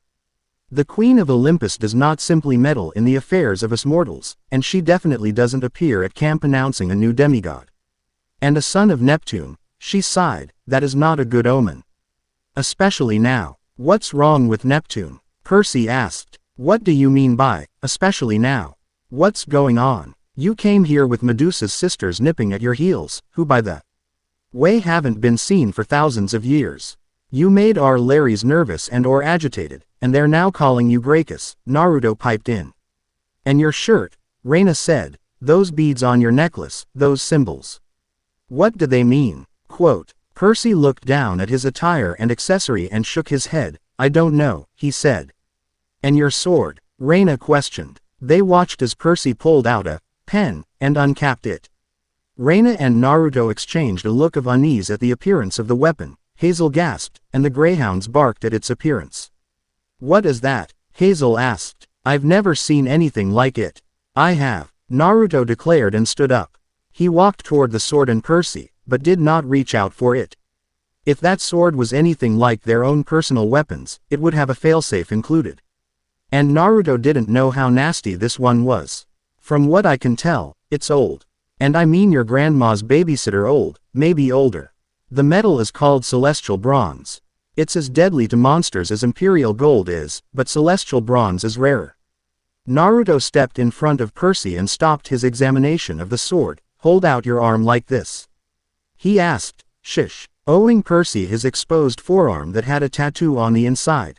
The letters SPQR, a hammer and an anvil, and underneath that, 4 parallel lines. And before you ask, yes, all full members of the Legion have one. Percy held out his arms. But there was no special mark of any kind. Yup, you've never been a member of Legion, so that's out, Naruto said. These marks aren't removable unless you want to cut off your arm or something. But even then I don't think it would work, he joked. Percy grimaced. Hazel's eyes widened and she spoke up. If he's survived being a loner this whole time, maybe he's seen Jason. She turned to Percy. Have you ever met another demigod like us before? He's a guy in a purple shirt, with marks on his arm like us, and Hazel. Raina's sounded. That's enough. Percy sheathed his sword back into his pen. I haven't seen anyone like you guys before. And Jason, who is he? Raina sighed, a low one that Percy could tell was fringed with a bit of sadness. She said, he is was my colleague. She pointed to Naruto, who had walked back to his chair and sat down. The Legion normally has 2 praetors. Jason Grace, a son of Jupiter, was my other half, so to speak, before he disappeared last October. Now Naruto stepped up to take his place. He's been gone for 8 months. I mean by now, he tapered off due to the glare he was receiving courtesy of Naruto. He isn't dead, if that's what you mean, Naruto said. I knew Jason, and I know he isn't dead. Jason is as tough as they come and then some. I know he isn't dead. Just missing. Wait, June 24th, Hazel began. Isn't the Feast of Fortuna coming up? Naruto and Raina grimaced simultaneously. Octavian, they voiced. The Feast of Fortune. The Gorgons mentioned something like that, and so did Juno. They said that the camp was going to be attacked on the day of the feast. Something about some big bad goddess named Gaia, and an army, and something about death being unleashed. What's today? Today is the 19th. Naruto said lowly. That only gives us 5 days. Raina stood. You both will not speak a word of this to anyone except for Naruto and myself. I do not want panic and Perrin. OIA festering and spreading through the camp. She ordered. We're done here, Naruto declared and stood as well. Hazel, take him to Temple Hill. Find that prick Octavian. If Percy here has any quest, Ions then answer them how you deem fit to. Tell him about us, the Legion. Hazel nodded, and turned around to begin walking. Good luck with that prick Octavian Percy, Naruto said. If you come down with the urge to punch his lights out, don't worry, that's a normal reaction, he joked. Percy smiled a bit and began walking out with Hazel, leaving the two predators alone to discuss what just happened. Once Naruto was sure the door was closed, Naruto spoke up. Well, depending on what Octavian has to say, and I'm pretty sure we both know what he's going to say, today's muster is going to be different. Raina nodded and rubbed her brow. This Percy Jackson is a character I was not expecting to be dropped into our laps right now. I was watching him during that entire exchange, and everything about him screamed training, Naruto. I wouldn't be surprised if had gotten some training prior to the Wolf House. Naruto nodded, exactly what I was thinking. The way he controlled that water to tear those organs to paste like a blender set on high would take years of training. To do that would take an enormous amount of power and control that I'm sure barely half of the teens our age have. Except for us, she added.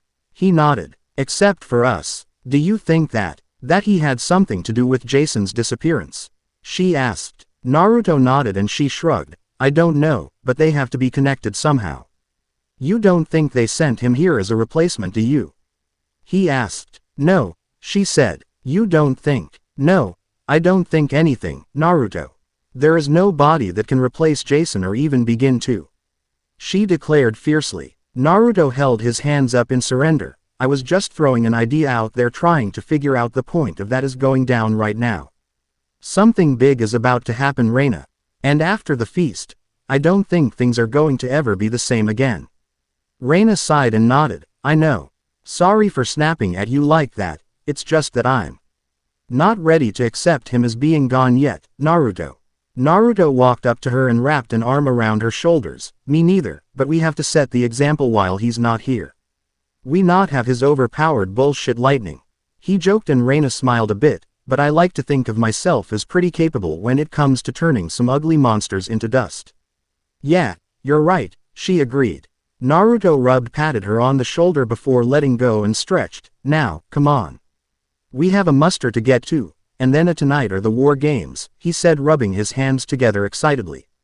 Raina smirked a little and shook her head. Don't ever change, Naruto, she said while walking towards the door. He fell in step beside her. If I ever start changing, I give you complete permission to smack me. And get my head back on straight. At the muster, Naruto stood tall and looked out over the assembled cohorts as Raina trotted back and forth on Skippy with her dogs following. They both were wearing their respective armors and purple cloaks. Raina gave Naruto a new one and made him promise to never lose this one or she would shave his head bald in his sleep. Needless to say, he promised readily and swore that he wouldn't lose this one. The cohorts were lined up perfectly, with their equipment shining under the sun. These were the members of the Legion, and Naruto was proud to be praetor over them despite his earlier feelings. His eyes caught movement and saw a hurrying Hazel dashing to her spot in the 5th cohort. Raina said something to her, but his focus was elsewhere. Nico D'Angelo, the son of Pluto himself, Naruto thought to himself. Despite my ability to not be able to die, that kid still creeps me out. I've had run-ins with his father before, and I can tell when one had the touch of the underworld on them. This kid is practically bathed in it, Kurama intoned in his deep voice. I can feel it too. I don't know what it is, but there's something about him that just feels off. And I don't think it has anything to do with who his dad is. Yeah, well, when you figure that out, wake me. Until then, stay out of trouble, and do not call on me unless absolutely necessary. We both know that you can only handle 3 taels worth of my chakra before your body and mind start to succumb. Yeah. Go back to sleep, fuzzball. I'll wake you when the situation calls for it. I have a feeling that that's going to be sooner rather than later anyways. Kurama just grunted before Naruto felt the connection disappear, and he was left to his own thoughts. Colors. He heard Octavian shout. Naruto refocused onto the muster as the emblems were presented. As usual, the Legion's eagle was not there, and Naruto could feel the embarrassment, and he even felt some himself. He didn't see the point of present it if there was no eagle, but Raina insisted on following tradition. Speaking of her, she directed Skippy to the forefront, grabbing everybody's attention. Romans. You've all heard of what happened earlier today, so I'll save everybody some time by not repeating what you all should probably know by now. Today we have newcomer Percy Jackson. The goddess herself, Juno, has lead him to us, and proclaimed him a son of Neptune. Percy raised a hand in the air nervously. Hey. Naruto felt the urge to face-palm at the introduction. What do the auguries say to him joining the Legion? Raina asked. Naruto zoned out whatever Octavian had to say, but Naruto got the distinction that he was accepted due to how Percy didn't look all that nervous and the shout of the cohorts. Avenue. Naruto saw Raina motion and the senior officers stepped forward from each cohort. Octavian, being the most senior of the centurions, addressed Percy. Recruit, do you have credentials? Letters of reference? Ah, those. Naruto firmly stuck with his belief that having a letter of reference or credentials were bullshit. He believed that you had to work for what you wanted, and was sick of these kids that were given a letter of reference, and an easier path when they looked like they couldn't hold a sword properly or thought they were tough shit. Naruto fixed the L.A.D.R. problem real quickly whenever he saw it someone by, of course, showing them the error of their ways. In other words, he would kick their ass, and show them that they weren't shit. That they were now swimming with the sharks. Percy shifted around nervously. Letters. No, I don't have any. Naruto saw the faux regretful look on Octavian's face, and just knew he could care less. No letters. Will any legionnaires stand for him? I will. Naruto heard come from Frank. He saved my life. Naruto smiled silently. Frank had always had a big heart, but was too unsure of his own abilities. He had tried getting him to come out of his shell, and had only partially succeeded. This was a result of that. Raina looked at Frank with her usual look that made lesser recruits cry. Naruto remembered the one time that happened with a newer girl recruit, and Naruto was proud that Frank only stepped back once. Frank Jong, Raina began, I remind you that you are on probation. Your godly parent has not even claimed you yet. You're not eligible to stand for another one until you earn your first stripe. Your support is noted, but it does not mean anything. Naruto winced at the way Frank was torn to proverbial pieces, but knew that what Raina was saying to be true. He saw Frank's face redden in embarrassment, and he looked like he wanted to curl up in himself in a hole. But to his not-so-surprise his best friend, and Naruto believed to be future love interest, there was a betting pool on this stuff, came to his rescue. I will stand for Percy. I am a full member of the Legion, and Percy saved both of our lives. Hazel declared. Naruto smiled at the courage the two showed, but knew that her standing up for him wasn't much of a good thing. Her being a daughter of Pluto was almost as bad as Percy being a son of Neptune. Raina raised a brow, and looked at Naruto. Why not? He shrugged. They weren't getting any better than this. Very well. Hazel Levesque, you may stand for him. Does the 5th cohort accept him as well? She asked. There was complete silence, before a fake cough sounded from somewhere trying to cover up the loser that was said. Scattered pockets of laughter. People tried to cover up rang through Naruto's ears and he clenched his fist. Ever since he left the cohort to be praetor, it had gone downhill to say the least. Naruto didn't like to think about it. Slowly a very unenthusiastic pounding of shields sounded from the cohort, led by an excited-looking Frank, and the new centurion stepped forward. Dakota. My cohort has spoken, he said, we accept him. Raina looked at Percy. Congratulations, Percy Jackson. You are on probation until it has been 1 year's time, or as soon as you complete an act of valor. You will be given a tablet with your name and cohort. Don't lose that, by the way. Gods know how many of you recruits do, she mumbled under breath, and Naruto couldn't help but snicker. Serve Rome, obey the laws of the Legion, and defend this camp with honor. Senatus Populus Romanus. Naruto and the rest of the Legion echoed her. Raina turned Skippy away, and he spread his large wings, giving them a shake. Naruto stepped up to Perk. Why, while Raina gave her commands to the rest of the Legion. He gave a flat stare to Nico, who reciprocated the look. D'Angelo. Uzumaki. Nico addressed him in a similar fashion. They gave each other mutual nods of respect. Before Naruto turned his attention to Percy. He held out his hand to Percy, but was greeted with a confused look. Naruto laughed a little. You're supposed to shake it. Come on man, I know you know how to shake a hand. Percy took one last look at it before reaching out and shaking it. Nice, Naruto said after they let go. Now, I'm going to let you in on a little secret about the cohort you're going to. Opposite to popular opinion, they aren't a bunch of losers. They just have had a rather bad streak of luck lately. I mean, I came from there, and look at me. I'm a preacher, and so was the guy before me. Percy nodded his head nervously. Yeah, the missing one, Jason. Naruto nodded. Yeah, they are a good group, and don't let anyone tell you otherwise. Matter of fact, it's a good thing that you were accepted into the 5th, because now maybe you'll be the one to bring them back up to snuff. Naruto patted Percy on the shoulder once before turning around just as the crowd dispersed. See you tonight, Percy. Percy gave a confused look to Nico, asking the unasked question. Nico shrugged. I don't know Percy. Uzumaki has always been an odd one. From his hair down to his personality. But he's one of the only guys that I respect. Percy raised an eyebrow. Is that high praise coming from you? Let's just say that there are only 2 people I respect that are still alive, and leave it at that.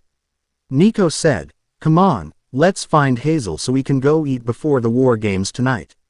Tonight is capture the fort, and you need all the energy you can get. Percy nodded his head, but couldn't shake the feeling of unease that plagued him. Hades was sitting in his high-backed throne made of skulls and Stygian iron. To the average person, it may just look like an uncomfortable throne. But due to a whole bunch of spells, it was probably the most comfortable chair in existence. He'd never let people know that, because it would ruin his reputation as the Lord of the Underworld. His train of thought was cut off as a flash appeared in front of him. The light died down to reveal, Hera. What brings you down to hell, Mrs. Queen of Olympus? He asked. Is my brother being a right prick again? Or is it one of those annoying gods that think that they deserve a seat on the council bar Athena and Hephaestus? I am here on business, Hades, she told him. This caused Hades to lean forward. Oh. And what sort of business would you have with the Lord of the Underworld? I'd like strike a deal with you, Hades. An exchange, Hera said. What could you have that I want, Hera? Hades asked, clasping his hands together in his lap, interest piqued. I'd like for you to give me control of one of the souls in the underworld in exchange. She waved her hand and a purple orb paired and floated forward in front of Hades, the soul of the one who has eluded your grasp for so long. Hades stared at the ghastly purple orb like a man possessed. Is this? Yes it is. I have a connection, and he was able to get me it. Fresh from cooling corpse of the bastard. And it is all yours. The orb floated back to Hera, in exchange for the one I want.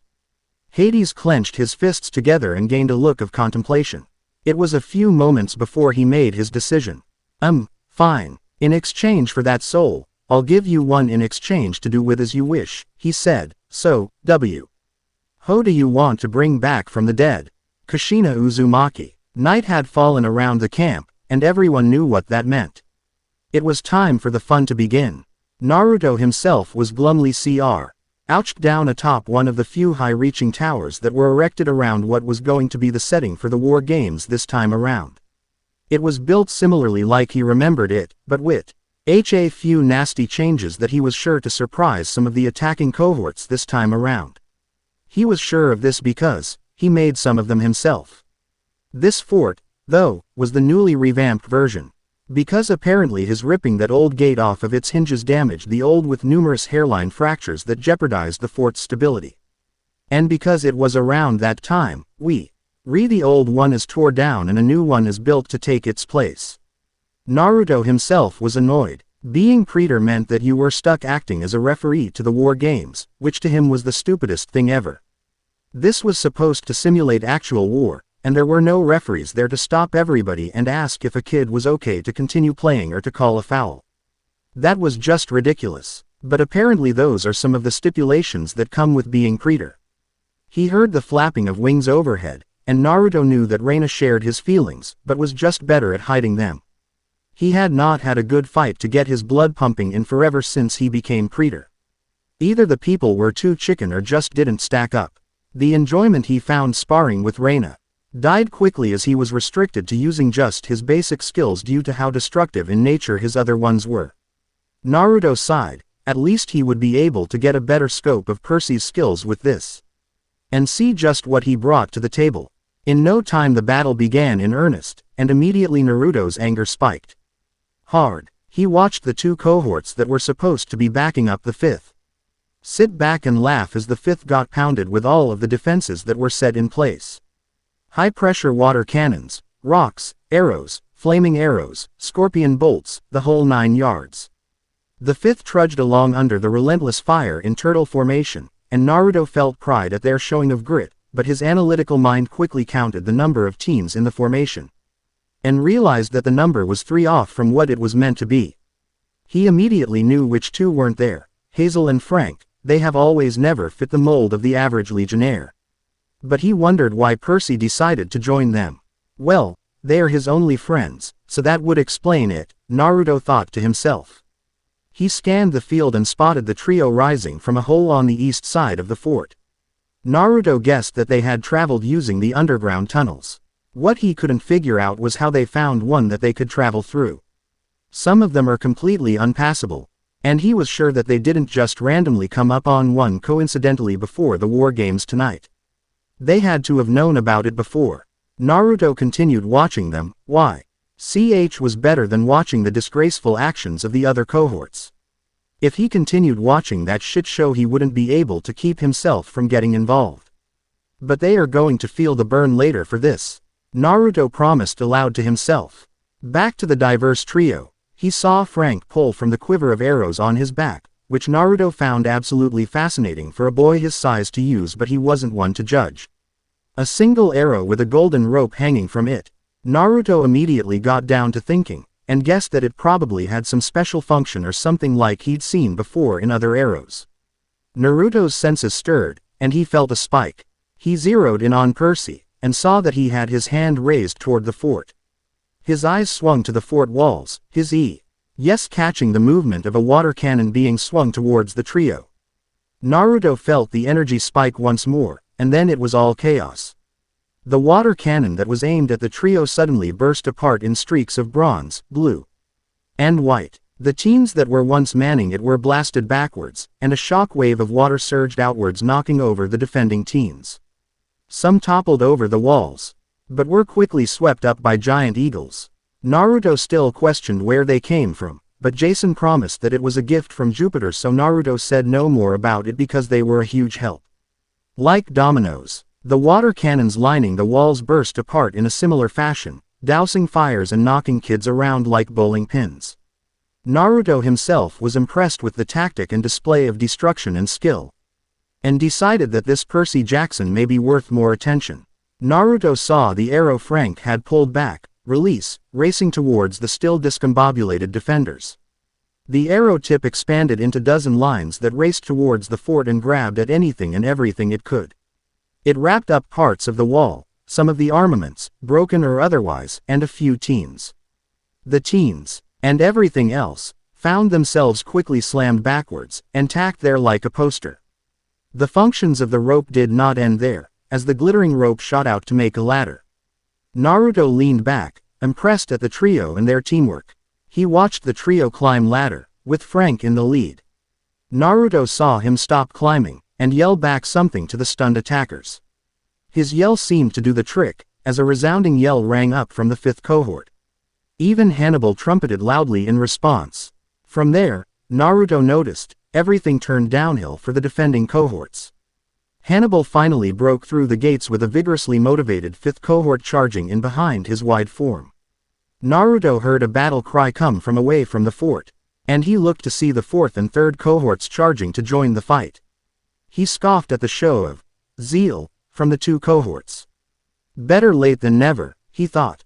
With the surge of energy from the fifth cohort, Hannibal knocking aside teens like bowling pins, and the fresh third and fourth cohorts coming in, the game was quickly wrapped up. Naruto stood as, not too surprisingly, Percy and Frank were the ones waving the banners around in victory from Hannibal's back. He jumped down from his vantage point as the teens wearily regrouped in the field. Some holding their head high on victory, and others wallowing in their disappointment in defeat. He hit the ground, and that was when he smelled it. Blood. He sniffed in a deep breath, smelling the acrid copper scent, and his head snapped toward the fortress just as a couple of teens came rushing out, carrying a body on the stretcher. Wait! That was Gwen. Move! Get out of the way! Someone yelled, but Naruto didn't care to figure out who. The medics hurriedly set the stretcher down, and Naruto rushed over to them. He slid in on his knees, and he saw the terrible shape she was in. She was on her side, her pale face turning his way, with a pilum sticking out of her chest near where her armpit was. His nose was immediately assaulted with the acrid stench of blood, and he saw it running down from the stretcher and onto the ground pooling around his knees. No, no, no, he muttered, as he tried to figure out what to do. She had to be okay, but the empty look in her eyes told him otherwise. He reached out and put the back of his hand next to her mouth, feeling for a breath, any sign that she was still breathing. But there was no air.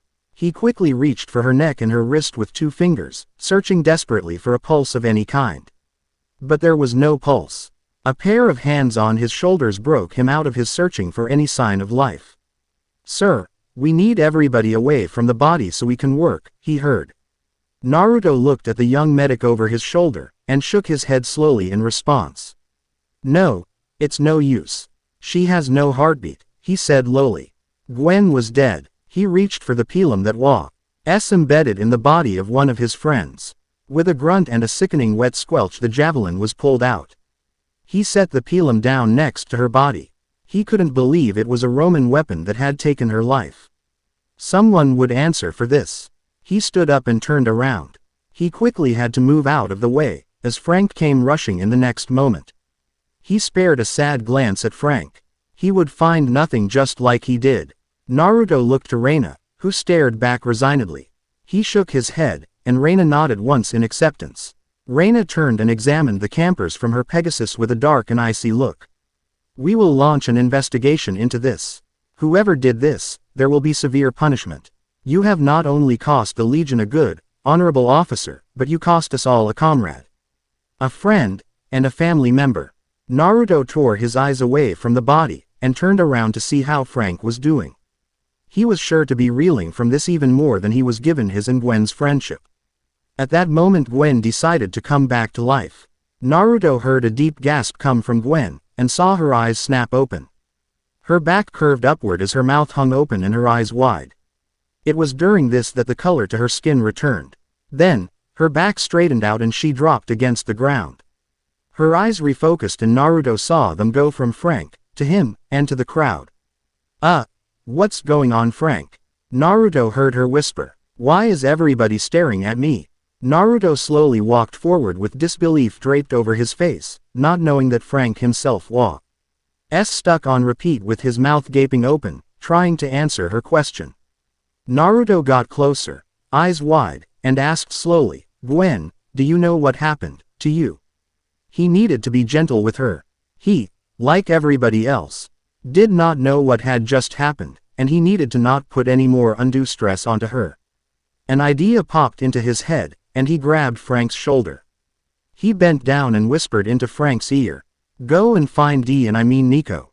Find him as fast as possible, and bring him here. We need an expert on this, and he's the closest we got." Naruto gave Frank a hard look, showing him the seriousness of the situation and smothering any kind of argument from him.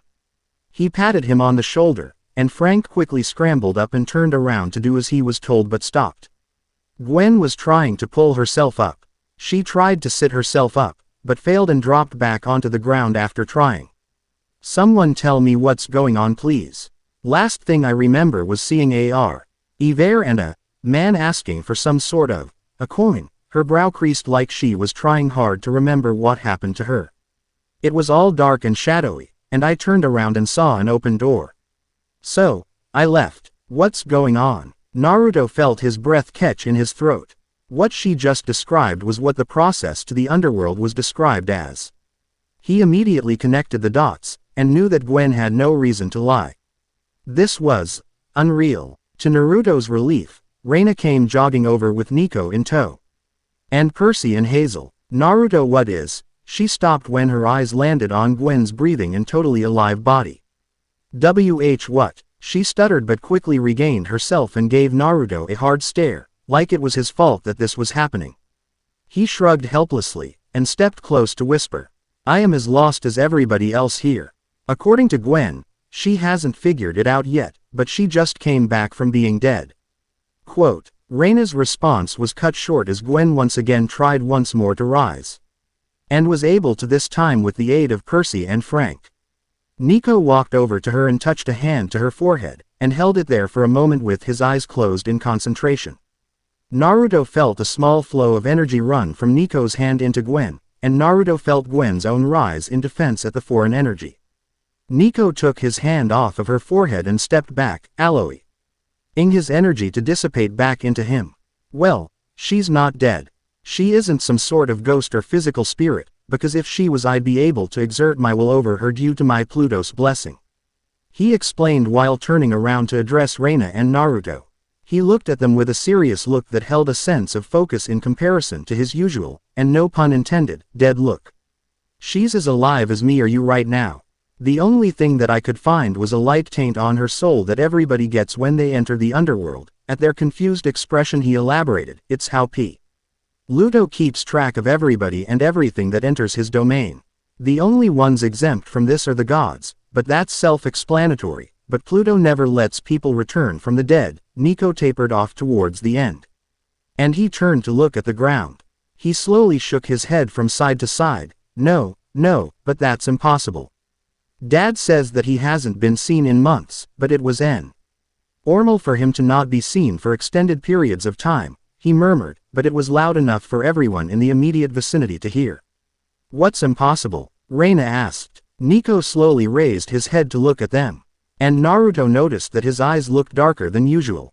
I don't think Pluto is to blame for Gwen coming back. For a moment there was silence, and Naruto wondered what he could have meant by that. He looked at Raina, who was staring at Nico in silence as she mulled over what he just said. Naruto wondered if this night could get any worse. He should have known not to tempt the fates. An absolutely thunderous voice crashed into everyone's eardrums and rolled over the field. Death loses its grip. This is only the beginning. Everybody tensed and some even drew their weapons. Hannibal the elephant trumpeted nervously, and Raina's Pegasus reared back and neighed similarly. In the midst of the legion, an orange-red column of fire rocketed into the air like the back end of a rocket. The heat seared everyone's skin and the flare caused everybody to turn or look away. Naruto felt the heat, but was undeterred by it. He had felt far hotter and seen far brighter. The column finally stopped flaring and what was revealed caused the teens to scramble backwards. It was a man. Well, man, was putting it lightly, Naruto internally noted. Standing inside the ring of burnt ground and what was left of the small amount of grass that was there, stood an absolute behemoth.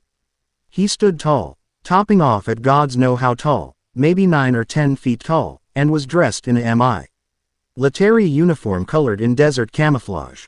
He seemed like the physical manifestation of power itself. His hair was cut into a flat top wedge like Frank's, which Naruto wondered was a coincidence or not.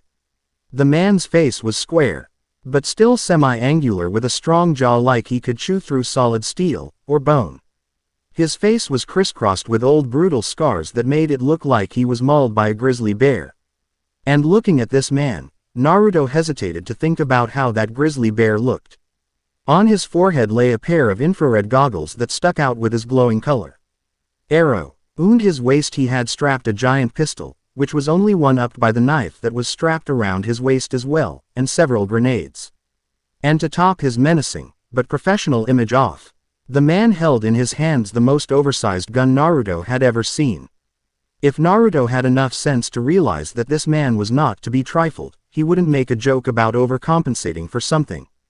But there was something that rubbed him the wrong way about this man. And what was life if you didn't piss off a few gods here and there? Before he could crack his joke, from beside him Frank stumbled forward and fell to one knee. The other campers and Raina followed suit and knelt. Naruto knelt, but only did so out of respect towards him for his aid in past battles. Say what you will about children of Mars, but they were damn fine soldiers to fight with and terrifying to fight against when they got going. Well, it seems, the soldier began in a deep, rough voice, that at least of you know your superior officer when you see him. It's been a long time since I visited Camp Jupiter. Naruto felt someone step up beside him, and he looked to see that it was Percy, sword in hand, glaring at the giant military man. You're Ares, Percy stumbled out in realization. What do you want? There was a chorus of gasps from the hundreds of campers, an elephant, and a flying horse. Naruto was surprised by the tone of aggression that Percy took, and mentally jotted it down. He also scratched a notch under Percy's reputation mentally. Anyone with balls big enough to question a god either had a death wish or knew what they were doing. Naruto wasn't sure yet which one Percy was. The god regarded Percy with a look of semi-interest. You've got spunk, kid, he said.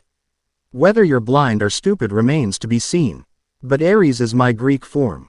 But to these people, to these followers, to these children of Rome, I am Mars, patron of the Empire, divine father of Romulus and Remus. We've met, Percy said, and his brows creased as if trying to remember. We fought. Mars scratched his chin, thinking. Being who I am, I fight a lot of people, kid. But I assure you, you've never fought me as I am. If you had, you wouldn't be here right now. Now, kneel, demigod, as befits a child of Rome, before you try my patience, he demanded as around his feet flames began to sputter anew. Percy, please, come on, man, Frank pleaded and gave Percy a look. Naruto could see the distasteful expression on Percy's face as he relented and kneeled, and Naruto could relate to the feeling. Eing the either brave or stupid demigod kneel, Mars forced the flames to extinguish themselves and Mars looked over the crowd of campers. Romans, lend me your ears. He laughed a deep, hearty laugh that reeked of genuine amusement. I've always wanted to say that Antony really knew how to move a crowd with his speeches. Anyways, I come from Olympus with a message for you. Now, Jupiter does not like us communicating directly with mortals, especially nowadays, but he has allowed this exception, as you Romans have proven yourselves and have always held a special place in my chest cavity. Naruto wasn't sure he said that phrase correctly. I'm only permitted to speak for a few minutes, so listen up, he said. He pointed his thick finger at Gwen. She should be 6 feet underground now, yet she isn't. The monsters you fight no longer will stay down when they are slain. Some demigods, using her as an example, who have died either recently or long ago are now walking amongst the living. Mars paused here before revealing the reasoning behind it all. Thanatos, Death himself, has been captured and chained. The doors of death he held control over have wrenched from his grasp and are now open. Gaia allows our enemies to travel into the world of mortals, your world. Her sons, the giants, are mustering whole armies against you, armies that you will not be able to kill, I remind you. Unless death is unleashed to return to his duties, you will be overrun and extinguished. You must find him and free him from his bindings. Release him and whatever you kill will be rightfully dead. Mars looked around, and everyone was still silently kneeling. Okay, you can get up now. Any questions? Naruto rose immediately, while Raina rose in a more reserved manner. They approached the god, followed by Octavian, who was bowing like a professional kiss-ass in Naruto's eyes. Naruto spoke first. Thanatos is the god of death, so that means that people will just stop dying. Mars made an iffy motion with his hand. Not all at once, but it will eventually get to that point. Monsters are already pests that are hard to dispatch, but soon they will be completely impossible to put down. Eventually, even mortals will stop dying as well. Octavian chose this moment to interject with his own question. Oh, great and powerful Lord Mars, this humblest of the humble one wonders that if we cannot die then wouldn't it be a good thing? Quote, naive demigods, Mars muttered, shaking his head before speaking up. What is the point of war if it would have no end? Endless carnage that just kept repeating itself. Enemies that keep getting back up because they can't be killed. Is that what you want? Again Percy chimed in with a distasteful expression on his face. You're the god of war. Isn't endless carnage your forte? Flames grew in Mars's eyes. You have a smart mouth, don't you? I can see why I may have fought you before. I am the god of war, yes, but military might that is used for righteous cause. For the glory of Rome. The full god of war would be your praetor's mother, but I protect the legions. War without end is not something I desire. You'll see for yourself eventually. Mars raised his gun into the air, and everybody ducked or covered their ears expecting gunfire. The god rolled his eyes. Get up, you bunch of babies. I'm not going to shoot, he glared at Percy, no matter how much I want to. Instead, I order a quest. You will go north to the land beyond the gods, find Thanatos, and free him from his bondage. Thwarting the giant's plans, Mars glowered and swept his gaze across the crowd of teens, stopping to look at a specific four in particular. But beware the might of Gaia. Beware her son, the eldest giant.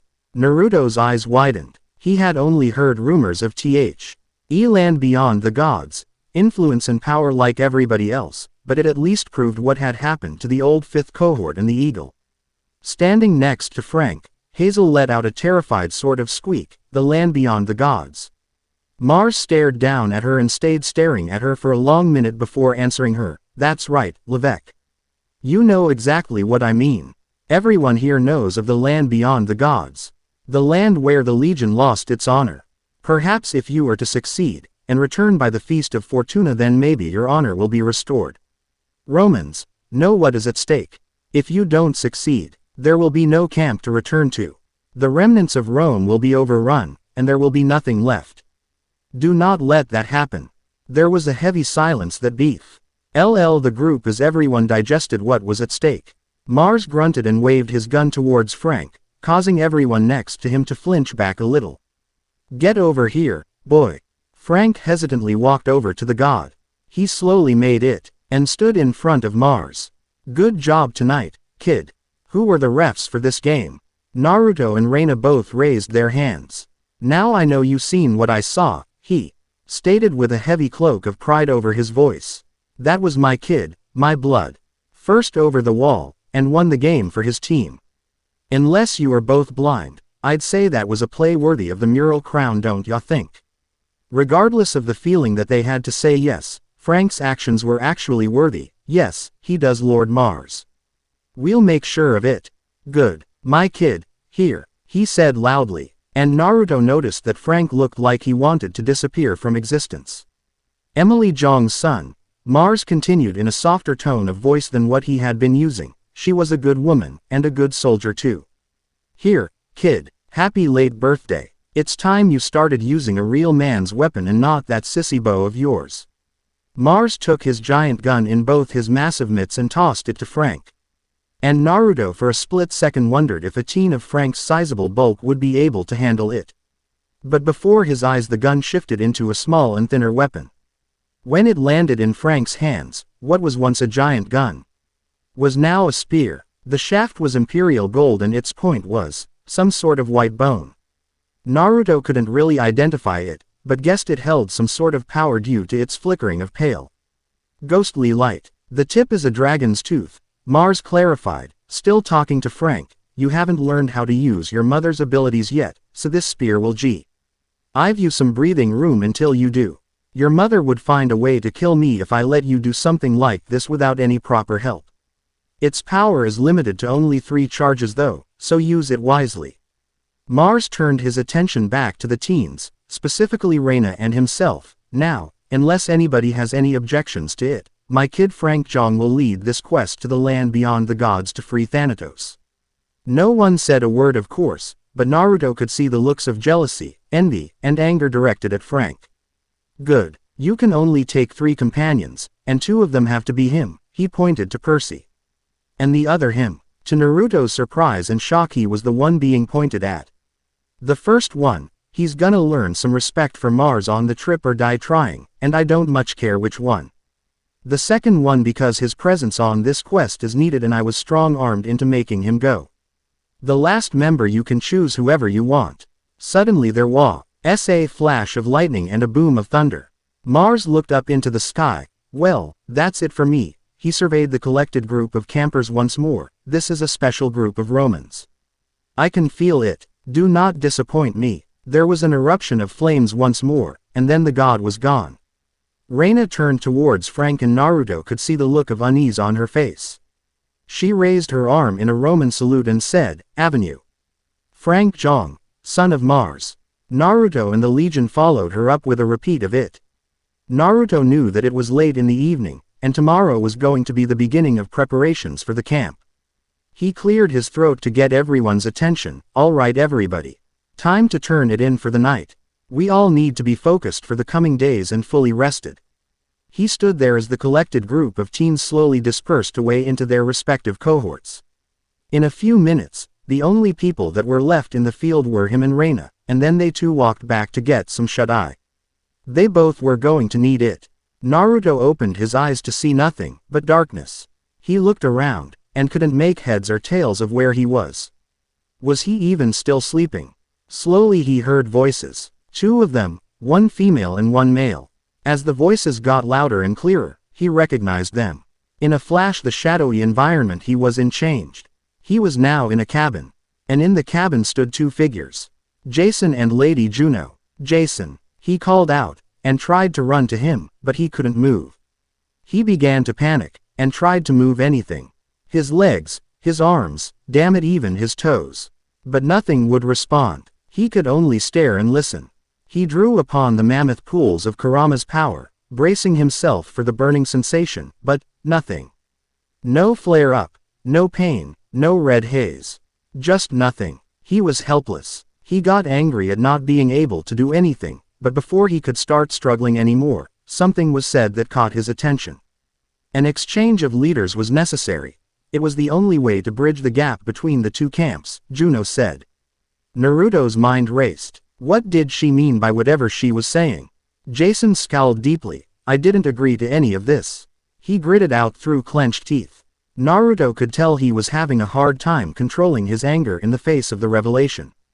No, you did not. But Zeus gave me control of this. As he is busy in the face of other rising problems on Olympus, and I am helping you reach your full potential, young Grace. You will play a critical role in the events that will take place. And you will be tested like none others before you. Failure is not an option for you, Juno stated.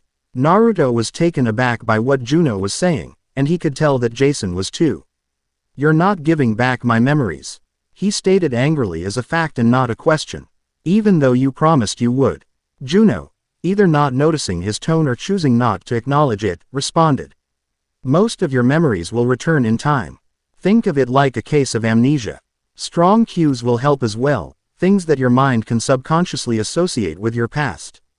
Do not be so quick to return to your home. You need these next few months with your new friends, your new home. Juno opened her mouth to continue, but she was cut off by Jason's outraged outburst. This place is not my home. I have one already, Lady Juno. I may not remember it, but I do remember what it felt like to have a home, and this is not it. I don't even know who I am anymore. He raged at her. Naruto could see the beginnings of an angry Jason. His eyes flickered with lightning, his hair stood on end as the electric current ran along his skin, and the cloth in the cabin began to sway due to the wind he began to produce. With a wave of her hand, everything instantly died down, and Jason returned to normal. She continued speaking, as I was saying, you're gaining their trust and you are slowly trusting them as well. And you cannot deny it. By the time you set sail, you will be a leader at this camp, that is just who you are. At the point will you be ready to peacemaker between the two of the greatest powers that walked this earth. Jason clenched his jaw, and glared at Lady Juno for a long minute before sighing and running a hand through his hair. What if I fail? What if this causes another civil war? Lady Juno smiled amusedly. Do not fret, you are not alone in this endeavor. Your counterpart is in the same position as you are. You two are pivotal to my plan, and you two will succeed. You two will be the ones that bring about the change that is needed to combat this apocalyptic threat. The giants will rise, and each can only be killed by a god and demigod working together. Though, say 7 demigods must be the greatest of this age. The prophecy demands we change, and if we cannot then we shall fall. Gaia is counting on this from us. You must unite the heroes of Olympus, the gods that will carve their name into the history books of the gods, and sail together to meet the giants on the ancient grounds of Greece. Only then will the gods be convinced to join you. It will be the most dangerous quest ever attempted, the most important voyage ever taken by the children of the gods.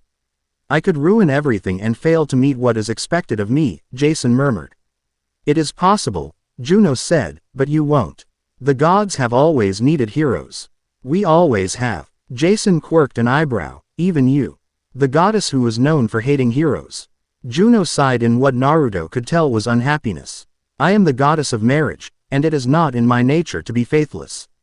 So, as a result I have no mortal heroes to do my bidding, which is why I am bitter toward demigods and heroes.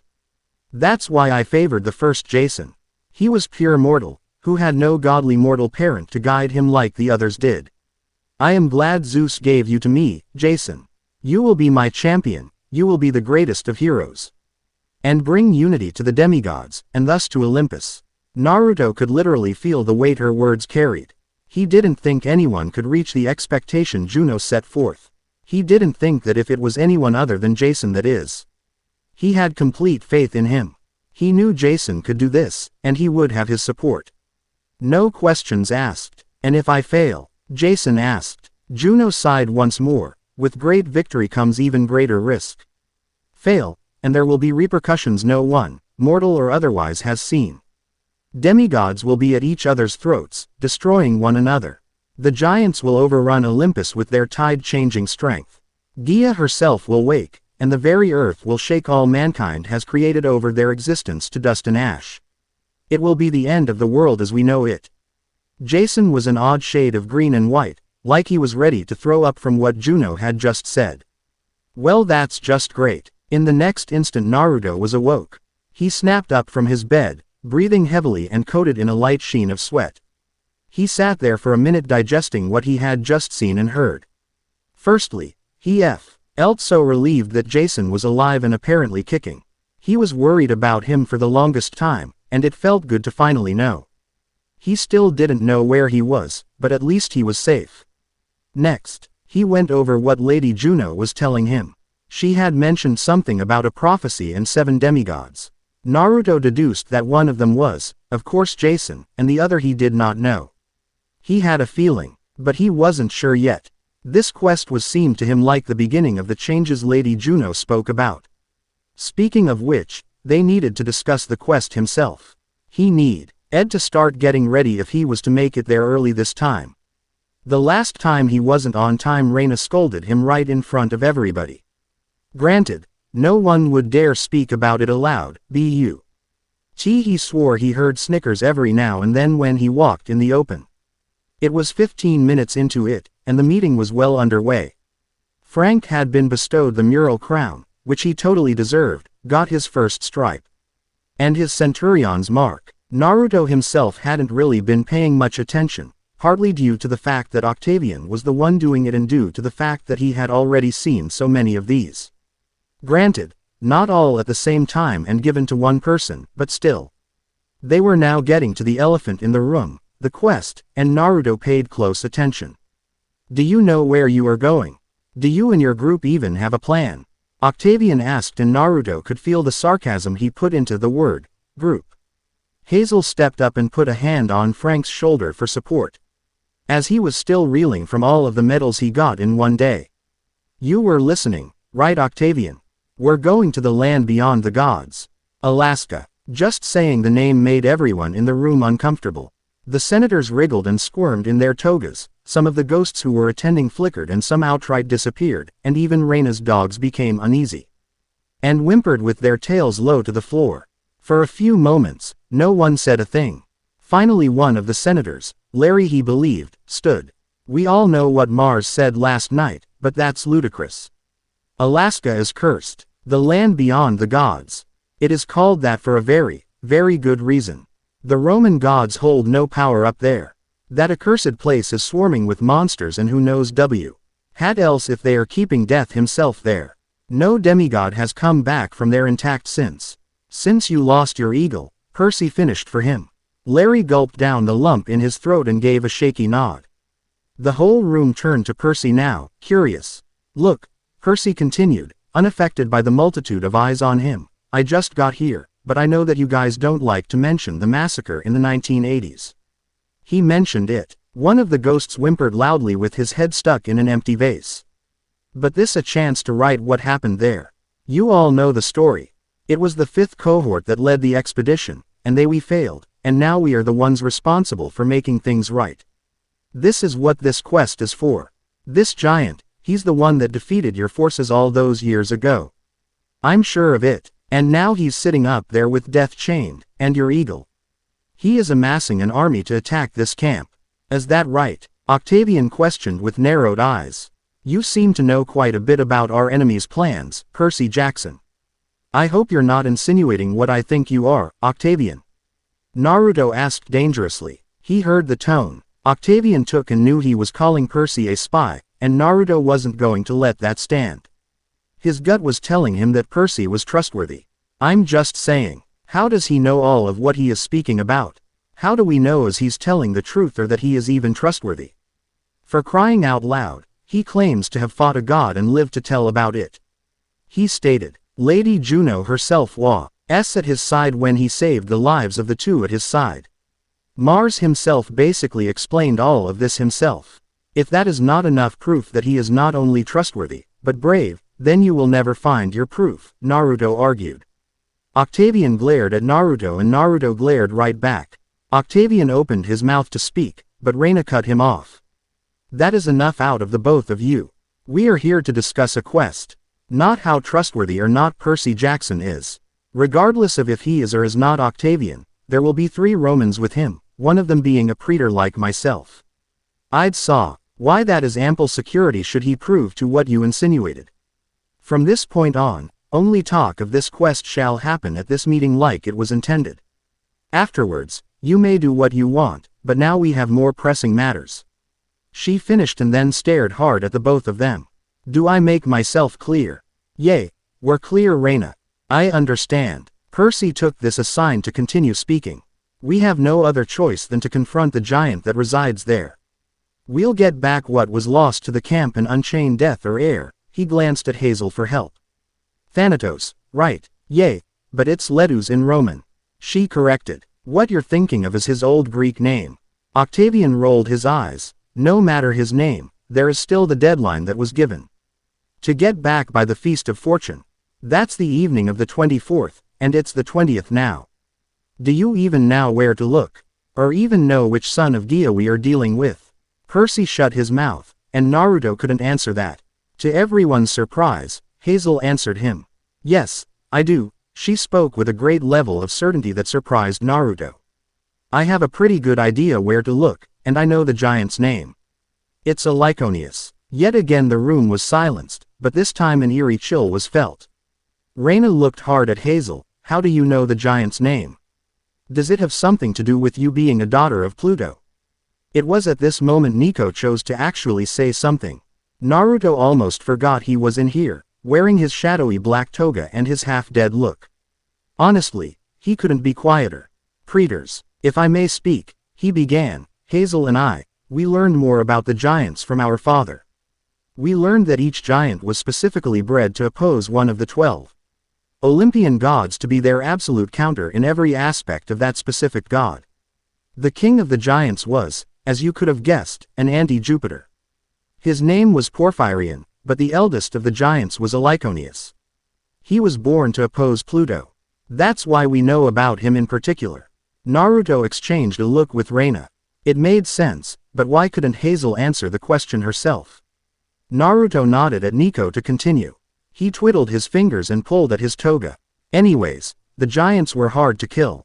According to prophecy, they could only be defeated by gods and demigods working together. Dakota, somehow having snuck in a flask of Kool-Aid in hand, belched. Sorry, did you say gods and demigods, like fighting side by side and working together and all that? That's impossible. Nico shook his head at that. Not impossible. In fact, it has happened before. In the first giant war, the gods called on heroes to join them, and they came out victorious. Now, whether it can happen again, I don't know. But I do know it has too. With Alcyoneus, he was different from the others. As long as he remained in his home territory, the place he was born, he was completely immortal, impossible to kill, be it god or demigod. He paused and let it sink in. And if he has been reborn in Alaska, then he can't be defeated there, Raina finished. That explains why our 1980 expedition failed. It was doomed from the beginning. This broke the false calm that everyone had. Everyone started shouting out and arguing. Then it's impossible. How can such a thing even exist? That's so unfair. Quiet, Naruto hollered. Their shouting out was only making this longer than necessary. They were on a tight enough time limit as is. Regardless of if he is immortal or not, he is still killable. We just have to find out how they did it last time and do that. I, for one, want to get going on this quest. We are on a time limit if you all haven't forgotten, but I do have a question for you, D'Angelo. Nico gave Naruto his attention, as did the rest of the room, and asked, "What is it?" Mars said that death had been chained. How is that possible? He questioned. It's been done before. In the ancient times a dude named Sisyphus tricked death and tied him up, and Hercules wrestled him down. So, Percy interjected, if we free Thanatos, then the dead would stay dead, right? He glanced at Gwen and winced. No offense. Nico sighed in exasperation, it's more complicated than that. Octavian scoffed and rolled his eyes, why am I not surprised? The door of death, Raina said, ignoring Octavian. They are mentioned in the prophecy of 7, which sent the first expedition to Alaska. A ghost cut her off, we all know how that turned out. We Larrys. Before he could continue, Nico put a finger to his lips in a shushing motion, and all of the other Larrys in the building went silent. Some looked panicked due to their mouths not being able to open anymore. With that deed done, Nico continued. Thanatos is only part of the solution. The doors of death are the personal doors of Thanatos. They are like his express way into life and death, and only he is said to know where they are because the location of them shifts over the ages. Now, though, they are being forced open by Gaia's minions, meaning that Gaia controls who can come back from the dead, Percy finished gravely.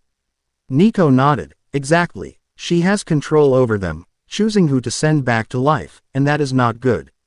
Monsters that have long been killed will come back, evil souls that should stay dead won't. If we unchain Thanatos, at least he will be able to bring the souls back down under. Monsters will die, they used to, but they won't stay that way for long. Unless we close the doors of death, our enemies won't stay down for long. Frank, who snapped out of his stupor and began to listen, scratched the top of his head, but if we free Thanatos, he should be able to retake the doors of death because he know where they are, right? Nico shook his head negative, I don't think so. Not alone. He is no match Gaia. It would take a massive quest. An army of the best demigods the world has to offer. Foes bear arms to the doors of death, Raina said. That's the prophecy. We don't have the resources nor the manpower to send an army to take the doors and defend the camp. I can't even imagine sparing 7 demigods. First things first, Naruto interjected. He could sense the levels of panic rising in the room. We can deal with the prophecy of 7 when we are not on crunch time here. He said, staring right at Raina, whose eyes had turned to the floor due to her thinking. He looked back up to the room. Let's concentrate on the task before us first. We need to free Thanatos. And get back here before the feast. After we succeed, then we can worry about the doors of death, he said confidently. Naruto breathed a silent sigh of relief as he felt people's level of panic fall back down. But Octavian had to open his mouth again. You sound confident. Do you even have a plan? He asked, and Naruto could hear the slight sneer in his voice. Naruto glanced at Percy, Frank, and Hazel before answering. We get to Alaska as fast as we can, and then take things from there. We improvise, Percy added. A lot, Hazel and Frank said at the same time. See, Naruto asked. Now all we need is to put to vote on what support will be provided for the quest. If I may say, Octavian began, the camp is in grave danger. 2 gods have warned us that we will be attacked in 4 days from now. We cannot spread our resources thin on the off chance that a ragtag group can succeed in this quest. His face went sad and had a pitying look on it. Naruto wanted to throw up. The ones who have been chosen do not have the best track record. Perhaps they were chosen because they were the most expendable, and couldn't help in the important task of defending the camp, defending our lives. Well, then why did he choose Naruto to go? Dakota asked in an oddly serious tone. Octavian stared at Dakota for a second before answering. Perhaps he wanted to make it seem like there was at least a chance in the quest. I cannot speak for a god, No one here can, but I can speculate. Whatever the case is, he did not order a massive expedition, like he could have, nor did he ask us to fund this quest. There are only 4 of them after all. No, I say we keep the resources here, where the battle will be won or lost. If the camp were to fall, then who would they come by? CK on the small chance they succeeded in their quest.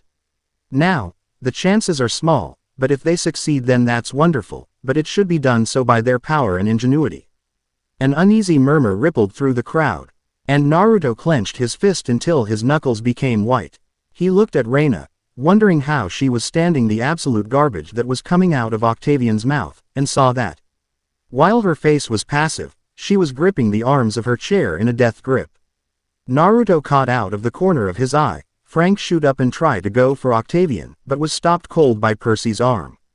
Fine, Percy yelled out over the murmurs. No problem, but at least give us transportation. Gaia holds domain over the earth, right? Then we need something that doesn't touch the earth. Like a plane or a boat. Before Octavian could speak up and sway the crowd even more than he already had, Raina interjected, we can grant you access to a boat. That is doable. She straightened up in her chair and said tightly. We'll put it to vote. Senators, the motion is as follows. The quest shall go north to Alaska. The Senate shall provide full access to the Roman Navy docked at Alameda. No other aid shall be provided beyond that. The 4 adventurers will succeed or fail on their own merits. All in favor. All but one hand went up, and she sent a small respectful nod Dakota's way. He, of course, did not see it due to him drinking from his flask, but she knew he did it on purpose. The motion is passed, Raina said and turned to Frank. Centurion, your party is excused. The Senate has other matters to discuss. And Naruto will join you after it is adjourned. And, Octavian, if we may confer with you for a moment. So, with that said, Frank, Percy and Hazel left the building. And Naruto sat back down in his praetor chair with an angry huff. There was nothing he could do now. They were to go to the land beyond the gods, fight a giant and whatever else he had up there, free death itself. And return with the golden eagle, and all before the feast in a few days. This was to be the hardest challenge laid on his plate to date. It was do or die. And he had no plans of dying. Mars teleported back up to Olympus in a flash, and was immediately confronted. Did you do what I asked of you? Mars rolled his eyes but answered, yeah, I did. I don't know why you wanted me to. The boy looked kind of flaky in my opinion. That's because all of your children are built more to choke out a bear than to outsmart it. He nodded. He couldn't argue with that. Why? Besides the obvious. Do you want him to go on this quest? If what you said about him is true, then your plan may not even work.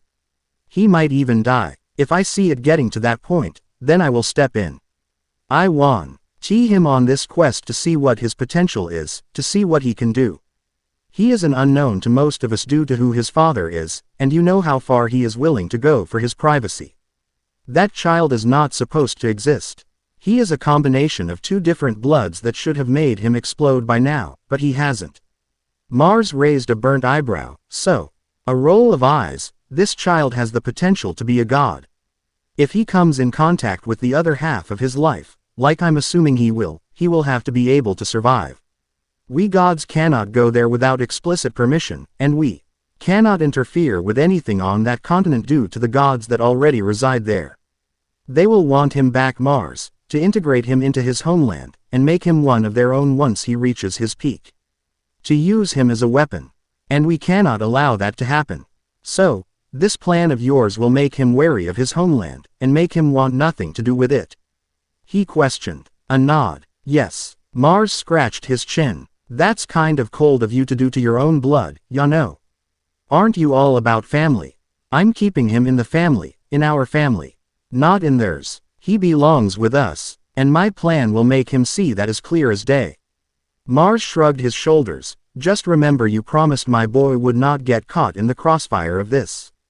I know how destructive their fights can get, and I don't like it. Oh, I remember my promise. Your boy will lead his quest like he was meant to, but his survival is not up to me. That is dependent on his skill, and the skill of his 2 companions. Mars nodded. I know, but he's got his mother's blood in him too. He'll realize his potential soon enough. I know he will. Are we done, Lady Juno? Juno nodded her head, and snap her fingers as Mars flashed out of her chambers. In a red blur, a figure appeared kneeling at her feet. Rise, my daughter-in-law. Kushina Uzumaki raised her head and opened her purple eyes. Had a golden mist over them that flashed away. What is it you wish of me, mother? The end. I hope you enjoyed this episode. Remember to subscribe and like this video. See you in the next video.